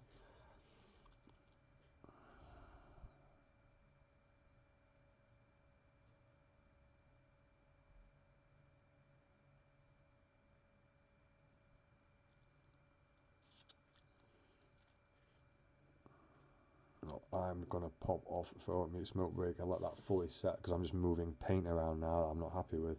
And check that out. And the contrast of colour around as a whole look is coming from dark to sharp nicely. Yeah. But Very you vibrant. can see the brush marks and stuff in there that I'm not happy with yet. Yeah. Part of colours. It's a lot of fun to use this technique because you can get blends that you wouldn't usually be able to get because they'd be two-tone. They're two separate from each other. Yeah, but with this, you're just blending them on the model and then working other colours over the top.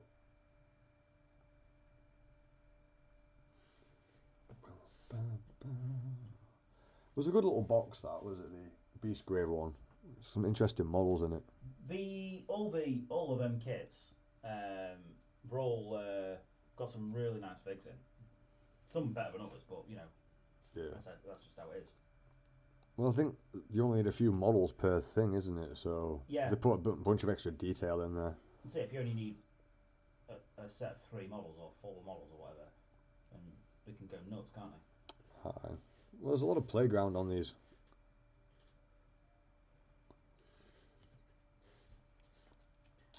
I shall be back shortly. Do you need another drink, bro? No, I'm good, thanks.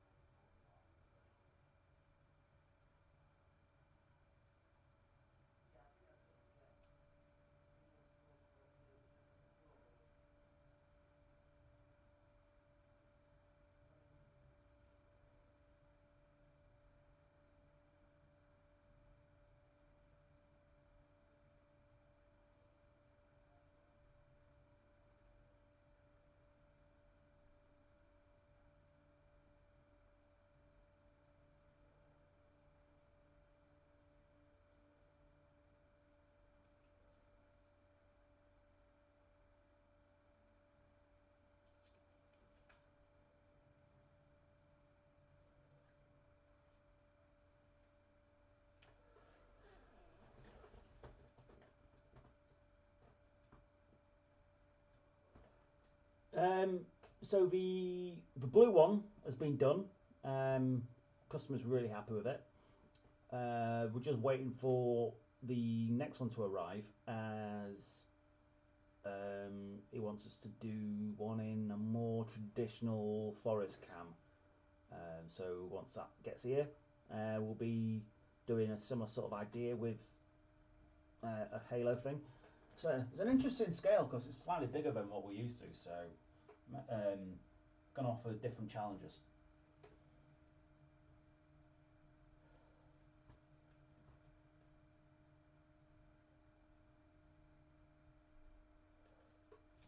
Well, thanks for checking Instagram. It is appreciated. Every bit of interaction is always great.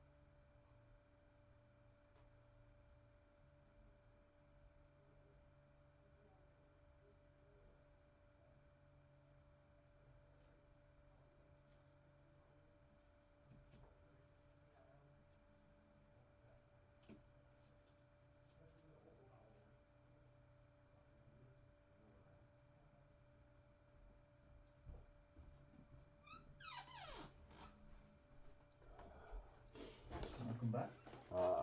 Top. I can definitely get used to this. Yeah. And I believe our friend here has just followed us on Instagram. Yeah, we were just checking out your Halo thing. The Warthog, I think that's what it's the one. called. Yeah, we was just talking. Actually, that just reminded me. Don't let me forget end of today. I think he's been trying to message me on Facebook, but for some reason my phone's not allowing that message to come through. Okay. I've got to get that done because he already paid for that commission up front. Yeah. I don't want him to think I'm blanking him. That's just a technical error. Yeah. Do it now. No, I've got all my systems set up. I've got to do it on a browser. In fact, you should be able to message him through the Facebook page. Yeah, I'll check. Just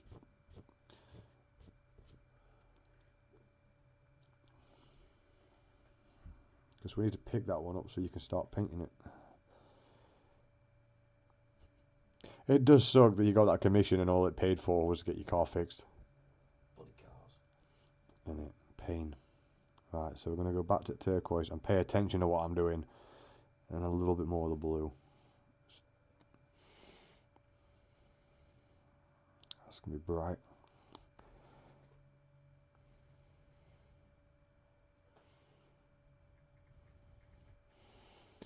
And then blend in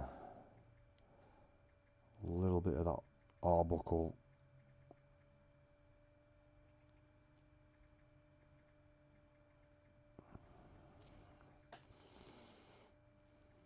Pull the blue back into the arbuckle to finish that off. That's how it's supposed to be done. When I'm not painting like an idiot. There we go. A really good technique this for texture painting as well.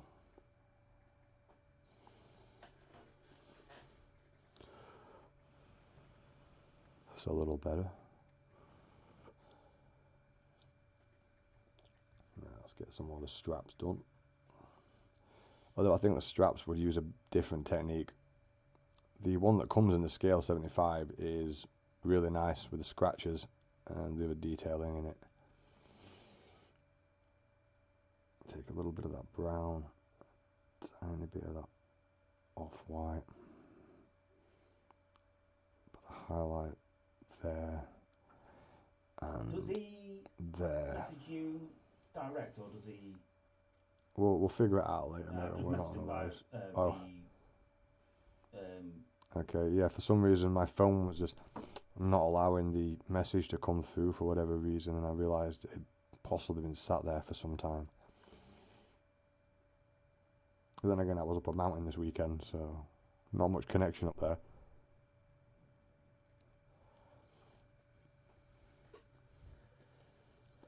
Yeah, that colour blend works.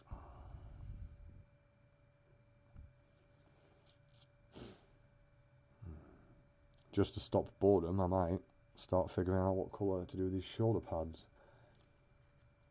This technique also works with the brasses. I was working with it on this guy, and all I did was blend white into this and then use the loaded brush technique. It started really bringing out those colours. This is the first thing I ever did the loaded brush technique with.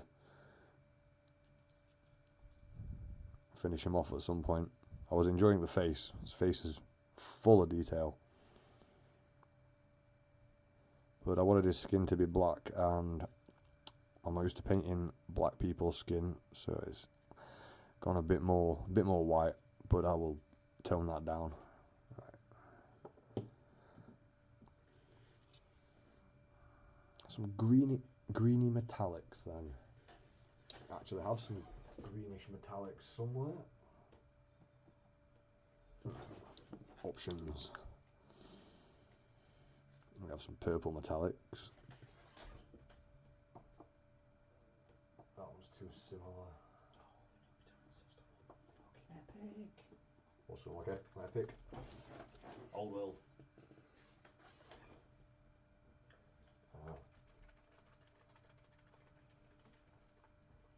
Right. You know what? That might do it. Bright brass.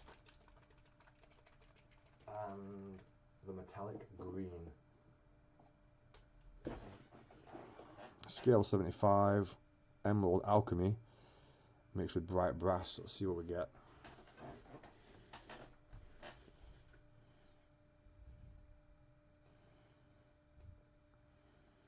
There'll be plenty more of those Halo videos coming, well, Halo pictures coming out, as the guy who commissioned us to do them is doing, he does a whole photo set. He does real life photos, puts them in real backgrounds. I just wanted us to paint them up to match the scenes that he's going to shoot, so he's got loads of them laid out for us to do. I'm looking forward to doing the one covered in all the gold. Right, bit of gold there. What the?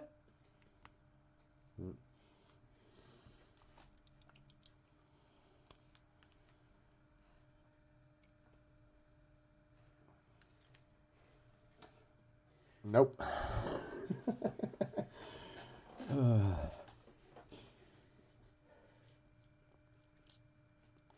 Okay, let's have a look at one of these shoulder pads. Start with this lower one.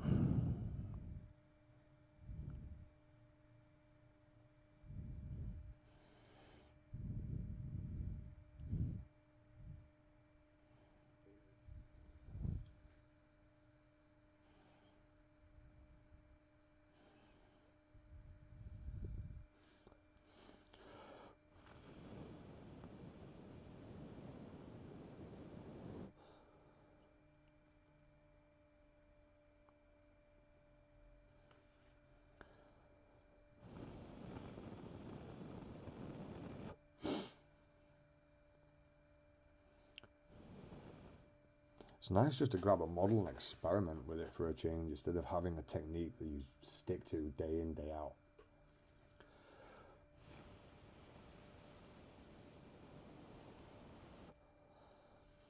It's a little bit too much water on that, so let it dry.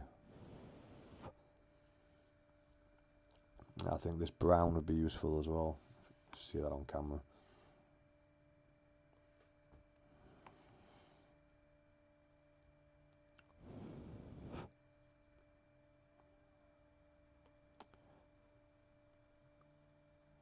So start with a blob of brass and a little bit of the arbuckle brown.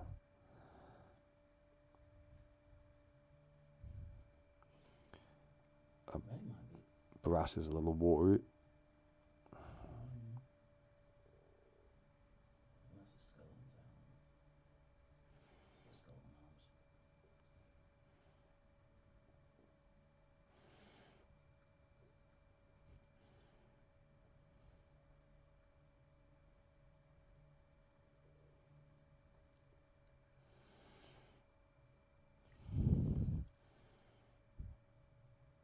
Let's see what happens when I put this on.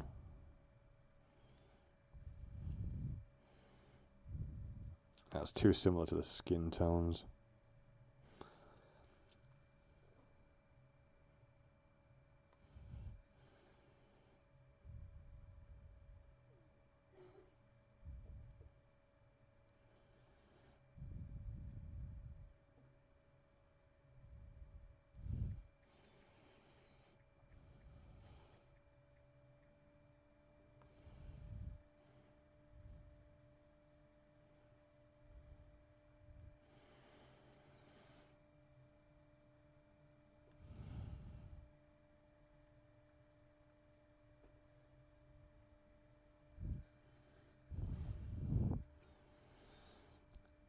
And bring up to silver for the hot spots, maybe.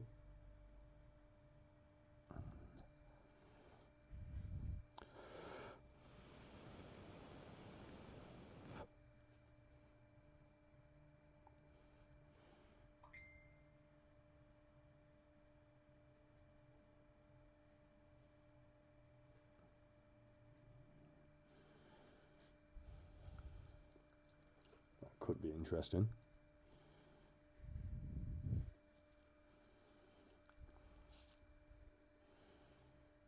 Find a smaller surface to work with it.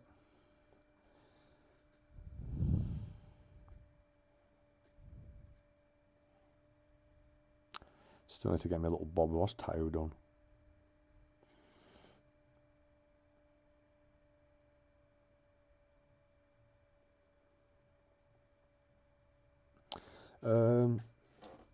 I'm using different brush water because metallic gets everywhere once you get it in your water, but I'm still using the same brush. I'm cleaning it out though.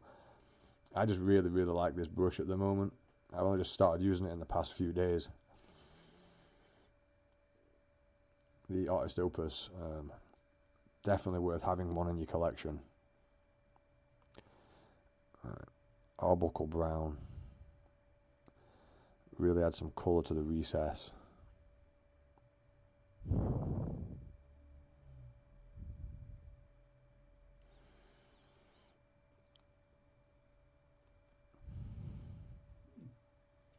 All quiet on the western front didn't do too bad. In Oscars. Yeah. Got 4. Nice. I thought it was a good movie. I thought it was superb. Yeah, I last didn't like it. Meh.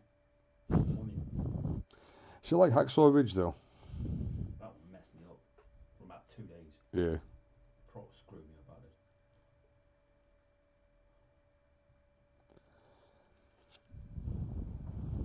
it. Couldn't sleep for about a week afterwards. Yeah. I'm not surprised.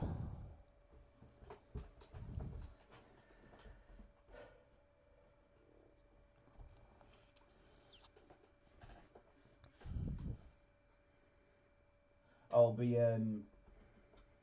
bringing some wedge in for you next week. Yeah. Yeah, from these. Oh, that's pretty much yours at the moment. We'll discuss stuff like that. I'm always gonna Yeah. donate a bit. You know what I mean?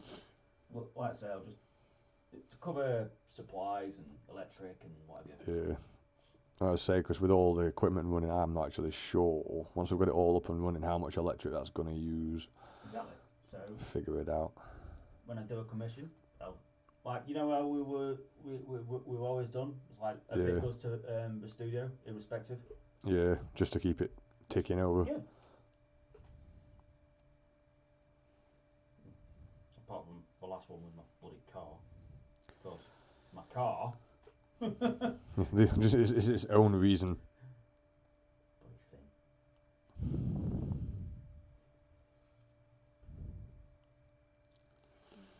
Arbuckle mixes with that gold pretty well. Yeah, it's a good colour, that Arbuckle brown. Yeah, check this out. Using the same techniques. It's not the smoothest at the moment. Is that because brassy it's brass? metallic. This is Bright Brass by Bright Model Brass. Air Metallics. And Just Arbuckle brown. If I put a little bit of silver into that brass or white, bring up the sharp bits, I think it'd do it.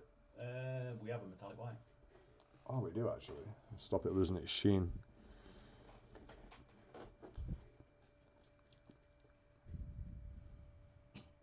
It's not the smoothest, but with enough layers over the top of that, it could look pretty good. Like an onion. Like an ogre. Is it because it has layers? Yep. I have layers. Technically, people have layers. Just depends how skilled you are at peeling them. Ask any Night Lord. Yeah, exactly. You've got to perfect the art. You've got to keep them alive long enough for them to bleed out. Bleed out like an onion. Yeah.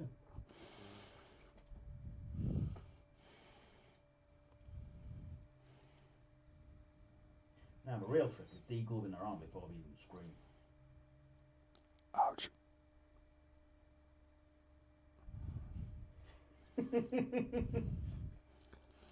Might even be able to put a little bit of pink in this. Let's try that with the other colours.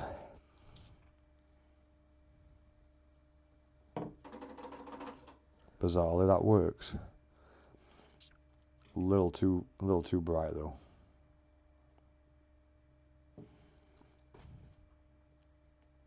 Have to be sparing with it.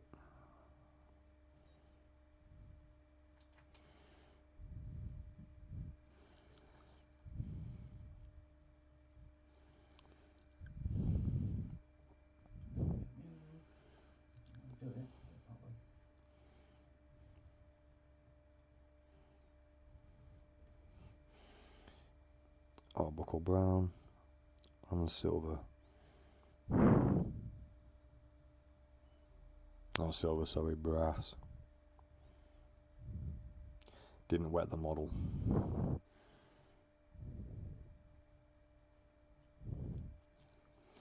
Such, it's supposed to be part of the habit, but it's so easy to forget.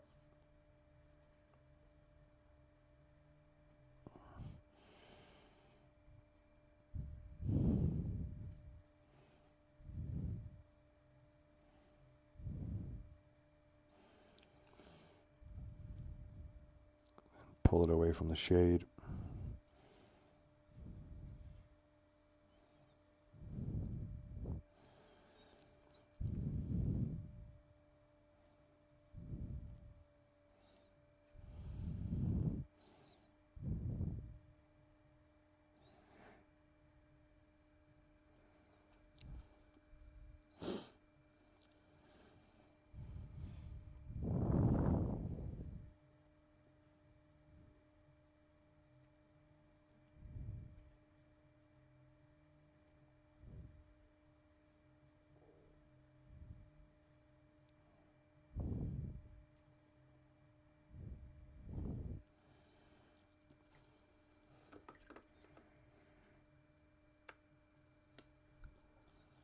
Yeah, painting live is going to take a little bit of getting used to, I think.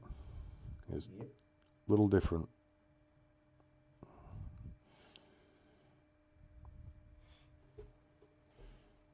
You know we're going to say something stupid as soon as we get too comfortable. Oh, mate. Yeah. That's guaranteed to happen, mate.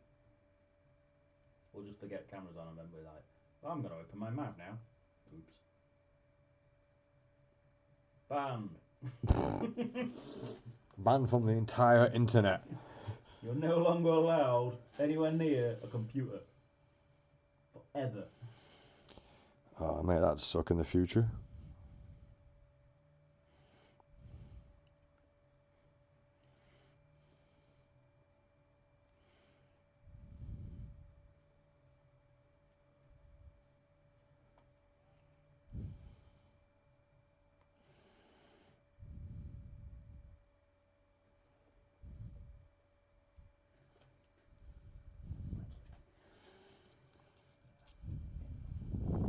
Where's that breastplate? It makes more sense to start on that. Might move on to trying to do his head, but I should probably do the undercolours first.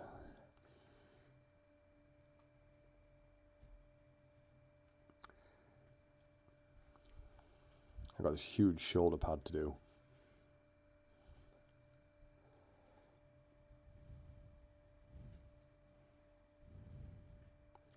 I'm starting to get that brass pigment in everything. That's to be expected, though.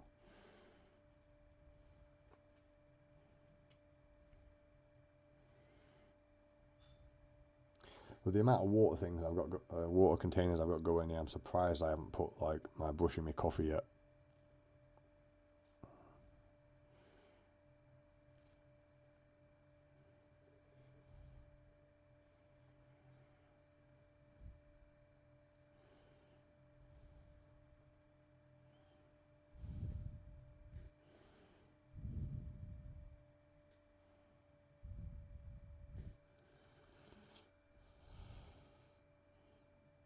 Arbuckle brown, a little bit of gold.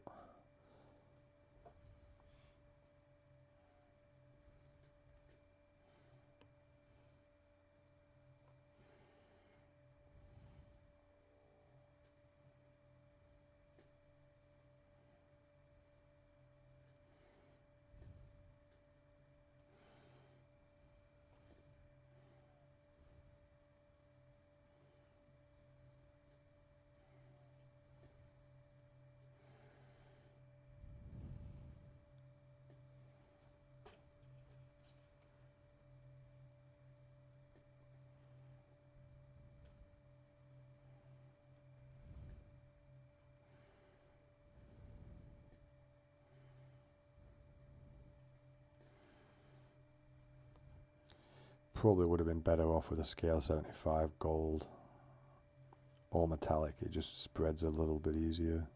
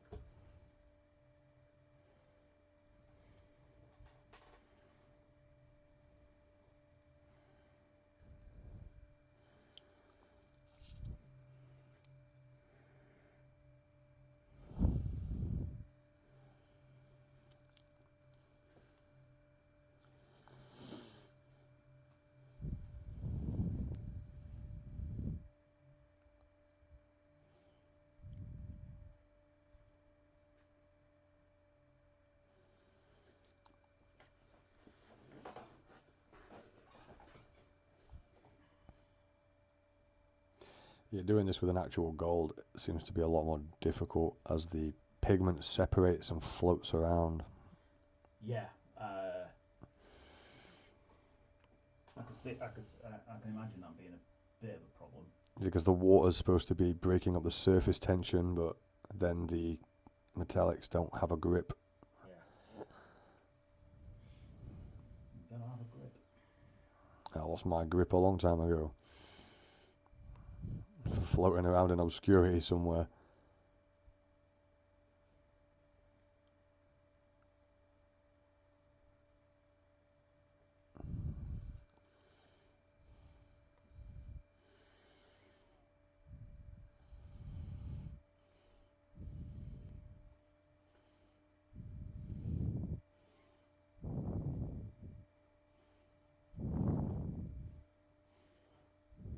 Much harder to do this with metallics. Means I might actually have to learn to do non-metallic metals now. Ah! You couldn't help yourself but laugh there, could you? Ha! That'll teach me. Damn it. To be honest, it's quite enjoyable. If you get the knack of it. Oh, it's stressful when you're first learning. Most things are. I'm just a few stages ahead. You know, because I've had a bit of practice at it. Are you going to be rubbing that one in then? No, it's not like me. Not at all.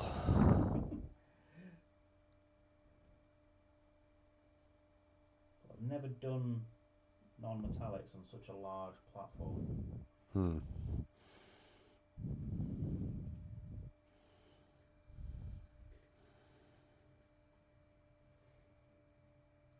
Or such a flat platform as this breastplate.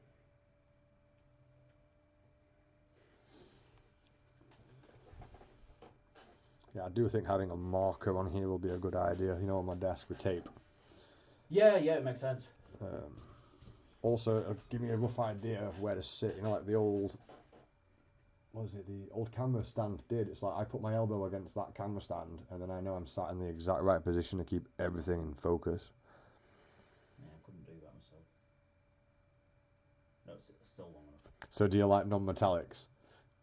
Yes, because they look awesome. Achieving them, not so much. No, I totally agree with Dodge there. I've had a few tries at it. This is probably my 4th or 5th attempt. And it's a very enjoyable process to do it, but it's also quite stressful because it's so easy to mess it up. Yeah, I'm adding a bit of White Alchemy by scale 75. See if I can get that to work.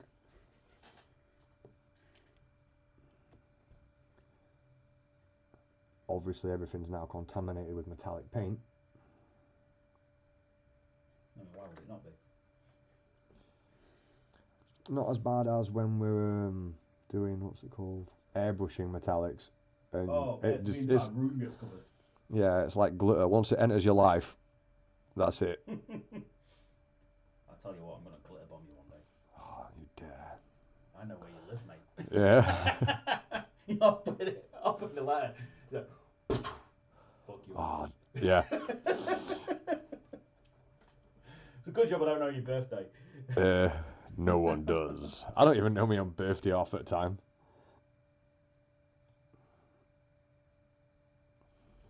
Actually, I have to think about that. So put the. You've got to glitter bomb yours too. Yeah. For his birthday. Yeah. Oh, I hate glitter. Exactly. I bet he does. I think most people do. It's one of them things. It's funny when it happens to other people. Yeah. But no, because it just gets everywhere. Yeah, it does. Proper ruin your day, wouldn't it?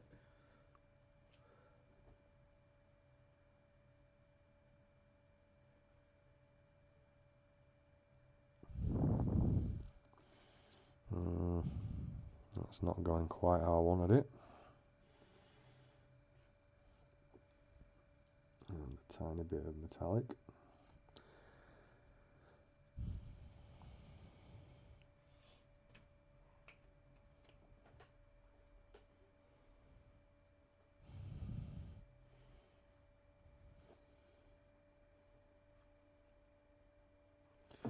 tiny bit on its own. Black grey should do. Oh no, no, no! I want a more of a browny black. That's petroleum grey. That's too light. Gonna have to just be a flat black, I think. Flat black's a decent colour. Yeah, no shine to it, which is nice.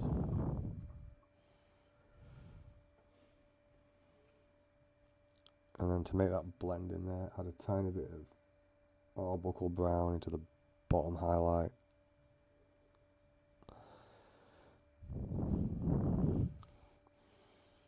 It's kind of going where I want it to.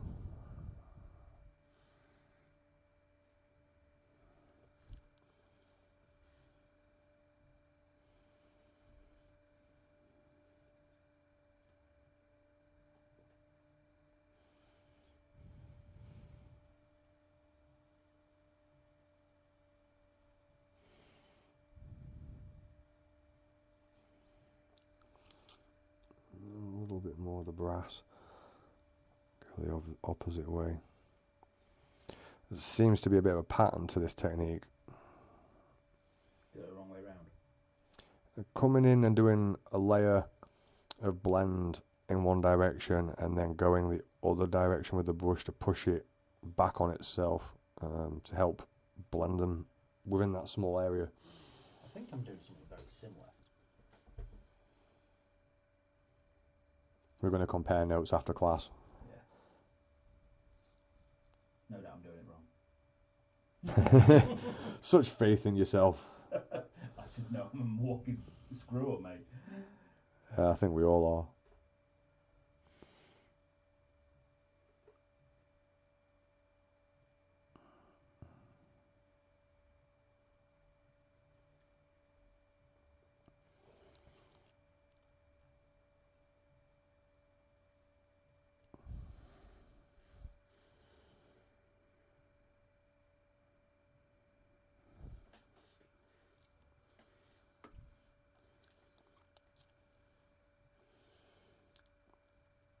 Well, I have something resembling some form of metallic.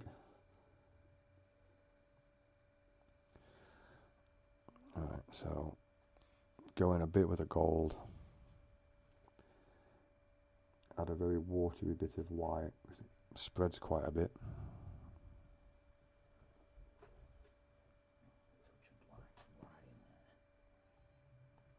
I'm going to leave that one alone.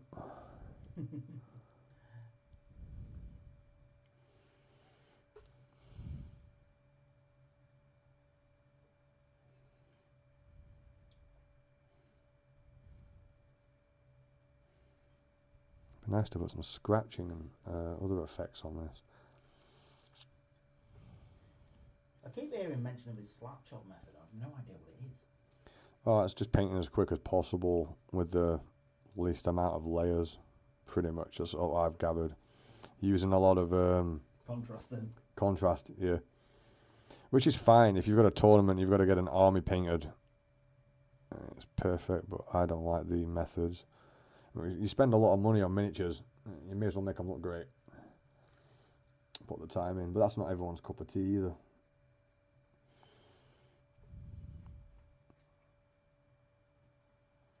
I do like the Borderlands style, what people sometimes do. Oh, the cartoonish effect. Yeah, I think that looks really cool.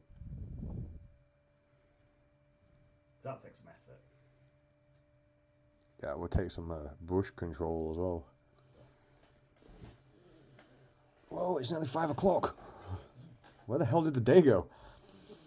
I'm not from Mexico. That's terrible. Got to laugh at me though, didn't it? It still counts. Yep. Like when you make your last laugh during an argument, you're like, you laughed, I'm off the hook. I win.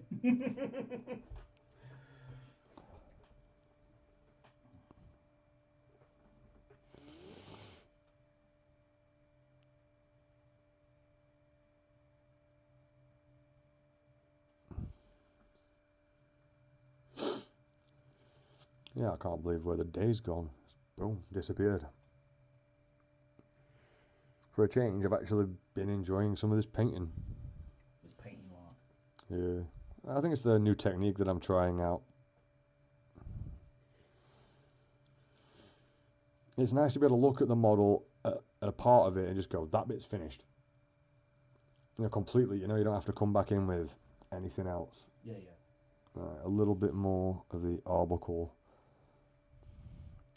right down into that recess.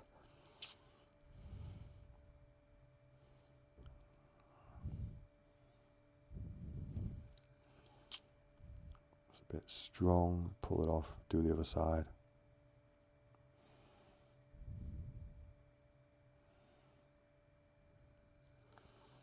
Yeah, I keep having people pop in and out of the live stream. Something. I mean, it's only day one. Yeah, exactly. Yeah. Well, people are finding us already. By accident. Isn't that how my mum found us? Yeah. Under a bush.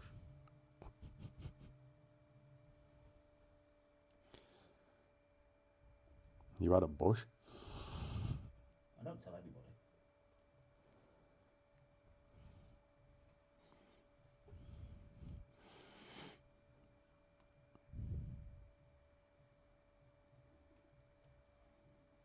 And a little bit more gold.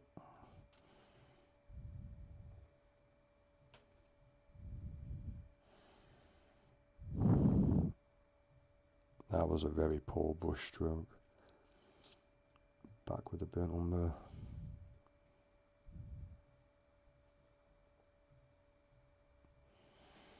Another technique I find myself using a lot is just sketching left and right to blend the colours in.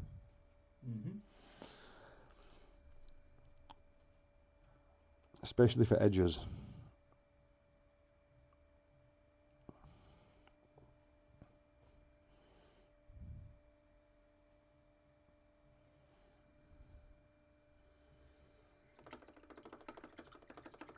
He's doing alright considering there's been no washes on him whatsoever.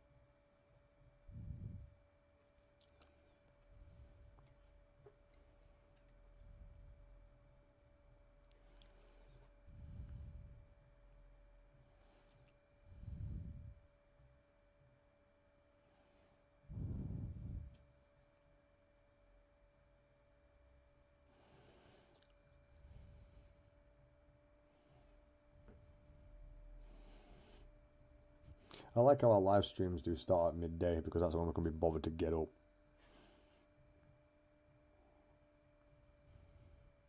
It's that point of the day where you're like, I might do something with the day. Yep. About time I did some work. Not the W word.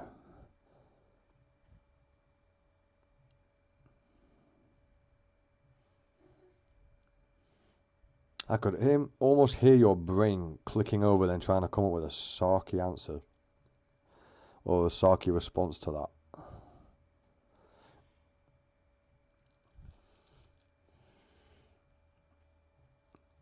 Right, gold. And arbuckle brown. That's too much.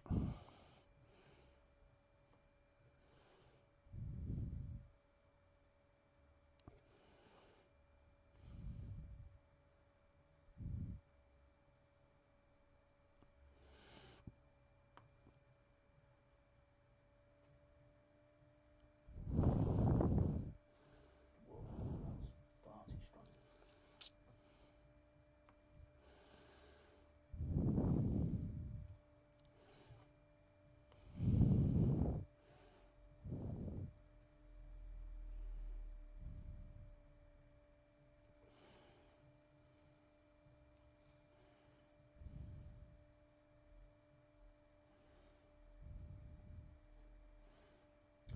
I watched a film called The Invitation the other night.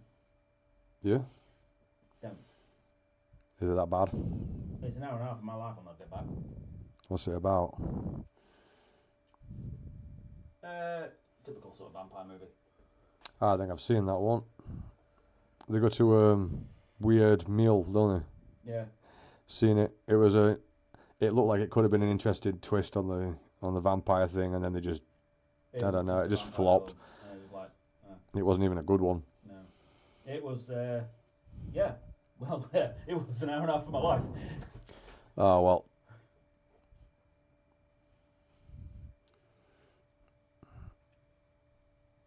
You should study law and then make a case that that movie actually stole part of your life you'll never get back, and see if you can sue them.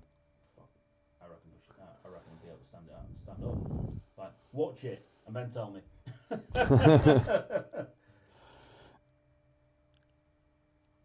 Get a director to watch his own chuffing film. You release this, I sentence you to 5 years of hard watching that.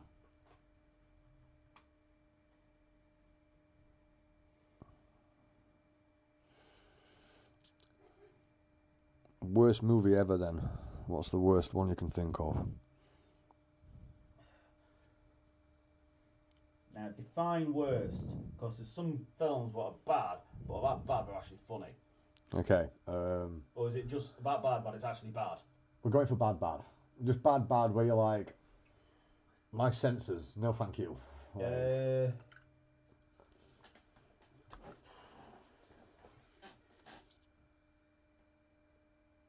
Will all our live streams be in the afternoon? Most likely. Most likely, because we're too lazy to get up. I've got 2 jobs, so I tend to have to fart around with stuff. Yep. Right. As it progresses, we might occasionally do weekend ones or something. We'll see how it goes. See what happens. At the moment, we are literally just testing the water. Let's see, worst film. Oh. I don't know, but the remake of Turtles is pretty bad. I don't know if I've seen that one. The last one I saw at Turtles was alright. Wait, is that the one with Bebop and Rocksteady in it?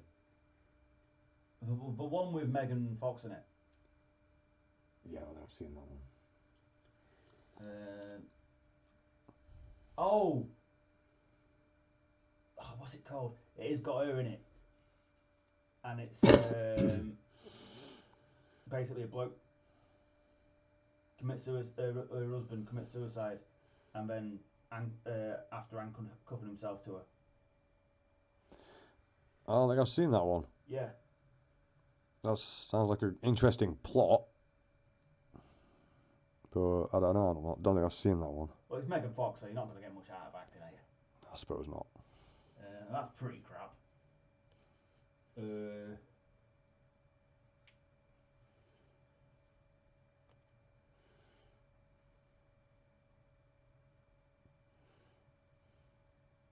Krampus.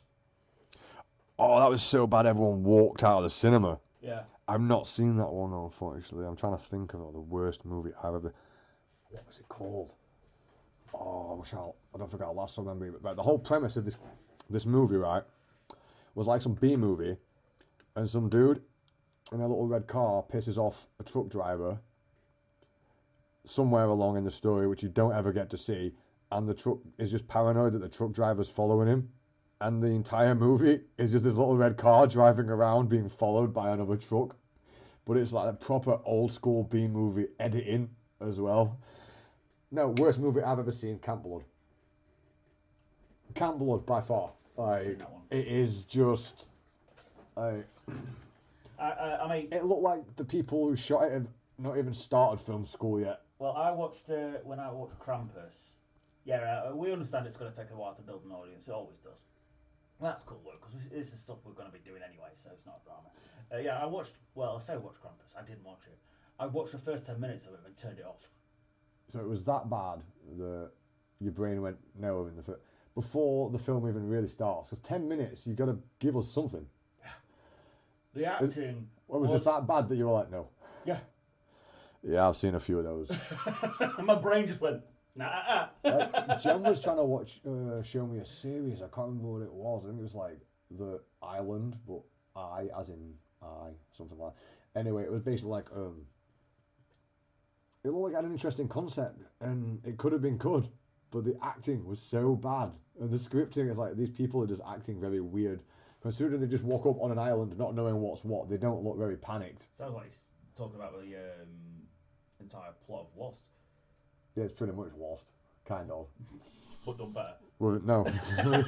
I actually enjoyed Lost, but when I got to the end of it, I was fuming. I'm like, because Seriously. wait, every season's got a minimum, I think, of 20 episodes. Each one's an hour long. There are like 12 episodes.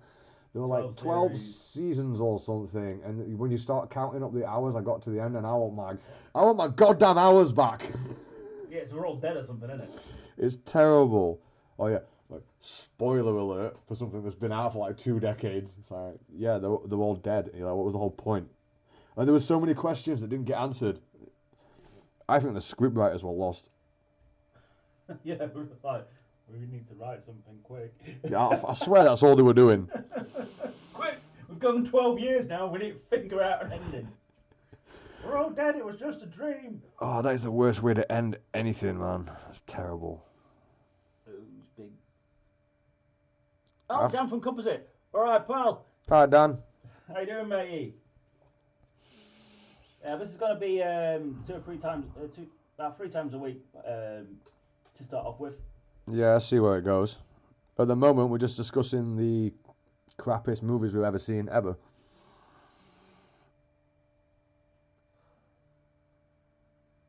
Yeah, Krampus was pretty spectacular. Yeah, I heard everyone walked out of the cinema very quickly with that one. Yeah. Terrifier. Oh, That's kind of stupid. like no. If you accept it as a B movie, It's not a B movie, mate. It's not if like- you watch it if you watch it as a B movie, it's not that bad. It is pretty bad. It's Yeah, but I like clowns yeah. and I like murder. Although I mean, they did have a flayed body, which is nice. Is nice to see.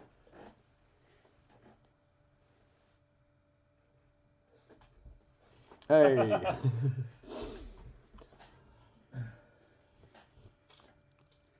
Yeah, I was some of the flaying alive of somebody is that's unusual. Dracula, which one? the one with Dracula Untold or whatever it is. The one with Is that one of the New Age ones yeah, one of the newer ones. where they actually use Vlad as Vlad and he conquers the country, but as Dracula? Yeah. Yeah. It's what's his name from plays Bard in The Hobbit. I think I know who you mean. Luke Evans. Yeah, it is. Yeah, yes, I know the one we're on about. I Yeah. didn't think it was. I wouldn't call it the worst movie in the world. No, it's not great though. Nah. Although the costume design was good. Yeah, it took a weird take on it. Yeah. I just like to see a Vlad the Impaler movie. Can we not just have that? I know, mate. Like his story wasn't interesting enough as it is. Yeah, you don't need to turn him into a vampire, but dude's cool. Aye, he would definitely be a Night Lord player. Yeah. He's like my role model. It says a lot about you. I should be concerned. He's actually. If the live stream goes dead and there's lots of screaming. He is actually a personal hero of mine because he. Luke Evans. Yeah. Vlad is actually a personal hero of mine, but because of his drive, you know what I mean? He got the job done.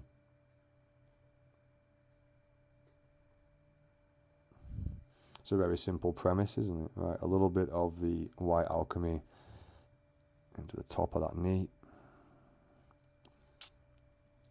And then blend. Or try to blend, see where I go with this. I keep drifting in and out of doing the loaded brush and just glazing. It's frustrating.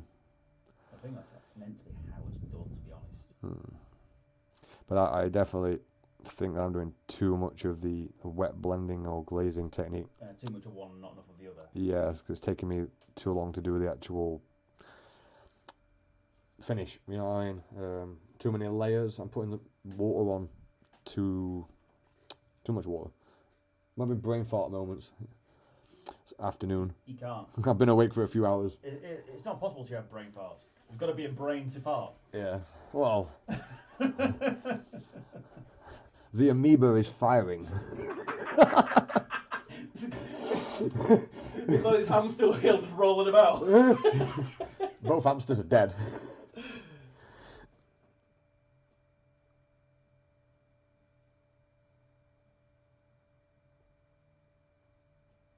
That is true. Yes, yes. Yeah, but it's also hard to stop Hollywood from. No, I'm not even going to say that on the live stream. No, it is hard to stop Hollywood from ruining a lot of history. And a lot of other things. Yeah. But, I mean, there's so many characters in history what could be brilliant books. Oh, sorry, brilliant films. Like, you've got, obviously, Vlad the Impaler. Fantastic. But that Dracula movie we were on about, didn't he also... We'll throw a romance story into it. It's like, why? Elizabeth Bathory. Very That would cool be... character. I mean, it's a very cool episode in lore. Yeah, you were mentioning that. I'm going to have to check that out. First series is done What very platform is it differently. on for those that are watching? It's Netflix, isn't it? I think it's Netflix. The second series is done in a very different style to the first series, which is bizarre. But really interesting thing. And Elizabeth Bathory is an interesting character. Completely Yes. mental, but interesting. But you can go around this. It's like stuff like Shaka Zulu. They did a film, a mini series about him years back. About time he got redone. Yeah. So many cool historical figures. I do feel like that series of lore, though, just basically just watched Count Dankula's, like, Mad Lads videos. It was like, how about we just make small episodes for this? Yeah. So it is interesting, actually. It's like some of the what did I watch about the other day? The vampires in New England. We have yet to get an actual adoption for Frankenstein. Yeah. Oh, adaptation. Adoption for Frankenstein, something they could have used. Bearing in mind, I can't read, and I've got the comments on my side of the desk.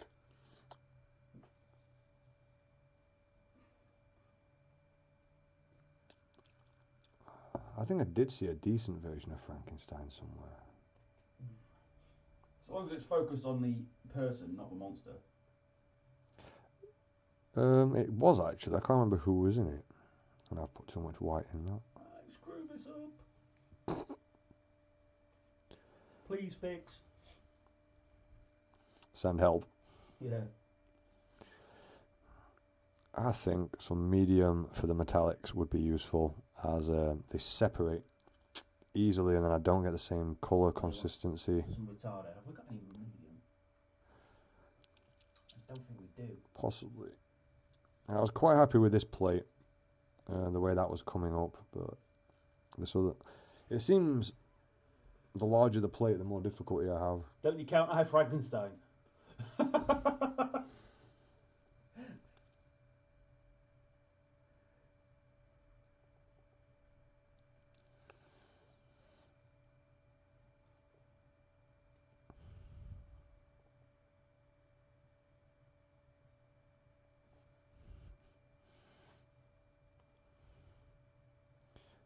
This is getting a mess, that. I don't like it. I'll let it dry out a bit.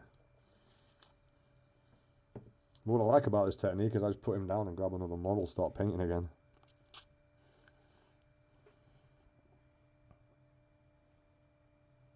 Couldn't do this when I was making tutorials. Good Frankenstein movies, but you never get an actual adaptation of the book, which is an explanation of what Humanity is and means. Yeah, Mary Shelley was trying to say something very different to what movies turn it into.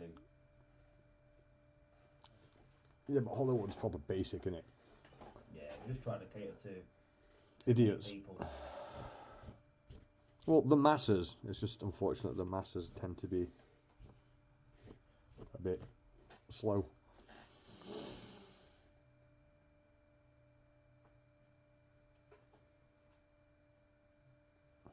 Now, what colours was I using for this? See if I can rescue Most that. people only know the movies. Scientist makes a monster and monster runs and attacks. Yeah, runs them out. Yeah. Yeah, exactly.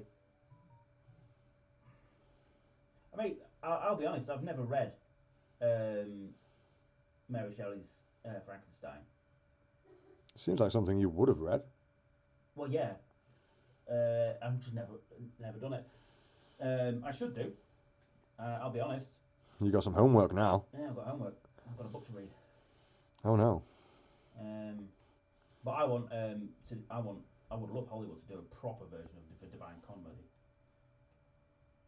But that's because it's my favourite book. No, that makes sense. But then again, you got to worry about Hollywood butchering your favourite book. Oh mate, they would.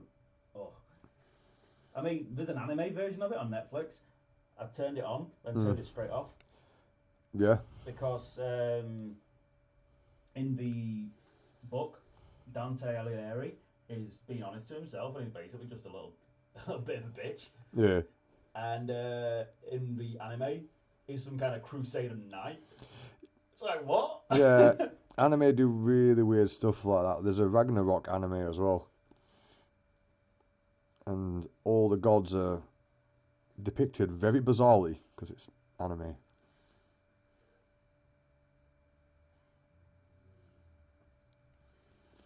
It does actually sound like a very interesting. I think that would actually make a far better film than than what we do.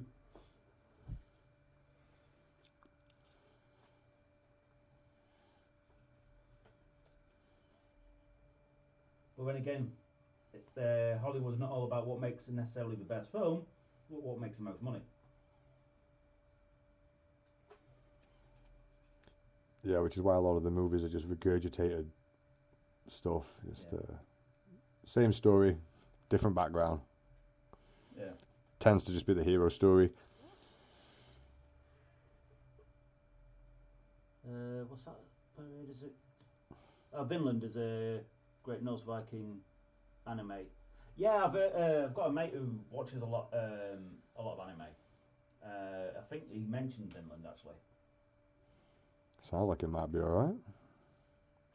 I'll check with Matt. You've also probably watched it in Icelandic, knowing him. Yes, probably. It'll be the only copy you can get you. Yeah. I can get you in Portuguese. Gee, thanks, mate. Well, now you just got to learn Portuguese, you're fine.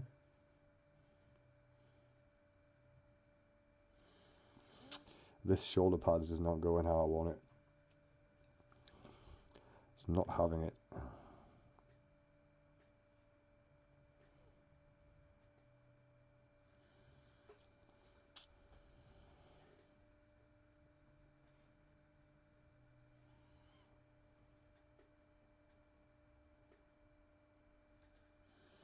Since Sarah got me Angron from her as a random present, I'm kind of at a loss as to what to get me for my birthday. So I'm thinking a poetic headers. I've got a copy of the Poetic Header. It's good. Oh. Earthquake test. If anybody vomits, please let us know. Hollywood is very stuck in its ways, which is why stories like Snow White, Pinocchio will always be the happy-go-lucky Disney versions and not the horrific Brothers Grimm stories they should be. Yeah, the Brothers Grimm stories were. I'm paraphrasing there. Yeah. I'm lazy when it comes to reading. No. I just needed to know roughly what you were saying. Yeah, the Brothers Grimm stuff is absolutely horrific. The Pied Piper is a horrible story.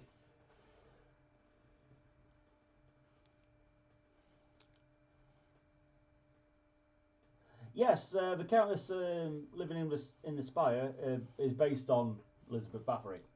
Is it? Yeah, the bathing in the blood of virgins to achieve immortality. Yeah. That's what Elizabeth Bathory was trying to do. You're supposed to eat the virgins. That's where she went wrong. She might have done that as well. She was a complete nut job. I mean, we locked her up in a in her own cellar. How do you get locked in your own cellar? We bricked her in. Oh. In the cellar where you keep all your chisels and stuff. I'm just being pedantic. Yes. Although this pink on this is coming up very nicely now. Apparently that helps, just winding Andy up by being pedantic and painting at the same time. Who would have known? I'll teach you the meaning of another word will ruin it for you. Don't. Like when you taught me the meaning of the word decimate, and now I get really annoyed when people use it in the wrong context.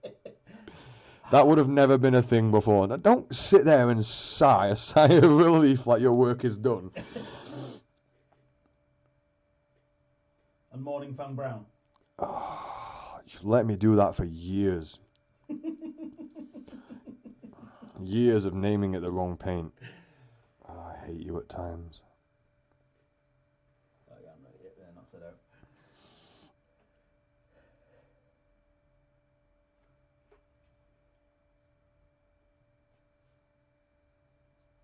Just blend that a little bit more.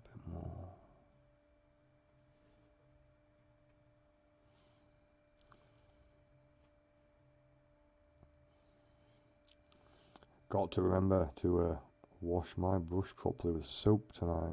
Yes. Because I really like this brush.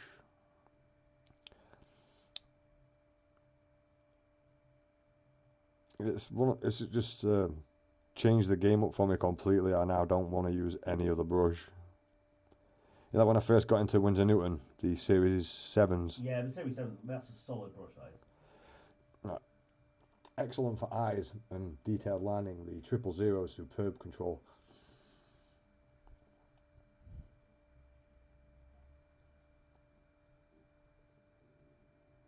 Calling violet things purple.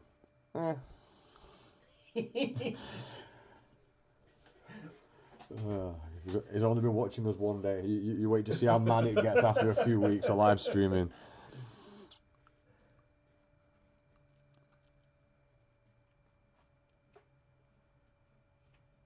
I will name things wrong all the time.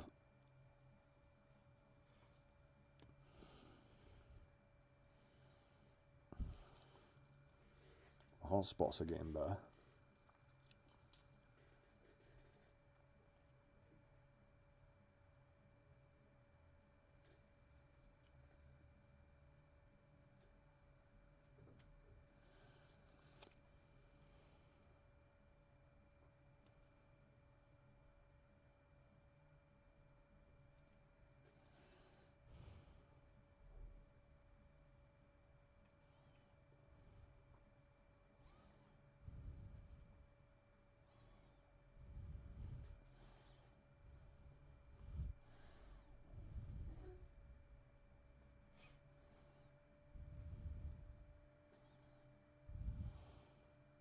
Spoke too soon, didn't I? You know when you get the knack of it and then you're like, oh, I've got this. Whoops. Nope. The universe writes itself.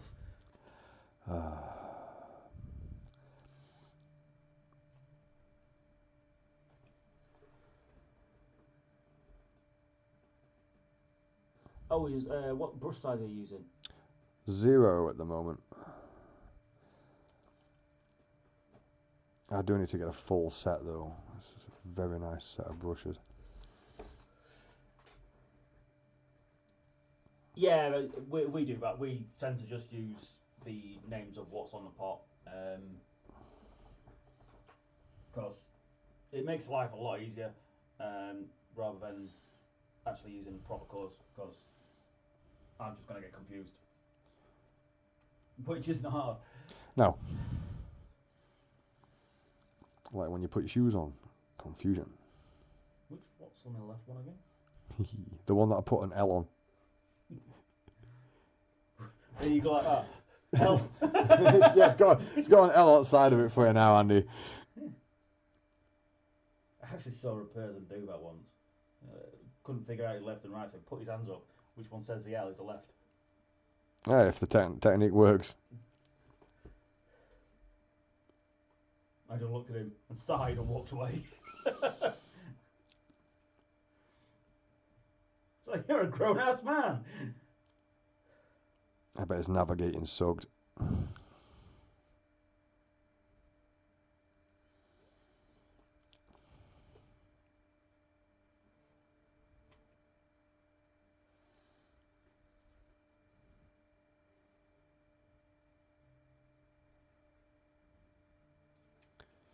To be fair, most mini painters are mostly used to the brand names. That's true.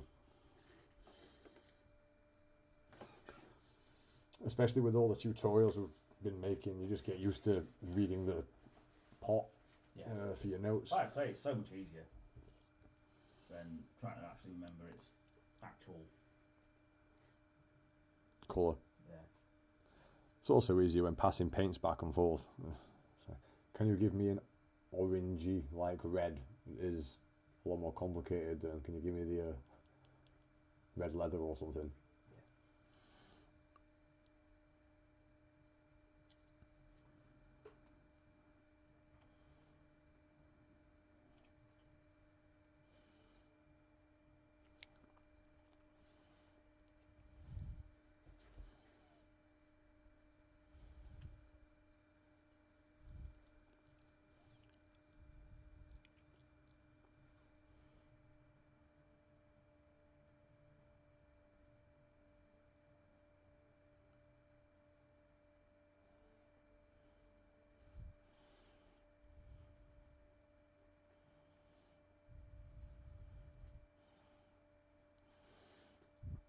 Can't seem to get my blend on this stomach right last time.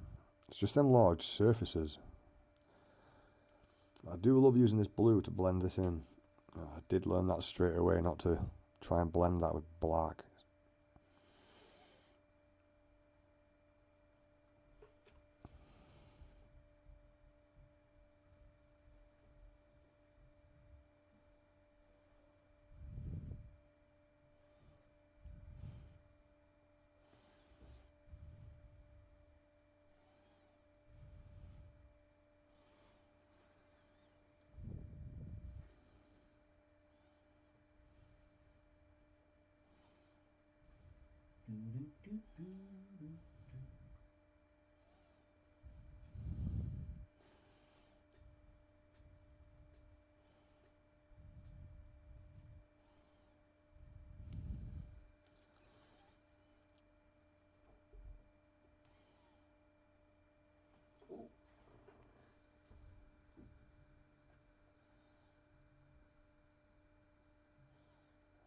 Oh.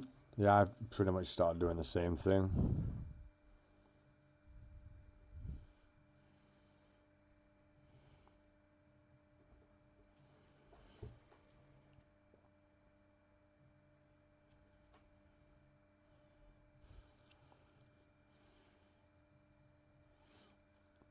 I was trying to use the loaded. I was trying to do the loaded brush technique with the black to go into shading, but it just takes up too much surface area before it blends out. That's probably because of the extra pigment in there to keep it black. Yeah, it's extra strong pigment, isn't it? I always prefer off blacks.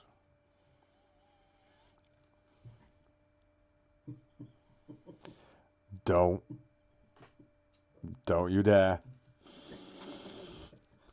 Stop it. I'm so glad I didn't just open my mouth. So am I. Day one. Day one, live streaming, banned. Then again, I'm cheap and mixing most of my colours instead of buying 200 different ones. You know what, mate? I completely get behind that. Yeah, give you a really good sense of control over your colour mixing as well, which is a nice bonus.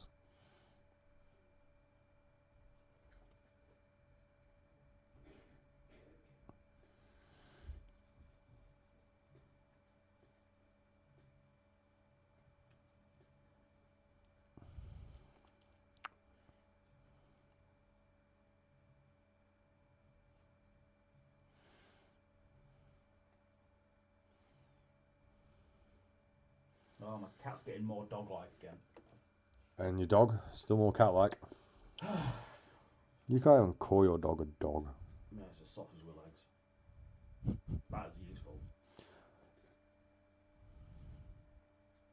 I swear down, he's going to start meowing at the door.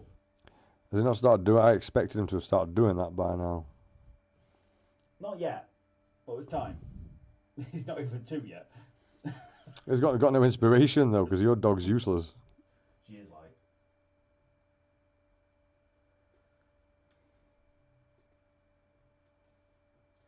Well, he started doing that wriggly back thing what dogs do. Oh, where they try and get the scent all over everything. You know when they lay on the back Yeah, and when they're dead happy and we wriggle around, yeah. he does that. That's a weird thing for a cat to do. It is, because they don't like being on the back unless they're really happy. You know, really got to be. They don't sleep on the back unless they're really comfortable where they are. And Yeah, I don't think I've ever met a happy cat. They're always mardy arse gits. It's a really strange house.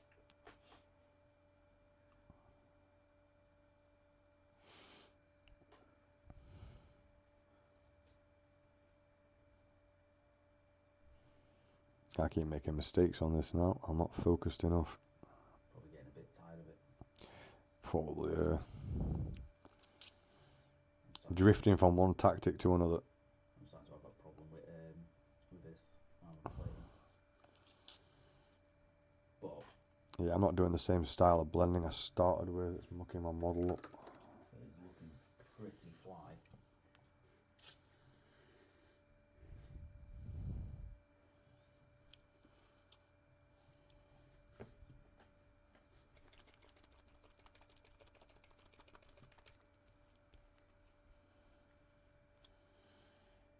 I mean, don't get me wrong, I'm enjoying learning the technique, but it's stressful when you end up going back to your old technique out of habit.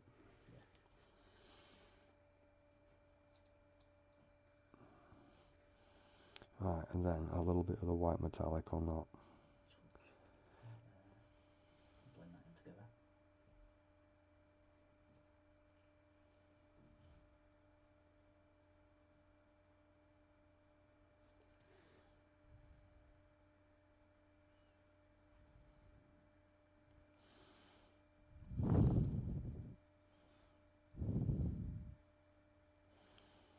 What I do need to do is write down what colours I'm using.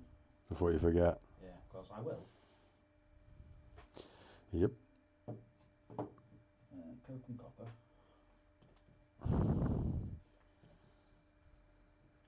Nike yellow.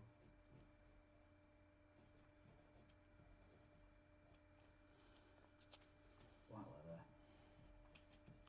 Light black leather. It's a very handy colour. It mixes It with a is. lot of things. It does mix really well, black and white. The actual versions of them don't matter.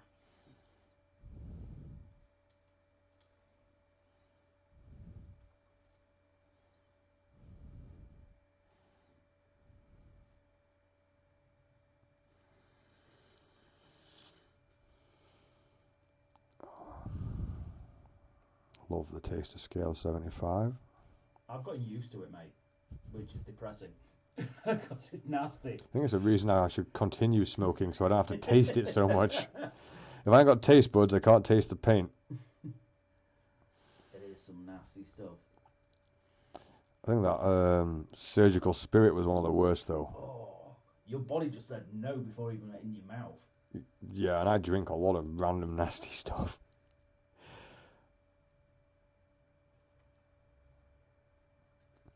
Yeah, my body did not like that You were like, one "Nope." bit.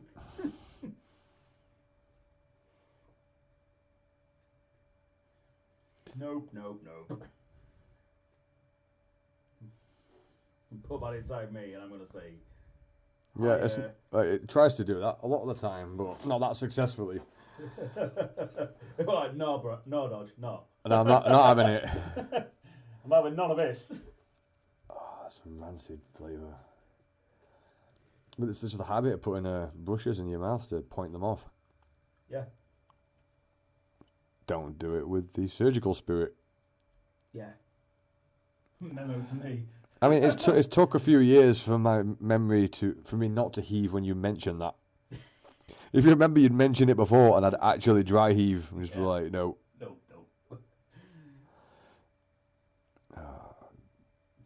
Good times in the garage.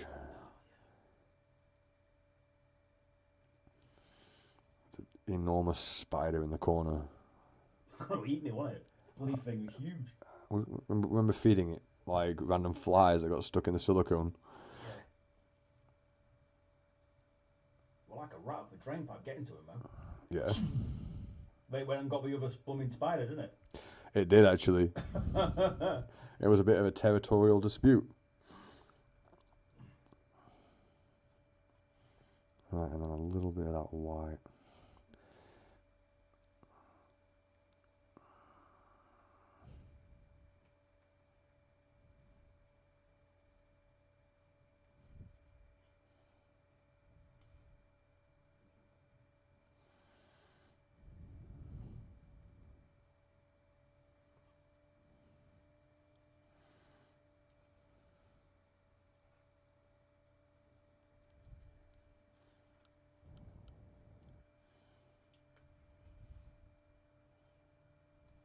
I've still got a lot to learn with this technique. A hell of a lot.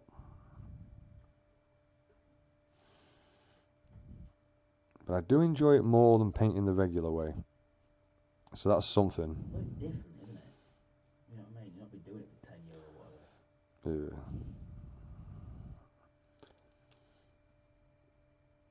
Yeah. I just feel like you get more detail doing it this way.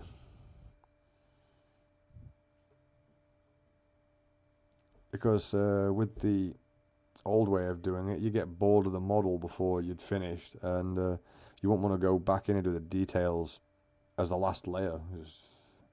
Whereas this, you do it in the process of making the model or painting the model, so it's already done.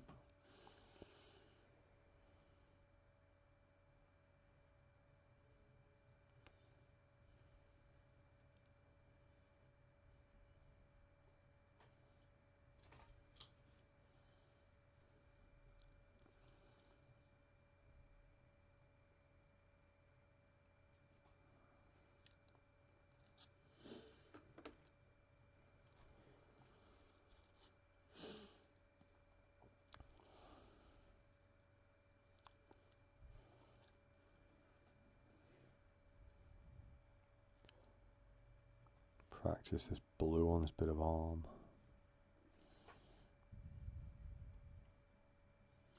I do like looking at the model and then seeing bits with zero paint on it and then bits that almost look finished. I don't know why. I suppose it's because your brain's like, you don't have to do any more on that bit. Yeah, that bit's done. Happy days.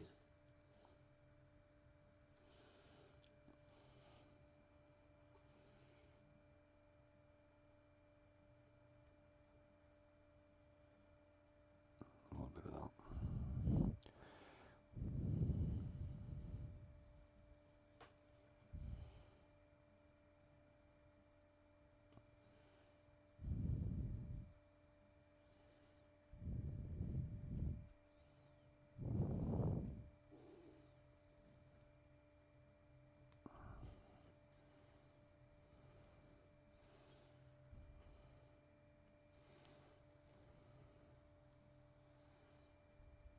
Back to the Arbuckle brown again. What are you saying? If I weren't doing this, non-metallics, the arm would be done by now. Yeah. I'm not even finished the breastplate yet. Yeah, we want it to look good. He's like centre army like piece, so best paint job you can get on him, really.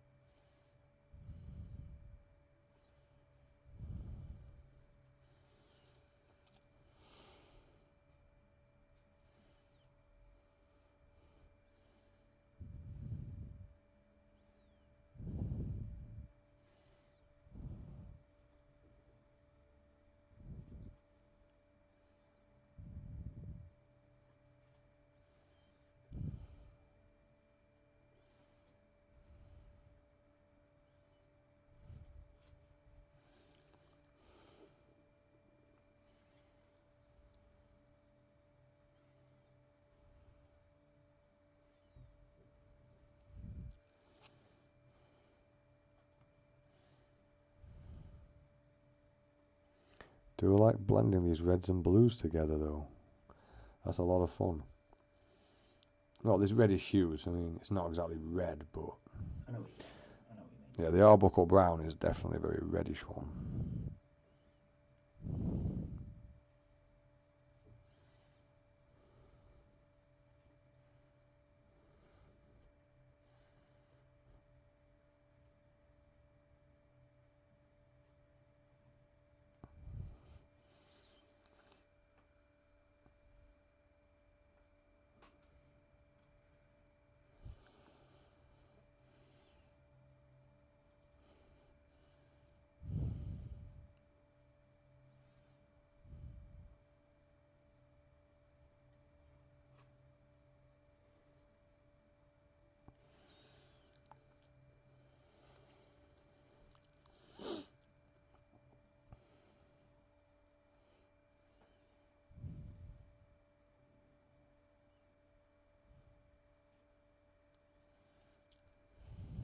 Now I've ended up glazing again.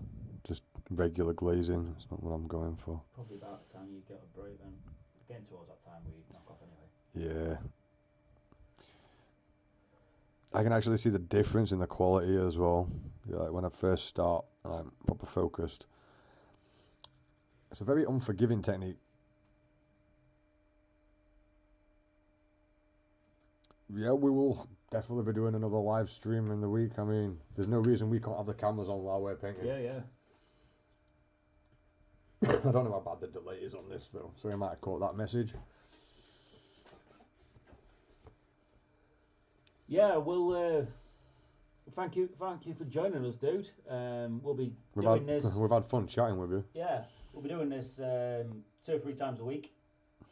Alright. So we'll catch you next time. Yeah, we're about ready for clocking off ourselves anyway.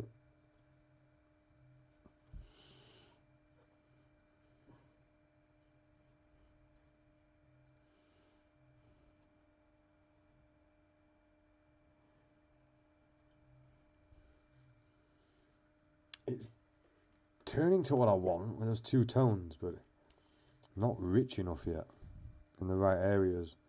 But this is a technique I wanted to learn for 8 and then the crossing over of tones rather than shading and being able to shade over the top of it as well. Yeah. Like, obviously, you know, I mean, you've seen enough Golden Demon entries where you're like, ouch, proper good blends of highlights and shades and colour tone. You're like, what? That's what I'm trying to go for with this stomach piece, yeah. One second. Blend this in. The armour's not been a complete wash.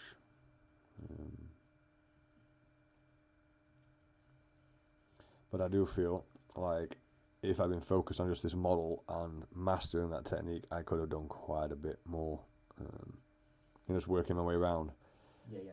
That's what I'm noticing. I'm taking longer and longer to do this rather than catch up the fucking speed on it and, get the work done quicker, which is kind of the point of learning this technique. But you've got to get it right before you can get it quick. That's also true.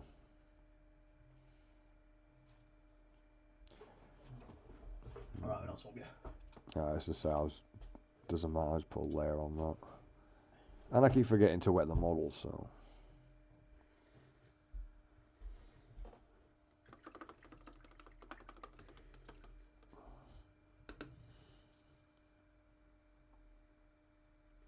Yeah, that's what I expected you to do. Was this an off-white? It's white or hiker yellow. Yeah. I would have done like an off-white that's closer and then an extreme actual white, pure corners. But I can see where that's going. I mean, you've got a lot to pick out yet. Yeah, I've literally done the 2 panels on the chest plate, that's it. Yeah.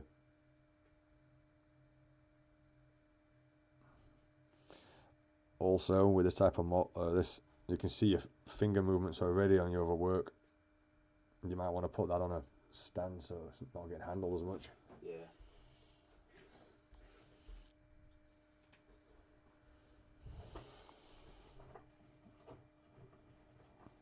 Right, and I think we're going to turn off this live stream. It's end of the day. We've been on for like 5.5 hours. Yeah. call that a successor. Yep, I mean, that wasn't too bad of a day. And we'll catch everybody in the next one.